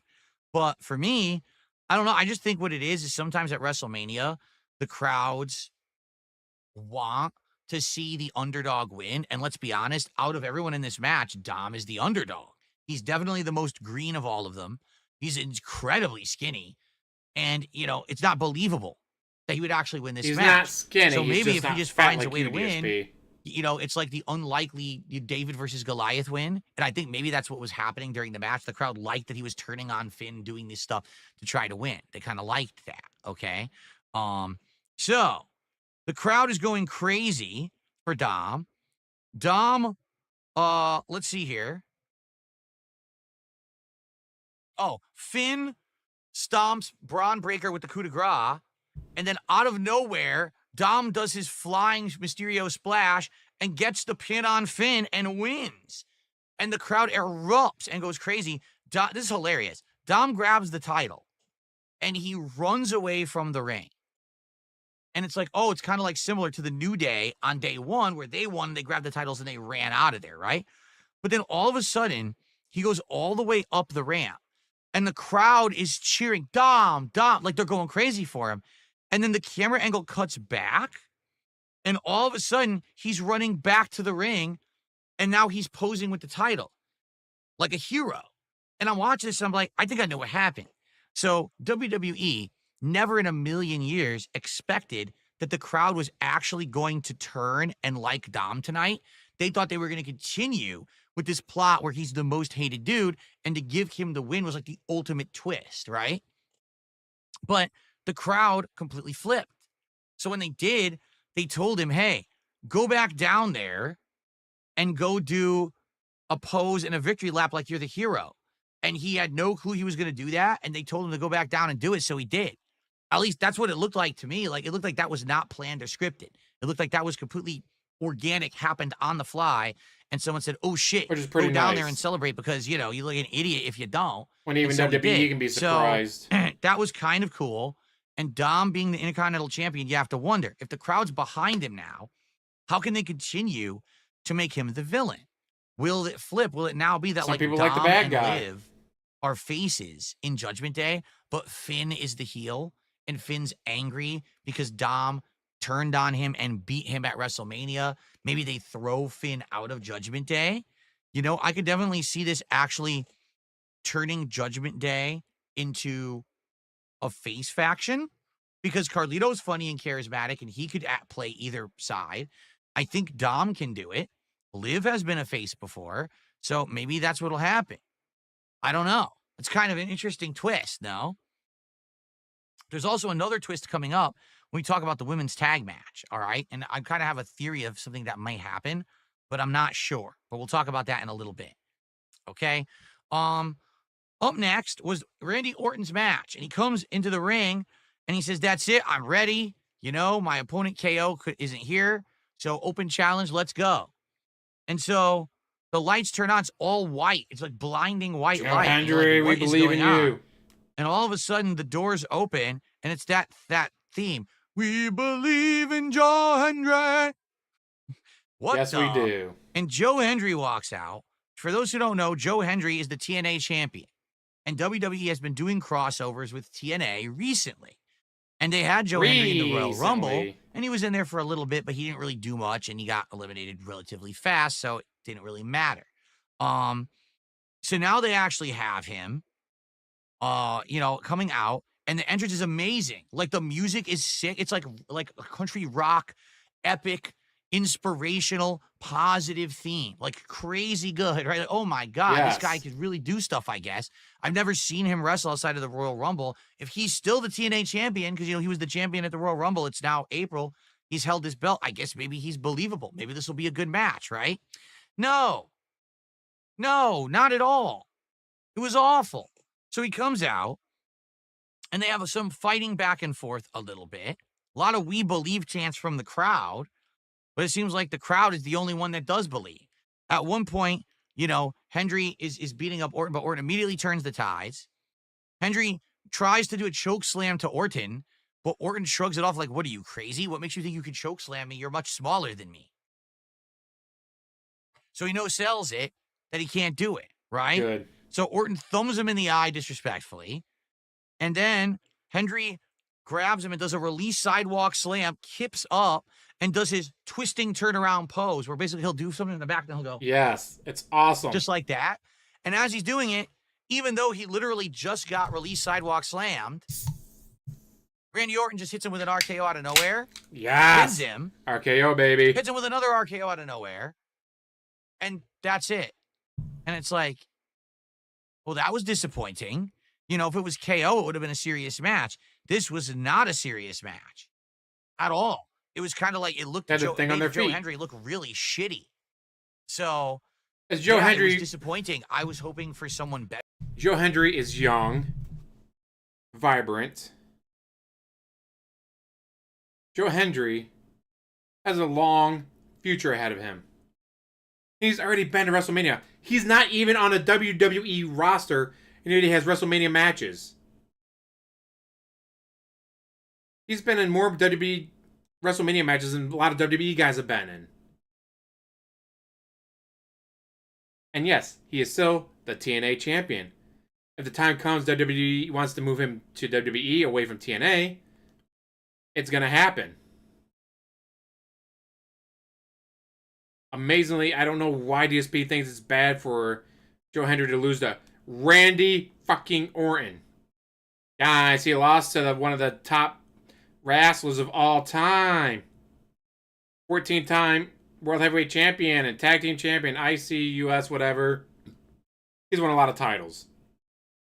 He's been around for a long time. It's not like Joe Hendry went out there and lost to Hornswoggle in 3 minutes. Yeah, the tires the whole throw. Like, this is the apex predator, Randy Orton. This is not, some random Hornswoggle or, all right, guys, we brought back Ken Shamrock for one match. All right, beat up Joe Hendry. No. This is legitimate Randy fucking Orton. Guys, this person lost to John Cena. That means he's a simp. He's a cuck. He's a jobber. Guys, this guy lost to The Rock in 2002 when Rock's at his highest and the best ever, blah, blah, blah. What a simp. Like, no. What the fuck are you talking about, DSP? Oh, no, he lost. Yeah, and? Losing to Randy Orton is not that big a deal. It's not the end of the world. Especially at WrestleMania when you're not a WWE wrestler. Better than yes, that. I believe in If RKO. they were going to have Joe Hendry as the guest wrestler to wrestle Orton, why not do a real match? Anyway, Travis Scott came out, and I wrote here, Travis Scott can eat out of my ass. I wrote that right there. That's what I thought about the Travis Scott segment that they did. Up next was DSP AJ hitting on a Styles black versus guy. Logan Imagine Paul. that. Took some interesting notes during this match because this was the longest, most extended match of Logan Paul that I've ever seen. He's still live. Number one, I said, Logan Paul looks like We're someone. a little bit behind, aren't we? But I can't quite put my finger on it. And then during the match, I realized he looks like Edge. Like his body type, a lot of his style. He definitely reminds me of a younger Edge. And I was like, that's that. I wonder if he's emulating Edge in a lot of ways, or what he's trying to do in the ring or not. I'm not sure. But definitely older Edge, or younger Edge, excuse me, is who he reminds me of. So lots of stupid spots where he's posing for the cameras and all of this. But in reality, this match is very lengthy. Okay, very lengthy. There's a lot of back and forth. What's shocking is that you would think the veteran AJ Styles versus the relative newcomer Logan Paul. All right? You would think that basically today, AJ would Smark have guy's one up on only him doing WWE because stuff of his today. experience, because of, you know, his No endurance. gaming. Basically, AJ treats Logan Paul as his equal. Now, does it make the match better technically? Because obviously, if this is a real test of experience, you know, versus this guy, AJ has way more endurance, way more technicality, and can beat the shit out of this guy if he wanted to. At least if you look at how long. I don't know if AJ Styles has more endurance. Again, he's up there in years. He's older. He's had injuries. No, DSP, like, I love Randy Moss. Randy Moss is going to be one of my favorite wide receivers. But you know what? I'll take Justin Jefferson over him. You know why? Because Justin Jefferson is younger, has no injuries. AJ's been doing it, the matches he's been in over his career. But But he they want might to do make Q&A this look later if believable. he has to fill time. I mean, so they do. But Or to make frankly, sure I he mean, I gets just the goal. don't buy Logan Paul Because right now he's at, what, beating AJ in $90? a match like this. I don't. I'm sorry. Okay. So overall, it's getting disappointing because the match is going on and on. As it drags on longer, you would think, oh, the plot line will be that Logan Paul's never been in a match this long and he'll get tired, but AJ's the veteran. He's used to it. No. They're both gassed basically by the end of the match. And I'm like, well, that sucks. So then out of nowhere, apparently, Logan Paul has a friend named Jeff. I wouldn't know who the fuck that is because I've never watched a single moment of Logan Paul's content outside of him performing in WWE. But I guess they're trying to explain really quick. They're like, oh, so Logan Paul has a friend named Jeff that's on his show on YouTube. And look, Jeff is trying to sneak in and give him brass knuckles. But look, Karrion Kross is here. And Karrion Kross strikes Jeff, takes the brass knuckles, and he throws them in the ring and says, AJ, you've got to use these. You got to use these brass knuckles to win. Because remember what's at stake here. It's not just you being Logan Paul, but it's keeping losers like him, outsiders, out of the business. You got to do this and win for us. So AJ says, okay, and then he punches Karrion Kross right in the face to say, no, I'm not going to do what you want me to do. But then as he goes into the ring, Logan Paul hits him with an unexpected titanium right punch, which I don't understand. They're saying, oh, Logan Paul previously had an injury and he has a titanium plate in his hand. So if that were the case, wouldn't that be illegal? Like, wouldn't it be illegal to do a straight months now, strike DSP. What the fuck are you with a talking about? titanium-plated right hand? Why wouldn't it be? That's a foreign object. What's the difference if El Grande Americano puts a metal plate in his mask, right? And that's illegal. But if you already have it installed in your hand, isn't that also illegal? This also was What, are you going to cut his hand off? Way back in the day in the early 90s. Holy shit, what, are you going to cut his hand off? You're not allowed to use your hand in this match. We're going to cut it off. What? Yeah, we got to cut your hand off. You're not allowed to use it. The fuck are you talking about? Your hand, we got to cut it off. Why the fuck would you cut my hand off?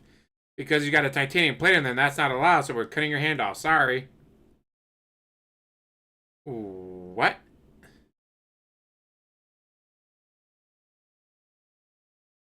DSP, what the fuck are you going on about? Do you really want them to cut this guy's hand off because he's got a metal plate in it?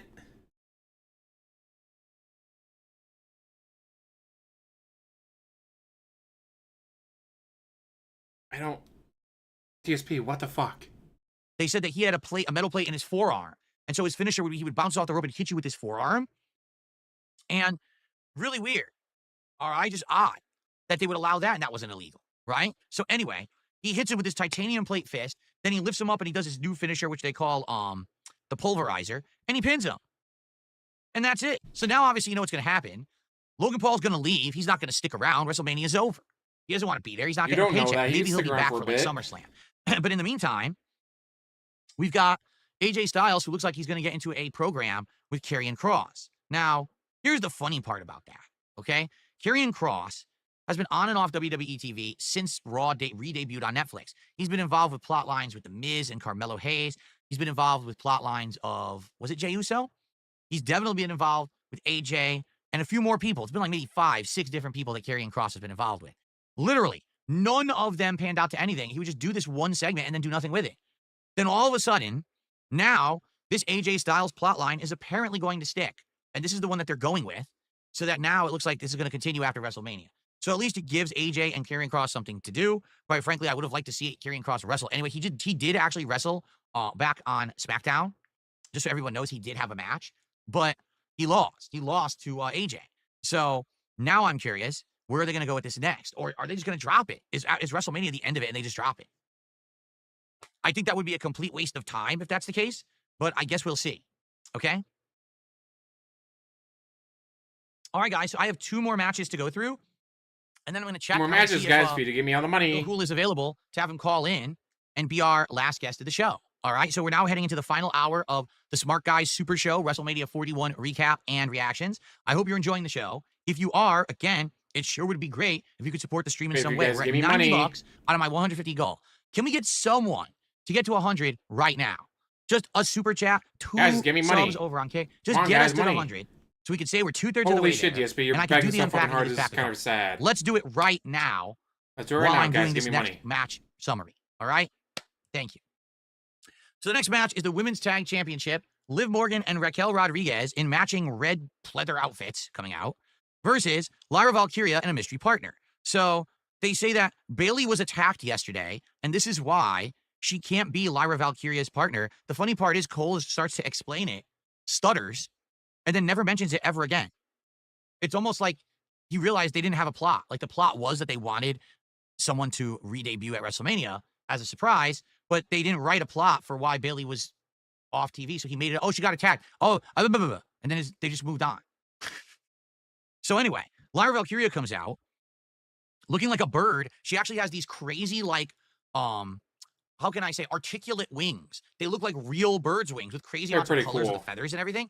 And it was actually impressive. I was like, whoa, that's like movie quality outfit. And this is the comparison. Take a look at Lyra Valkyria's wings, which is part of her character. It's supposed to be that she's a Valkyrie. She's like a bird hybrid or something, right? Compare that with Drew McIntyre's or the War Raiders cartoonish plastic-looking outfits that look like they're really bad action figures, right? It's a joke. It's like, wow, it's just not even a comparison. You could tell hers is amazing, and theirs just looks like shit. Okay? Anyway, Take it seriously, sleazy asshole. so who is Lyra Valkyria's mystery partner? Becky Lynch. It's who everyone thought it was going to be once Bayley was removed. It's Becky Lynch. Now, here's my question.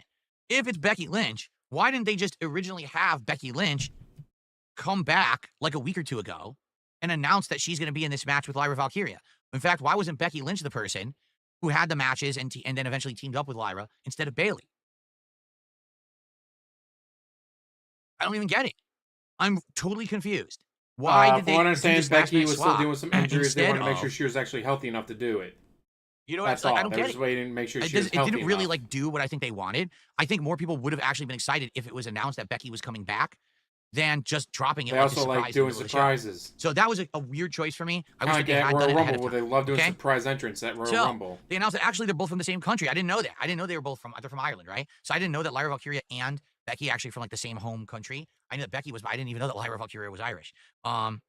So Becky looks a lot older. You know, I haven't seen Becky in many years. Last time I saw her was, you know, pre WrestleMania 20 or whatever, when she was first time she became the man and stuff like that. She does look a lot older. Like you can tell she's got more of the age lines, wrinkle lines on her face. She has a lot more makeup on now to try to still look young, but you can tell she's older. But she's still fast. She's still got all her stamina. She could still hit all the spots. So don't really care that she looks older. She can actually still do everything, which is great. Okay. So, the match is interesting and it's good. There's no botches. Like for what I saw, unlike like the Tiffy Charlotte match or the really bad Naomi Jade match, this definitely was a good ass women's match. You got everyone in the match is very capable of doing their work, of doing the spots. Becky is back and she seems to be at full capacity. The match is a pretty damn good match in my opinion. I actually really enjoyed this match going back and forth here. So the way it ends is that Oblivion from behind, but 1-2, Becky kicks out. Okay. More exchanges back and forth. And then out of nowhere, Becky Lynch hits the manhandle and gets the pin. And I said, what's the manhandle? Back when I used to watch her, it was the disarmer was her finisher. And I'm trying to think if she had another one. Well, I don't even know what the manhandle was. So she hit it and got the pin. And I was like, oh, that was a finisher? I didn't even know. I was like, well, that sucks. I didn't know that was happening. That's her new thing. I say she is older, and like you say, she's got a kid. Like when I wasn't watching or whatever, and right? of course, injuries But piling I would up, argue like a lot of these the older team ones. of Lyra and Becky works really well together. They have great chemistry. They're from the same home country. You know what I'm saying? Like, that's cool. So I actually really enjoyed the match. Now, here's the weird thing. At the end of the match, all of the announcers start saying, oh, so now Lyra has 2 belts. You know, like when Becky had 2 belts at WrestleMania several years ago and we called her Becky 2 belts. So now we can call her Lyra 2 belts. And I was like, okay, so is that the new thing? Like they want you to call her Lyra 2 belts? Is that the big new thing? And they kept saying, like, oh yeah, she's Lyra 2 belts now, guys. Hey, look, Lyra 2 belts. Okay, I mean, the thing is, you have to understand something. When Becky became Thing Becky is, Two I don't fucking Belts, care, guys. she was white hot popular. Everyone liked her, and they loved that. Lyra Valkyria is just kind of getting her footing. Yeah, she's the Intercontinental Women's Champion, but hasn't done much with it. She's barely spoken on a microphone. She hasn't really had a major plot line yet. And now you're going to already make her Lyra Two Belts. I feel like it's a little early. Just saying. Okay? A horsewoman she is currently not. Let's put it that way. All right? Okay. By the way, I should mention this because I Don't forgot mention to mention it. horsewomen, dude. On night 1, HBK actually had come into the show at one point just to say, hey, everyone, thanks for coming. Attendance is like 61,000 people. And if you're not down with that, I got 2 words for you. And that was it. This night 2, Stone Cold Steve Austin comes in, and he comes in driving a 4-wheeler, and he starts whipping it around the ring, and he Wrecked loses it. control of the 4-wheeler, and he literally drives the 4-wheeler directly into one of the walls where all the fans are standing, which is an LED wall. The whole wall moves, and you can see people go like, oh, get pushed back. So that's what Ethan Ralph was mentioning earlier, is that there's potential that some people might have actually gotten hurt when they got hit by this They're wall. It's not for fine. sure, but definitely it looked like someone got clobbered when he hit them with the wall. Now, he got off the four-wheeler and talked to them a little bit, but man, that's a payday. Like, seriously, he could easily just back away and be like, hey, I got hurt by that, and sue the shit out of WWE. So, kind of sucks. Then, Nothing will Austin came into the happen. ring and basically did his little thing, his little shtick, and he said 63,226 in attendance for night 2 of WrestleMania. And that's at least 2,000 to 3,000 more than night 1. It's a little weird that they had way more night 2. Like, did everyone miss night 1? Because arguably, I would say out of the 2 nights, night 1 was actually better. Because The night Jey 2 Uso had Gunther Cena, match, the triple Cody threat main Rhodes, event, the jackass. Intercontinental title match, the U.S. title match. I keep saying the wrong I feel belt. like Were all better $2. than most of the stuff on night 2. So, Yes. if you missed night 1, you really missed out. Can you imagine 2,000 to 3,000 people bought these insanely expensive tickets and never showed up? All right. Shout out to Luna the Moth King. Luna the Moth King just gifted 2 subs over on Kick. Thank you, Luna the Moth King. And with that, it means we have hit $100 of contributions. So what I would like to do, as I promised, I would like to unpack one of the pack of Topps trading cards for you guys right now. We'll see who we get. And then we're going to do the final recap of the John Cena and Cody Rhodes match. And then we're going to get Kahula on the show to end for the last half hour. Okay? Sound good? All right, let me go grab a pack of cards. You're hyping up these cards and you need to have the cards ready to go. Good to know. So excited to open up cards, he didn't have them ready. Typical DSP for you. Here we are. All right, let's do it. Let's turn those effects off. Let's do it. Let's see who we get. All right, so each pack has 4 cards. All right, card number 1. I'm going to actually turn on the manual focus. It's going to look blurry for a second. Card number 1 is Miles Bourne. Who is Miles Bourne? I have no idea. Of course you don't. He's got a baby face, and he's apparently on NXT, is what it says on the back. But I've never heard of Miles Bourne. There's our first card. Most people in chat have no idea who he is. But he has a baby face and a dad bod, says Frank Michael. Yes. Okay, Miles Bourne, no one knows who the hell he is. Card number 2. Bronson Reed from Monday Night Raw. All right. And this is one of the refractor chrome cards, as you can see. It's got the rainbow tint around the edges.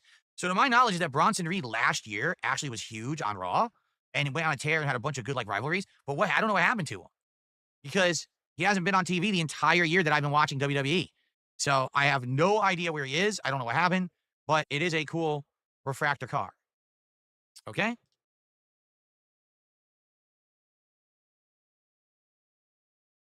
Number 3.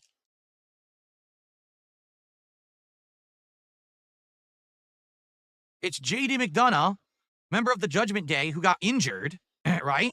And hasn't been on TV since January, correct? Yeah, he's not been on TV Now, for a while, unfortunately. Wasn't he previously on NXT UK as a completely different name? Because I remember this guy. I remember his look, but I remember, I remember him. Man, injuries in the business From NXT UK. ruined. But he wasn't called JD McDonough, I don't think. I think he had a different name. Kind of sad to So- see. Anyway, there's his card. He was called Jordan Devlin. Thank you. Yes, he was Jordan Devlin on NXT UK. Now he's JD McDonough, but he's been injured since January. So I guess this is the pack of injureds. So Apparently, Bronson Reed got injured at Survivor Series. He's been out the entire time. And now we've got Jordan Devlin / JD McDonough. He got injured in January, and he's been out the entire time. Wow. All right, the last card. From Monday Night Raw, Braun Breaker. It's a good one. I'm very curious to see what plot line they're going to give Braun now. Some people think that he's going to get a title match, like a real title match. Maybe he'll go against Jey Uso. I don't know. I guess we'll find out. Well, Braun Breaker, there you go. All right. Well, at the very least, we got Braun Breaker. I'd say that's a good pull. Sadly, he was not my refractor. I wish he was the refractor there. He was not. All right. Now, if we happen to hit $200 of support by the end of this stream, You struggled to hit $100, then but guys, we'll I'm open going to another pack. Remember, I 200. have 4 left. Guys, And just want every pack, we're $200. increasing the chance that we're going to get the rare pull, the numbered card that should look nice. Okay. So let's get number one. Let's hit the goal of 150 by the end of the stream because that's the goal I have for every single stream. And I want to hit that by 4 o'clock when we end. And let's get enough to do a second pull at 200. All right. And I'll say this, let's not waste time. If you were going to support this stream and you were going to support Smark guys, Do it and you now, like what I've done guys. all Do it year now. long Give with me the all your show, money please support now. it right now. Let's hit it now. So that way we can celebrate, we can do everything, and then I can get Gahul on and we can finish the show. Not that I have to interrupt his segment where he's going to be telling us his thoughts with the shout outs. Let's do it right now. Okay. Right about meow, let's guys. go. Right about meow. Okay. So the main event, John Cena versus Cody Rhodes. John Cena enters first. John and Cena won. That's all the that matters. entire John stage Cena won goes is the only thing I black. wanted. There's no graphics, no lighting, nothing. And then all of a sudden, it just says John Cena in white letters. And then down the ramp, it says John Was Cena perfect. in white letters. And that's it. That's all it says. So basically, John Cena is really going ultra minimalist. And what I mean by that is he said to everyone weeks ago, to the crowd, he said, guys, I am not going to give you anything new whatsoever. I am not going to present you with any new graphics, any new outfits, a new gimmick, nothing. You get nothing because you don't deserve it. You're the undeserving crowd that never gave me a lick of anything. So you get nothing. Okay? Man, did this entrance represent that. And honestly, I liked the entrance. I mean, it would have been great to do something heelish or whatever, but instead, he completely abstains and just walks down with black lights on, and that's it. Okay? So, That's exactly how it should have then been. Cody Rhodes enters, and as Cody Rhodes starts to come out, they announce, this match is brought to you by Drumstick. Drumstick, you know what that is? That's the ice cream cone that has chocolate on it with nuts that you buy in the grocery store. That's what we have here, Delicious. the main event of WrestleMania, the biggest The plot line match in that all of killed pro the wrestling. Pope. John Cena going for the record 17 title wins to break. Guys, the Pope saw Cody Rhodes lose and went, there's no more hope left in this world. If Cody Rhodes can't win, no one can, and died. Good job, Cody Rhodes. You killed the Pope. Ric Flair's record, to become the most awarded champion in WWE history, to take that title hostage for the rest of the year, and make it so that everyone else has to get a toy title because he's keeping the real title no matter what. The culmination of the plot line where he says that Cody Rhodes is a paper champion and a fake champion who used to be a chauffeur and is just trying to emulate him, and then he stole all of his ideas and his persona. Brought to you by Drumstick Frozen Ice Cream Cones. Thanks a lot, WWE. That's really what I needed to hear right during this entrance. I really appreciated that. What I And needed I to went out and her. immediately bought some drumsticks, except I didn't because it was past midnight and all the stores were closed. Anyway, so then Cody Rhodes comes out, and as he's coming out, all of a sudden, motorcyclists start driving back and forth across the stage for some bizarre reason. Cody Rhodes comes out, and what appears to be like a helmet, like a cyclist helmet, but then it unfolds, and it's like this skull thing comes up and off. And I think, isn't it true that last year he also had a very similar, it was like a crown, a skull crown. So now he's coming off with the skull helmet, I guess. I guess if that's his thing, it was a little weird. It didn't look great. It looked okay, but it didn't look great or anything. Again, they're going for these weird outfits as they come out, and sometimes they hit and sometimes they don't. This one's kind of eh. So anyway, so it's an absolutely amazing entrance. He's coming down the ramp, and he's slow. It's pyro out the ass, lighting, American flag out the ass. His outfit looks good. But there's one thing, one really big thing missing. The crowd can't be heard singing his song at WrestleMania. I would argue that the thing that makes his entrance popular is that the crowd gets into it and sings the song, and you can hear them singing all the lyrics. When you strip away the crowd because you're in such a huge arena and you can't hear them singing, it sucks. It's the stupid, so gonna go with your control. Once again, he doesn't like It's any of the really music. whiny, Imagine that. shitty music. I'm just sorry, it just is. It's frustrating. So without them singing it, I don't think that the entrance sounded very good. I'll be honest, I think that when he entered in Europe or even recent weeks, I think those entrances really popped. But when he comes out here and all you hear is, stub my toe and now I'm angry, it's bad. I don't like it. All right. So anyway, You don't like any of the music, DSP. in a nutshell, because I wrote play by play everything that happened in this match. All right. And what I will say is definitely this night was a night of the crowd flipping and liking the heels. The crowd was actually cheering on John Cena during this match, like significantly cheering on John Cena. So yeah, it was a fun match because of that. Was Cena hitting spots? Yes. But was Cena as fast as he used to be? No. Was Cena able to do all the stuff that he used to do? No. Definitely not. He's definitely lost a step. And I mean, it's probably a combination of ring rust and age. He doesn't wrestle all the time anymore. I mean, hell, how dumb was it that he had his promo against Cody 2 weeks ago and was off the freaking show for 2 weeks? So how was he supposed to be in practice, right? So anyway, the match was okay. It wasn't bad. It wasn't the best. It was a decent match. I'll put it that way. All right. And there was a lot of back and forth. At one point, the ref gets bumped. And when the ref gets bumped, Cody hits Cena with the crossroads, pins him. There's no ref to count. It's obvious that the ref would have counted to 3. This reminds me of back in the day, the Hulk Hogan versus Ultimate Warrior with match, wrestling, dude. where the ref got bumped, and then Hogan pins Warrior, there's no ref. Warrior pins Hogan, there's no ref. It's frustrating, right? So finally, at the very tail end of the match, all right, it looks like John Cena is probably going to win this match, but then Cody starts to come back and you don't know what's going to happen. All of a sudden, Cena decides to take the turnbuckle cover off of the turnbuckle, and as he's doing this, all right, he grabs Cody, smashes him headfirst repeatedly into it, then he puts him into an attitude adjustment. 1, 2, kicks out. No way. So is Cody superhuman or what? It's crazy. He just slammed him against the turnbuckle, did his finisher, he still kicked out. So you think, now's the time that something epic is going to happen. And all of a sudden, music starts playing, and they cut to the stage. You're like, this is it. Here comes The Rock. This is what we've been waiting for. The big payout. The Rock's going to come out. Maybe then someone else will come out. Well, a big brawl, kind of similar to last year. We had so many people coming out at the end of WrestleMania. A big, everything ensues to make sure Roman Reigns loses, right? And then they actually show the stage, and they show who's coming out. It's Travis Scott holding a replica hardcore title from the early 2000s. Yes, we know he's black, so you hate him. Oh, come on, man. Oh, come on, man. Are you for real? Not white. Like that's who you got coming out by himself? He walks to the ring. Cena raises his hand. Cena holds Cody Rhodes. No. Crossroads. Oh, no. The ref comes. 1, 2. Travis Scott pulls the ref out of the ring. Oh, no.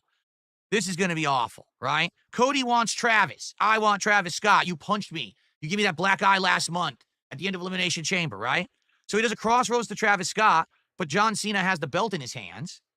There's a tug of war for the belt. Cody Rhodes wins the tug of war, but refuses to use the belt against John Cena, despite the fact that the ref is out and wouldn't see it. He refuses to cheat to win because he is the true American hero and will never cheat to win. And as that happens, John Cena kicks him square in the Rhodes family jewels.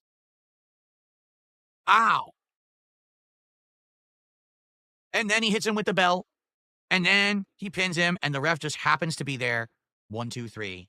That's the end of WrestleMania.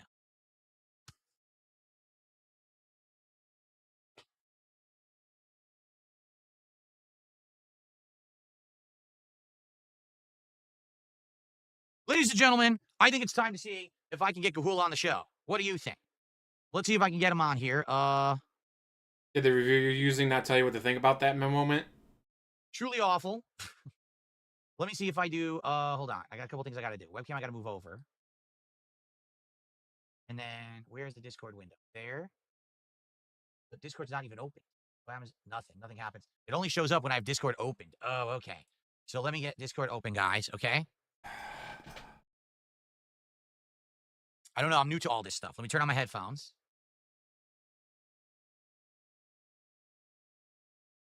All right.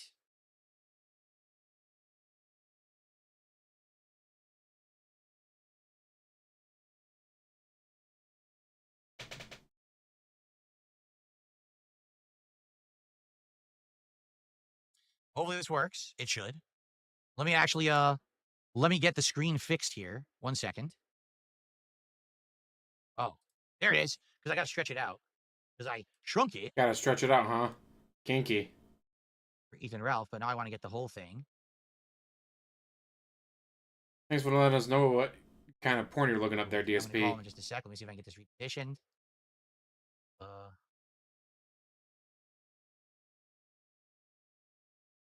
It needs to be bigger. That's what she said. Oh, he's calling in. Hold on. All right, this is definitely not the right aspect ratio. I'll have to fix this in a second. Once he's on, I could probably reposition the camera. Okay, here we go. Hello, sir. Sir. How are you? Excellent. Hold on. Here we go. I got your volume on now, and I'm going to adjust my volume so that I don't completely overpower you on the stream. Let's see here. There we go. Good. All right, and I actually seem to have you the right size by complete chance. Because I had to reposition earlier, but yeah, you're on here, and you're the right size. Good stuff. How you doing, man? Good, man. How's everything going? Things are going pretty good. It's been it's been a good day, but it was a long weekend. Despite WrestleMania only being like 4 hours each night, I feel like exhausted from wrestling, which Me has too. honestly not happened since WrestleMania's gone to 2 nights. That's like usually like after like most manias when it was one night, it's like I'm done watching wrestling for like 2 or 3 months. I don't have to watch this again. But after the 2 nights, it's like it's a bit shorter. Usually it's a little bit easier to digest. So I'm usually like, okay, back to more wrestling on Monday now after the 2 nights. But this is the first year where it's like DSP might want to turn him up. He's a little quiet. take like a couple weeks off. Maybe I'll start watching again at Backlash, or maybe I'll watch Dynamite or something. But that was Who was a it was nobody? a slog of a show. You can't be. He tried to be somebody when I he was teaming up with PPP, Totally but that agree. didn't What I work was out, saying so earlier, well, he by the gave way, I'm up. trying to up your decibel level. Everyone in chat, let me know how he sounds because I'm trying to make his mic a little louder here. If you need me to increase my gain on my end, let me know. I can jump it up. Yeah, let's see. I'm trying. Where's my mic now? There I am. See, I'm definitely louder. You guys let me know. I tried to up his volume, guys. Let me know how he sounds. Yeah. But yeah, like each night was around 4 hours, and like I said, like I feel like each night there was one match that surprised me with how good it was because I didn't think it was going to be that good. But a lot of the matches ended up having outcomes that were heelish, like the heel would go over, and that's okay the first couple times it happens. But then after a while, like every heel is winning, it gets more exhausting because when you're watching WrestleMania, you're hoping to get like the culmination of plot lines, and you want to get that like victorious feeling, like at the end. You of want the road, Iron Man to win hero every wins fight, whatever. guys. You And want it Iron just Man to kept win not every happening, like, fight. over and over and over. Iron Man loses, And guys. It's I not just thought that fun some of the matches were anymore. real slogs and weren't as good as they thought they were going to be. And so you're right. Like basically when I went ahead and was watching last night, I was just like getting really tired and I just wanted to end. I started skipping parts of matches, and that's not good. You wanna Skipping enjoy parts the of whole matches. product, and Holy I shit, didn't feel DSP. like that. It was too much. WrestleMania, and you're skipping parts of matches because difficult to, like, you got to sit play and watch WWE wrestling, champions. But it gets boring. It's something that's like you just get so bored watching. It's like, man, when it's bad, and there's good bad in wrestling. You can have a train wreck match be entertaining, right? Right. In a lot of ways, but this was not a fun. And frankly, the problem with there's this account on Twitter where it's like the minutes between matches for WWE, and both nights over half the show was not wrestling. It was Wow. like video packages or ads or Oh, commercials. the ads were atrocious. There's so many wedged in there. It's like, come on, it's WrestleMania. You got so many people watching. You really have to make. That's why they got ads playing. To talk about a drumstick, ice cream. The cone. Who What are you is talking about, man? No one someone cares who about hates that. PPP because they used to do a Product wrestling show placement together. in the actual And then thing is PPP one is like, thing. I don't need you The anymore. one thing that Goodbye. was funny was during the Dom Mysterio match, the sponsor for that match was the Dude Wipes. It's like, oh, it's, it's just like, that was funny. I was actually like, okay, appropriate appropriate sponsor for that one. Well, here's my thoughts on the show overall. Sure. Yeah, let's hear it. Let's hear your Now- overall thoughts, and I'd like to hear like your favorite match, your least favorite match, etc. That kind of stuff. I'll start with night one. Night one, up till the main event, was like probably like the worst WrestleMania of all time. No. I don't. Maybe I'm exaggerating. There's probably some worse ones, like the one with Was it the Caesar's Palace one, the OG Vegas one? You know, Oh, that one wow, was yeah. probably worse. Remember that? Yeah. Or maybe the Bam Bam Bigelow versus the one football player. That might have been Lawrence worse. Taylor. But yes, What a but man! What a mighty good man! How could you not like that match? It So was DSP amazing. How can't dare remember you? what he had for dinner yesterday, but he remembers Right. that it was Lawrence Taylor. But like, if you look at the history of WrestleMania, I think like if especially in the modern history of WrestleMania, that like first night was so bad and like devoid of anything like you would consider like a WrestleMania moment. They say it's what Vince would say, and they say it's the WrestleMania moment. And besides the main event, which was excellent, and I also enjoyed Charlotte versus Tiffany a little bit. I know some people didn't like that one, but I actually thought that one was okay. Wasn't amazing, but and also I felt it was like that one was closer to a WrestleMania because it's a big title match and a big show. It wasn't amazing, but besides that main event, like that whole show is kind of like this could be an episode of Raw. This would be like a bad episode of Raw. This would be like an episode of like main event that you'd see on like the WWE Network. Yeah. It's not a quality. It's not up to the standard of what a WrestleMania show should be, including the Jay versus Gunther match, which was a fucking travesty. That was horrible. I don't even have. Even if you want Jay to go over, it's fine. I'm okay with Jay winning. Actually, it's not the problem. But the way the execution, how the match was put together, the actual work in the match, it was really bad. Like it was way worse than even I was expecting. Well, I thought it wasn't going to be good. The way I put it was, what they did in that match was what should have been happening. Why did DSP get so over a quiet course all of a sudden? months, where they're building Jay to be a reputable wrestler that could actually face Gunther and beat him. But the entire 3-month buildup was he sucks, he's botching, he sucks, again, he's just yeeting, he has no confidence in himself. So now in this match, all of a sudden, we're supposed to magically believe that he can kick out from multiple power bombs, he can escape from the submission hold, all the things that used to beat him. All of a sudden, he magically now can defeat for no reason. Like, where was the story where he learned how to beat all these moves or whatever?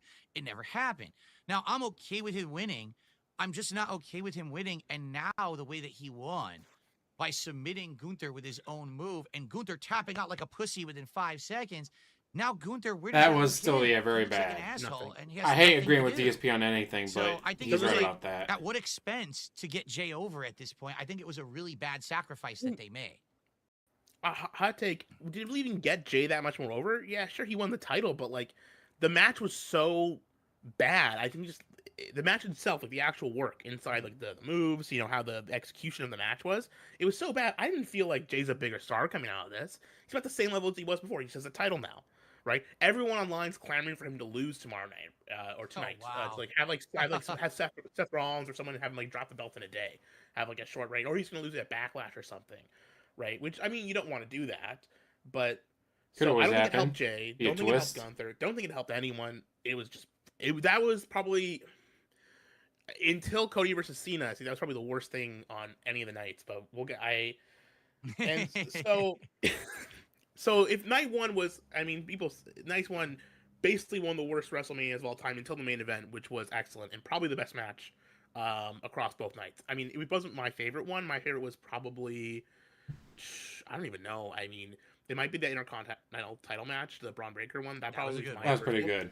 That was my personal favorite actual in-ring match. But in terms of like dramatic matches, like that's gonna be the one that's gonna be the match people remember from the show was that night one main event. Night two, exact opposite problem. Most of the show was a pretty quality WrestleMania card, I thought.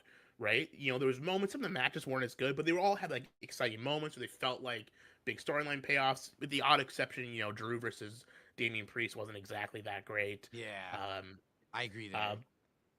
They probably had something else planned for that, but due to injuries and stuff, they had to do something. It's so not good. It's the execution. I mean, like, if you think about, like, frankly, Travis Scott ruined the whole thing. Yeah. I mean, you could have had this zillion% agree with you there. Do you think there was one person watching WrestleMania who was like, oh, Travis Scott is going to come out now? Like, who would have reacted like that at all?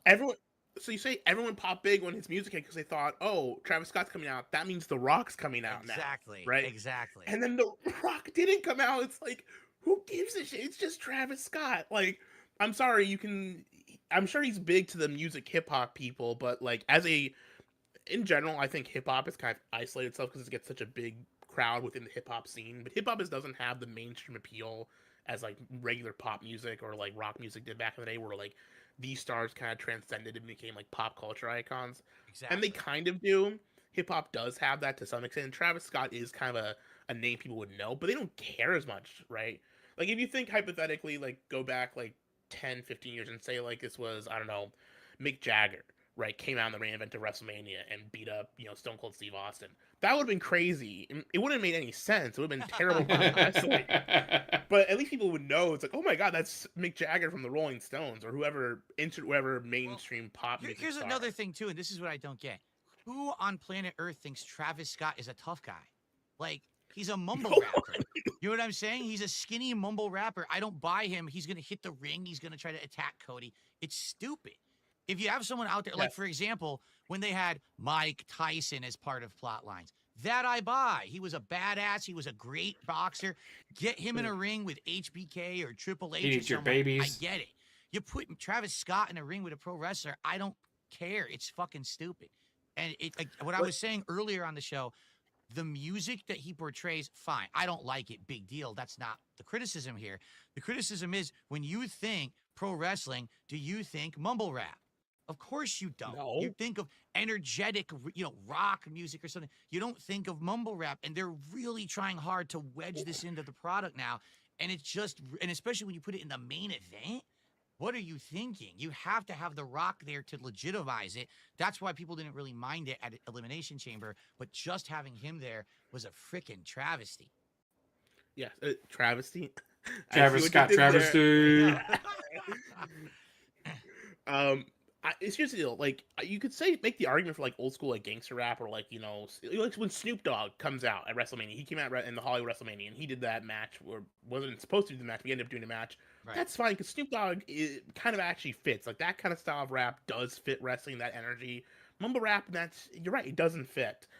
But regardless, the main point is Travis Scott should not have any just plain celebrity, regardless of who it is, even if it was a big celebrity, right? Like a real thing, should not be interfering in the main event of WrestleMania for like John Cena's like last world title win, Right. for his historic record breaking. It should have been The Rock, Ric Flair unfortunately. did have like 20 world titles back in the day. I know that's a big, people say he had 16 world titles. That's what WWE says, but if you Because they don't count like the everything, he NWA had, titles. like 25 or something. Right, They just right. don't count a bunch.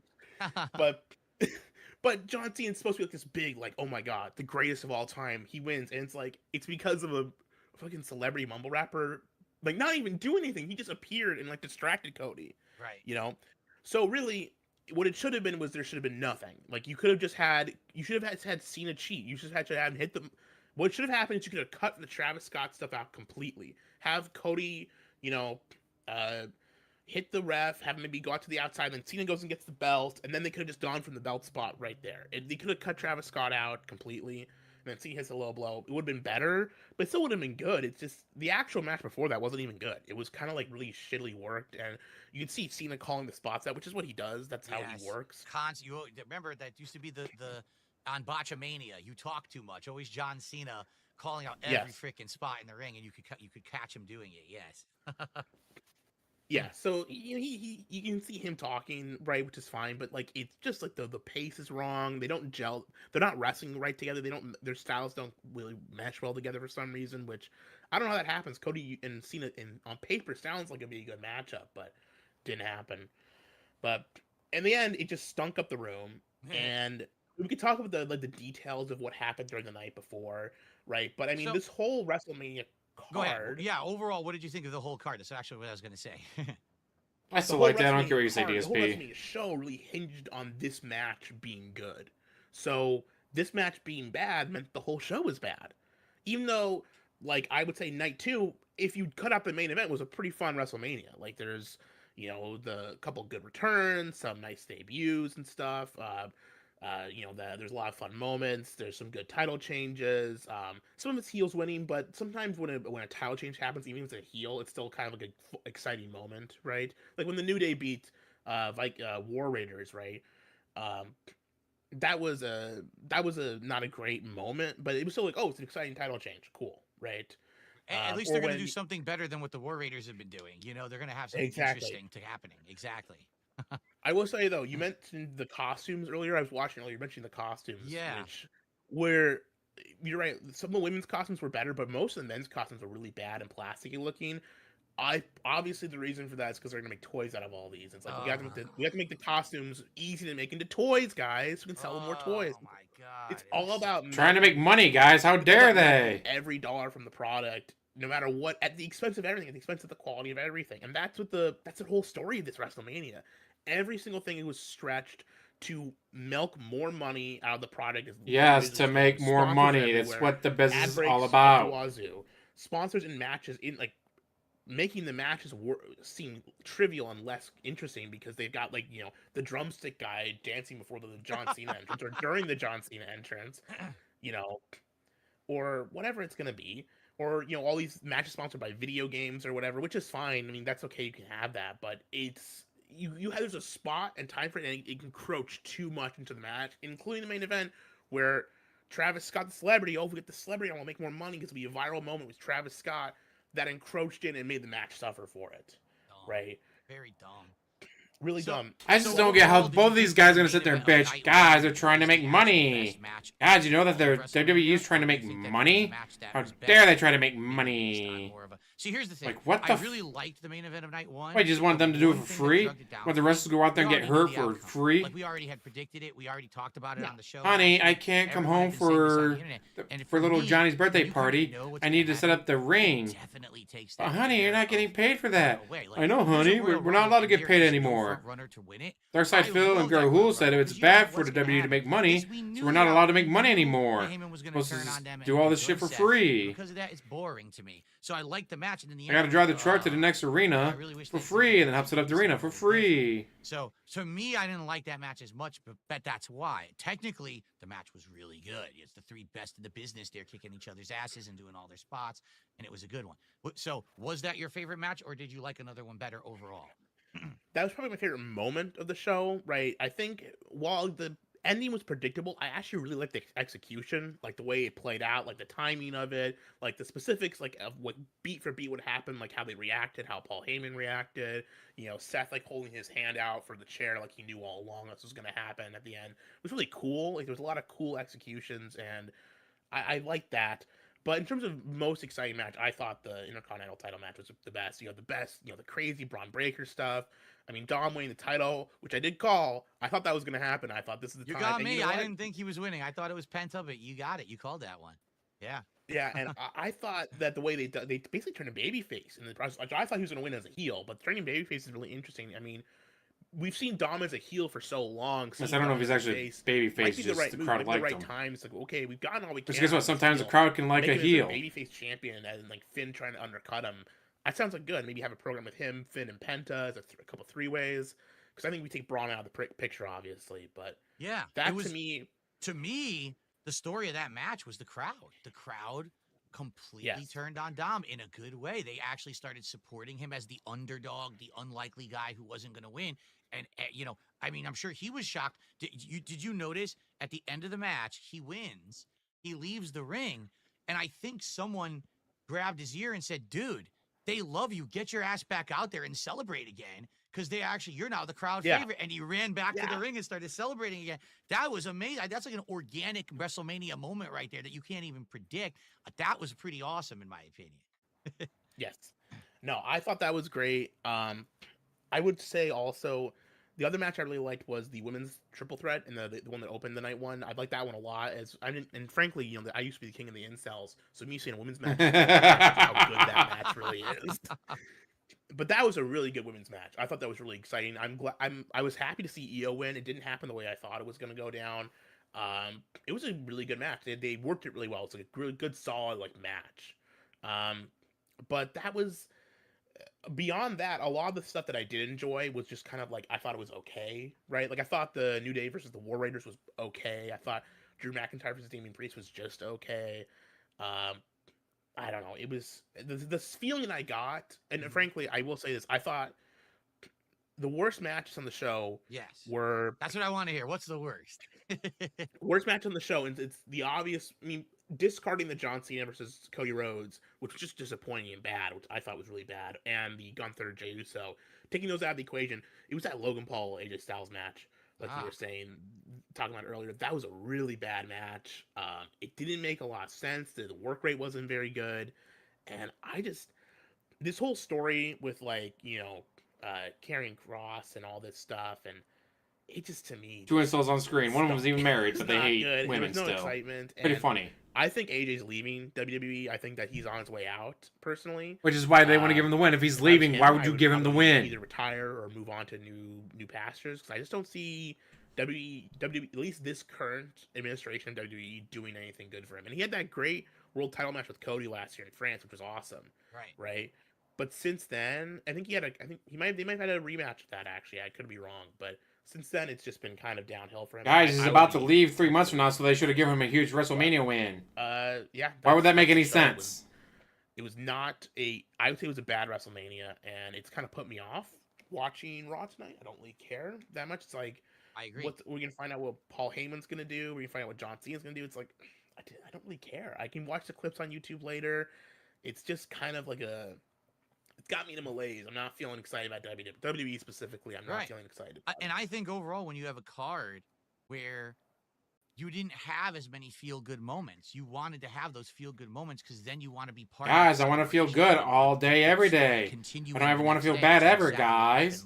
Why do you think I get drunk every night? Well, Cena won. That kind of sucks. Well, in the plot line, it's cool to see him. He's going to be heel Cena for the rest of the year. I'm excited to see who he wrestles and stuff.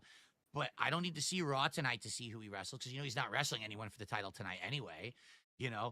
I want to see Heyman and Seth come up with a new plot or whatever they're going to do. But you know what? It's not immediately going to come to fruition. That's going to be something that's going to be drawn out. I don't give two shits who Jey Uso wrestles next. Like, I really don't. Like, I don't know how that's even going to be very good. So when you really look at it, I mean, what excitement do you have? Well, I want to see Dom as the IC title holder, and I want to see him be a face and see how that pans out with Finn. I do want to see that's like one interesting thing. I want to see what New Day does with the titles and if they have a good plot now or not, because they haven't had one for many months. They've been doing nothing. Yeah. But overall, most of the outcomes were negative. When everything's negative, I don't want to tune in the next night because everything was just negative. I feel deflated. I feel like I need a break rather than being. I feel like I need another drink, guys. Last year was. So overall, I'm with you. I think it was more of a negative show, and they made some bad choices there with some of the outcomes and or with the heavy advertising. And it just wasn't, I mean, I haven't watched a WrestleMania for 5 years. It didn't really excite me. I kind of wish I started last year and because everyone says 40 was so good. And I feel like now I want to go back and watch that because I haven't seen it yet. It's a great show. 2 great main events. Both nights were great for that. Here's what I'll say. WrestleMania 40 was pretty damn H, good. I watched some of the post-show, media scrums he does, the interviews, and he's saying, everyone sees WrestleMania as a culmination of stories. Maybe we can start. I think he said something along the lines. Maybe we could start seeing it as a start of a new storyline, right? So these WrestleMania matches aren't just the ending of the culmination of storylines; they're actually the starting point for new stuff.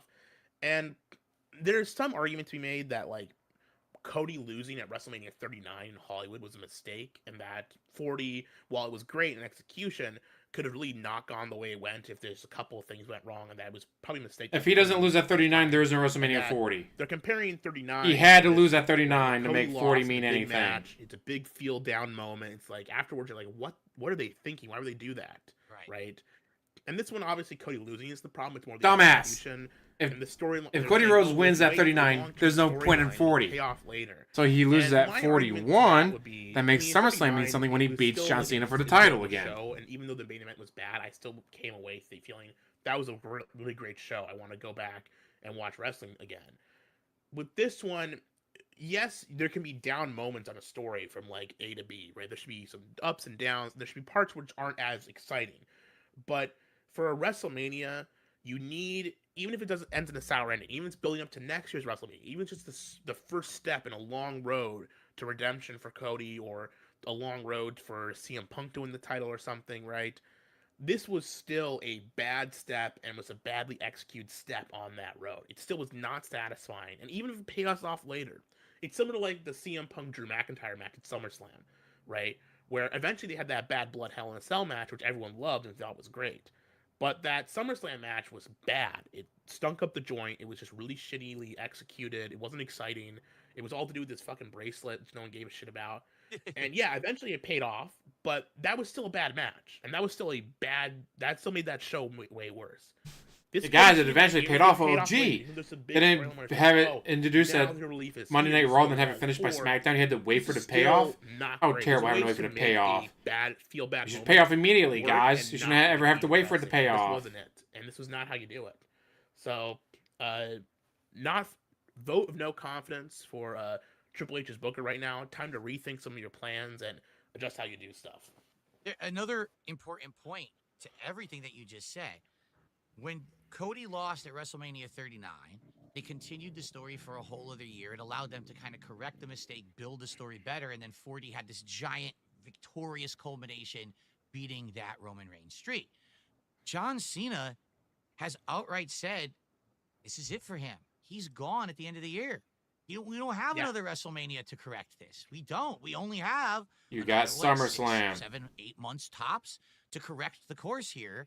And I mean, even if, let's say, John holds that title and he wrestles everyone, maybe he wrestles Orton next month. Maybe he wrestles CM Punk over the summer. Maybe there's a rematch at the end of the year where Cody has the big culmination. It can't happen at WrestleMania. So yeah, it does feel like a missed opportunity. If this was really John Cena's final WrestleMania, to do it right, you should have had The Rock in there. You should have had other people in it. What if JBL came out, for God's sakes, to fuck with them? You know, why not? His old heel, his thorn in his side, comes out, fuck you, Cena. He just fucking clobbers the shit out of him with the clothesline from hell. That would have been great. They did nothing with it at all. Zero. You could have JBL come out and come beat up Cody and like align with Cena and have like be like Cena's mouthpiece on Raw or something. You could have done a lot of stuff. You could have had literally anyone who's actually a wrestler come out and interfere with the match, and would have been better than Travis Scott, for fuck's sake. Because you hear that Travis Scott is saying that he's gonna be a full-time WWE wrestler now. That's what he wants to do. This is his full-time thing. I highly doubt that. And again, you hear that? Does it make you want to watch more wrestling? No, of course not. This is missteps, big missteps, trying to get these pop culture integrations for sure. So one thing I will say, because I don't. So a couple of years ago, you weren't watching during this. Bad Bunny came in and wrestled in WWE, who's also a famous, and he's a Latino rapper, a little bit different than mumble rap, but he's like a Latinx. He doesn't speak that much English, right? His songs are all in Spanish.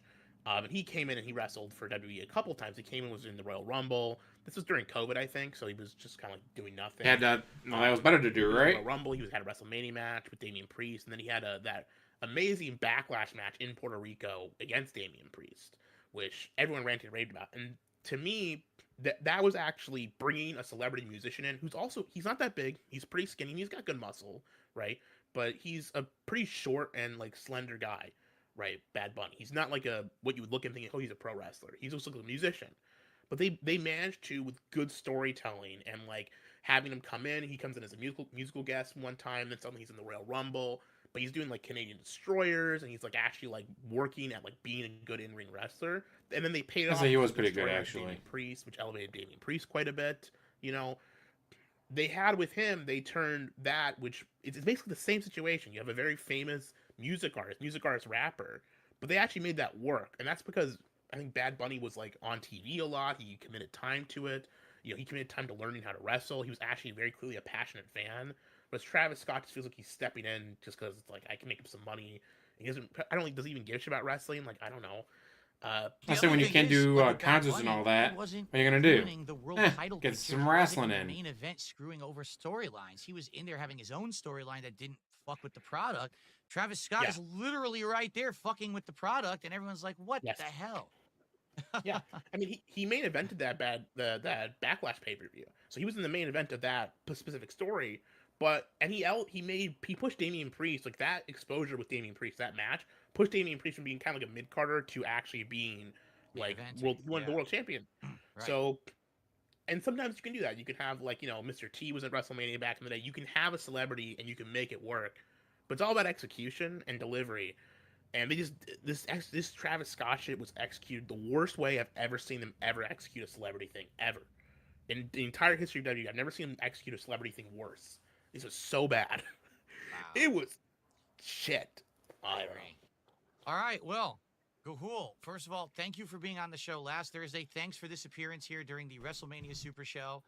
Glad to get your opinions and your takes. They're some. Well, by the guys, way, it's 7 you got o'clock. a lot It's of time for him to fans clock out. for being on the show on Thursday. A lot of people thought you had some of the Dennis most Rodman, informed member of pro wrestling Degeneration. No, takes not of all Degeneracy. the It's co-hosts that were on. NWO, wasn't So it? just wanted to let you know that the comments were actually pretty kind in regards to your knowledge and everything going on in pro wrestling. You And know more than Morris me, Taylor, obviously, 'cause I just NFL started in player, January, but showing up and people doing a liked your match. appearance.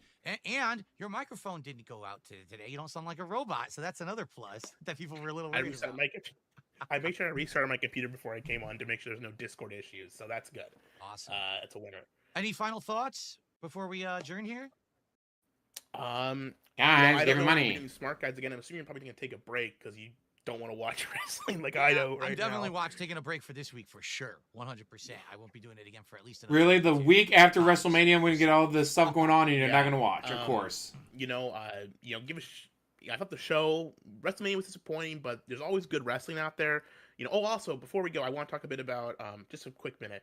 WWE buying AAA because I'm not sure if you talked about that. That was a big news. That was an announcement. Yes.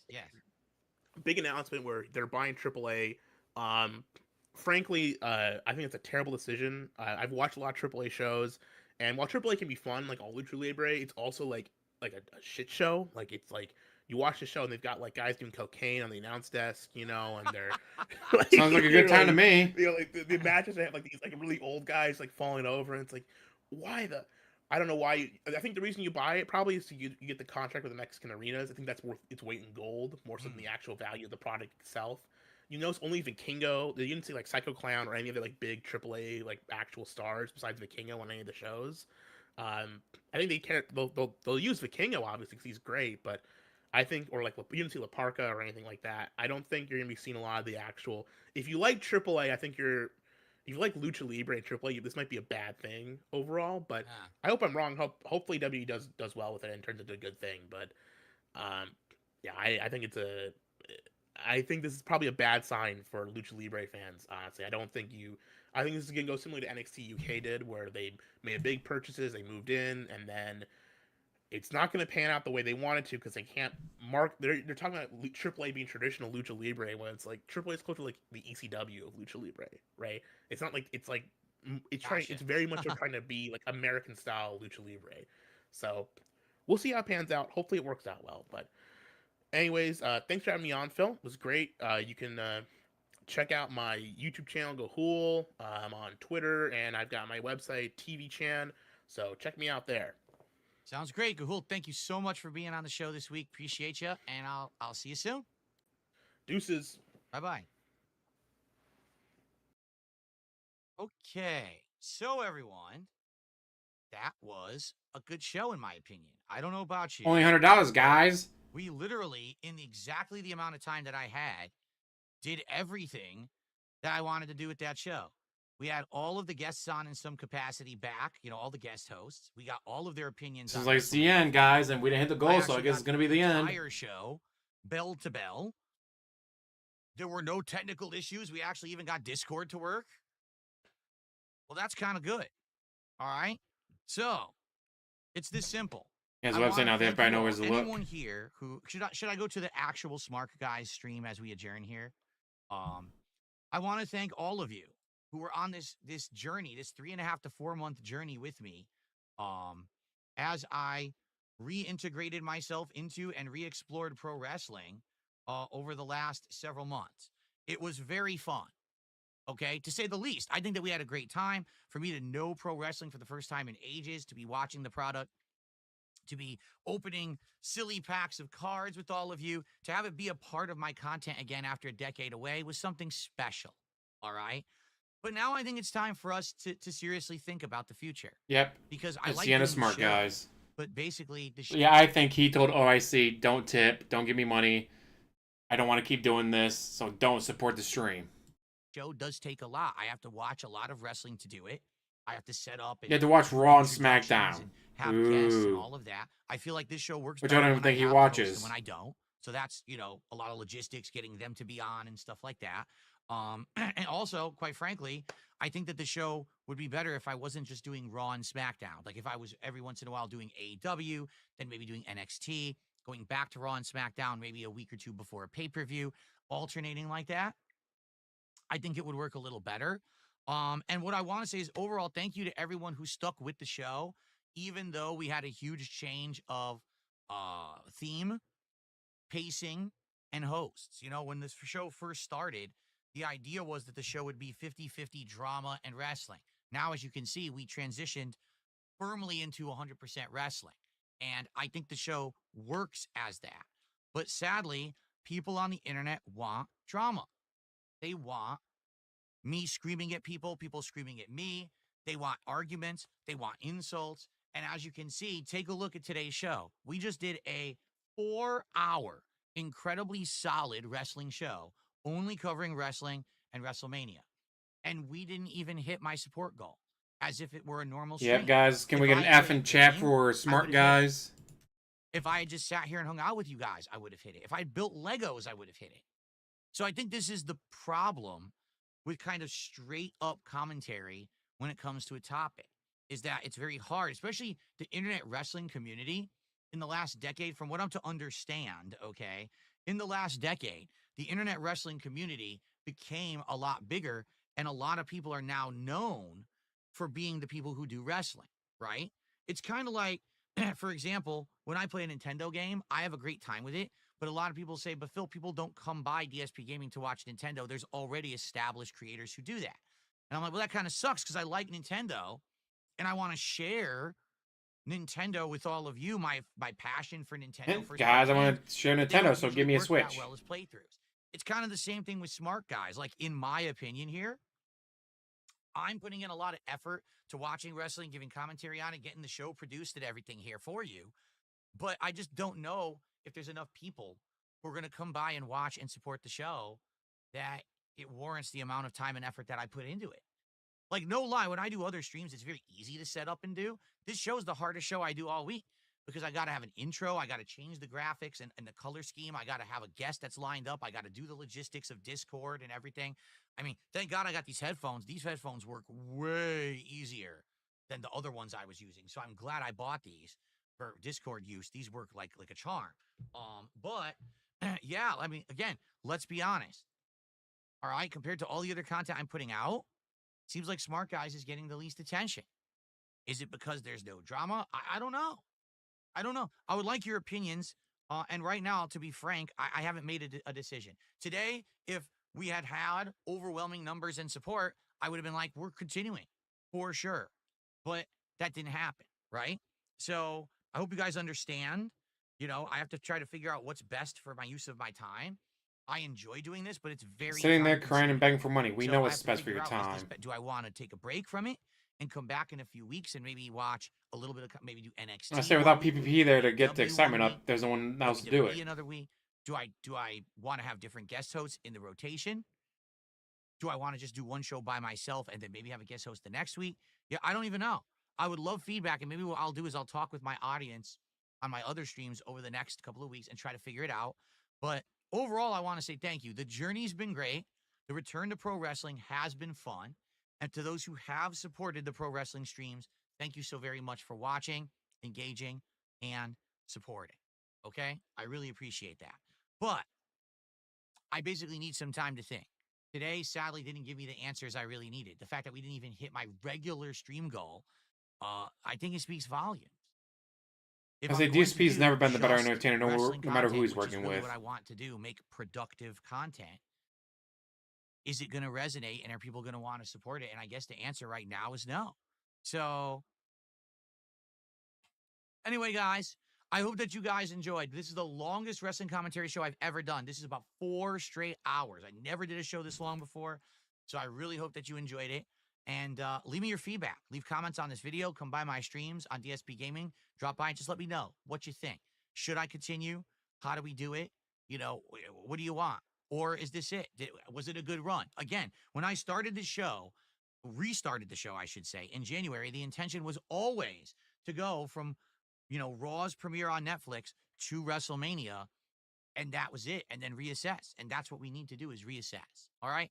But anyway, thank you all. From me to you, truly, thank you guys so very much for watching Smart Guys, whether you watched back in the day, whether you watched today with a reboot, whatever it was, I had a great time. Thank you all. You had a great time, And, but let's figure it's it out over. together. If Goodbye. this is goodbye Never forever more. for my wrestling content. It was worth coming back to it, and I had a great time.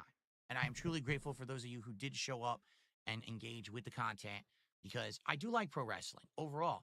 I don't like watching. And another thing, let's say because of WrestleMania, well, hey, we don't normally cover wrestling because it's WrestleMania, we're going to do this. So because of WrestleMania, we're going to do that.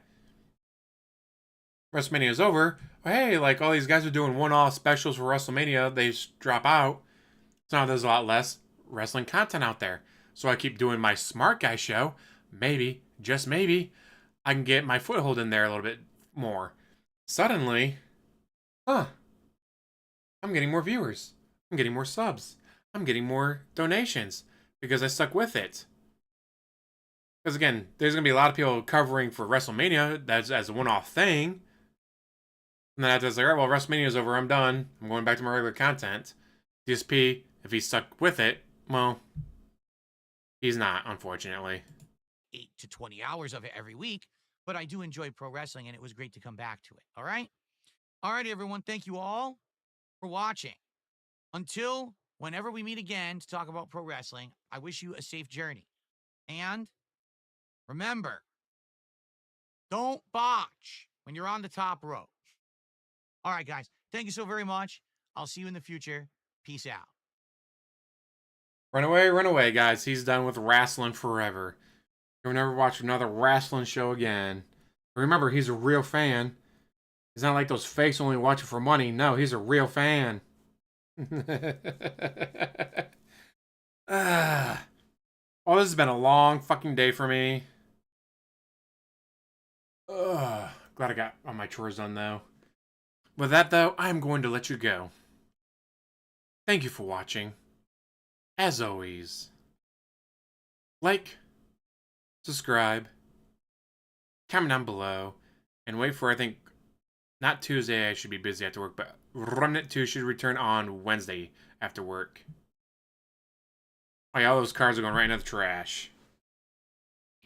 He might actually have a card worth money, but he'll never know because he's just, oh, I'm done. Throw him in the trash. Yes, guys, thank you for watching. Thank you for getting us up to 29 likes. Come on, guys, one more like. Get me one more like, guys. Let's get to 30. Why aren't we at 30 likes yet, guys? We need to get to 30 likes. 30 likes. 30 likes. Terrible. There it is, 30 likes. So I'll say the terrorists were defeated, but not the communists or the British.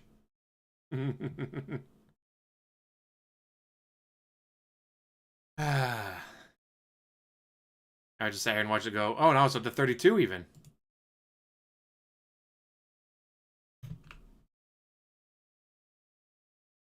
Alright, guys, we did it. We got it up to 32, 33, 34. It just keeps going.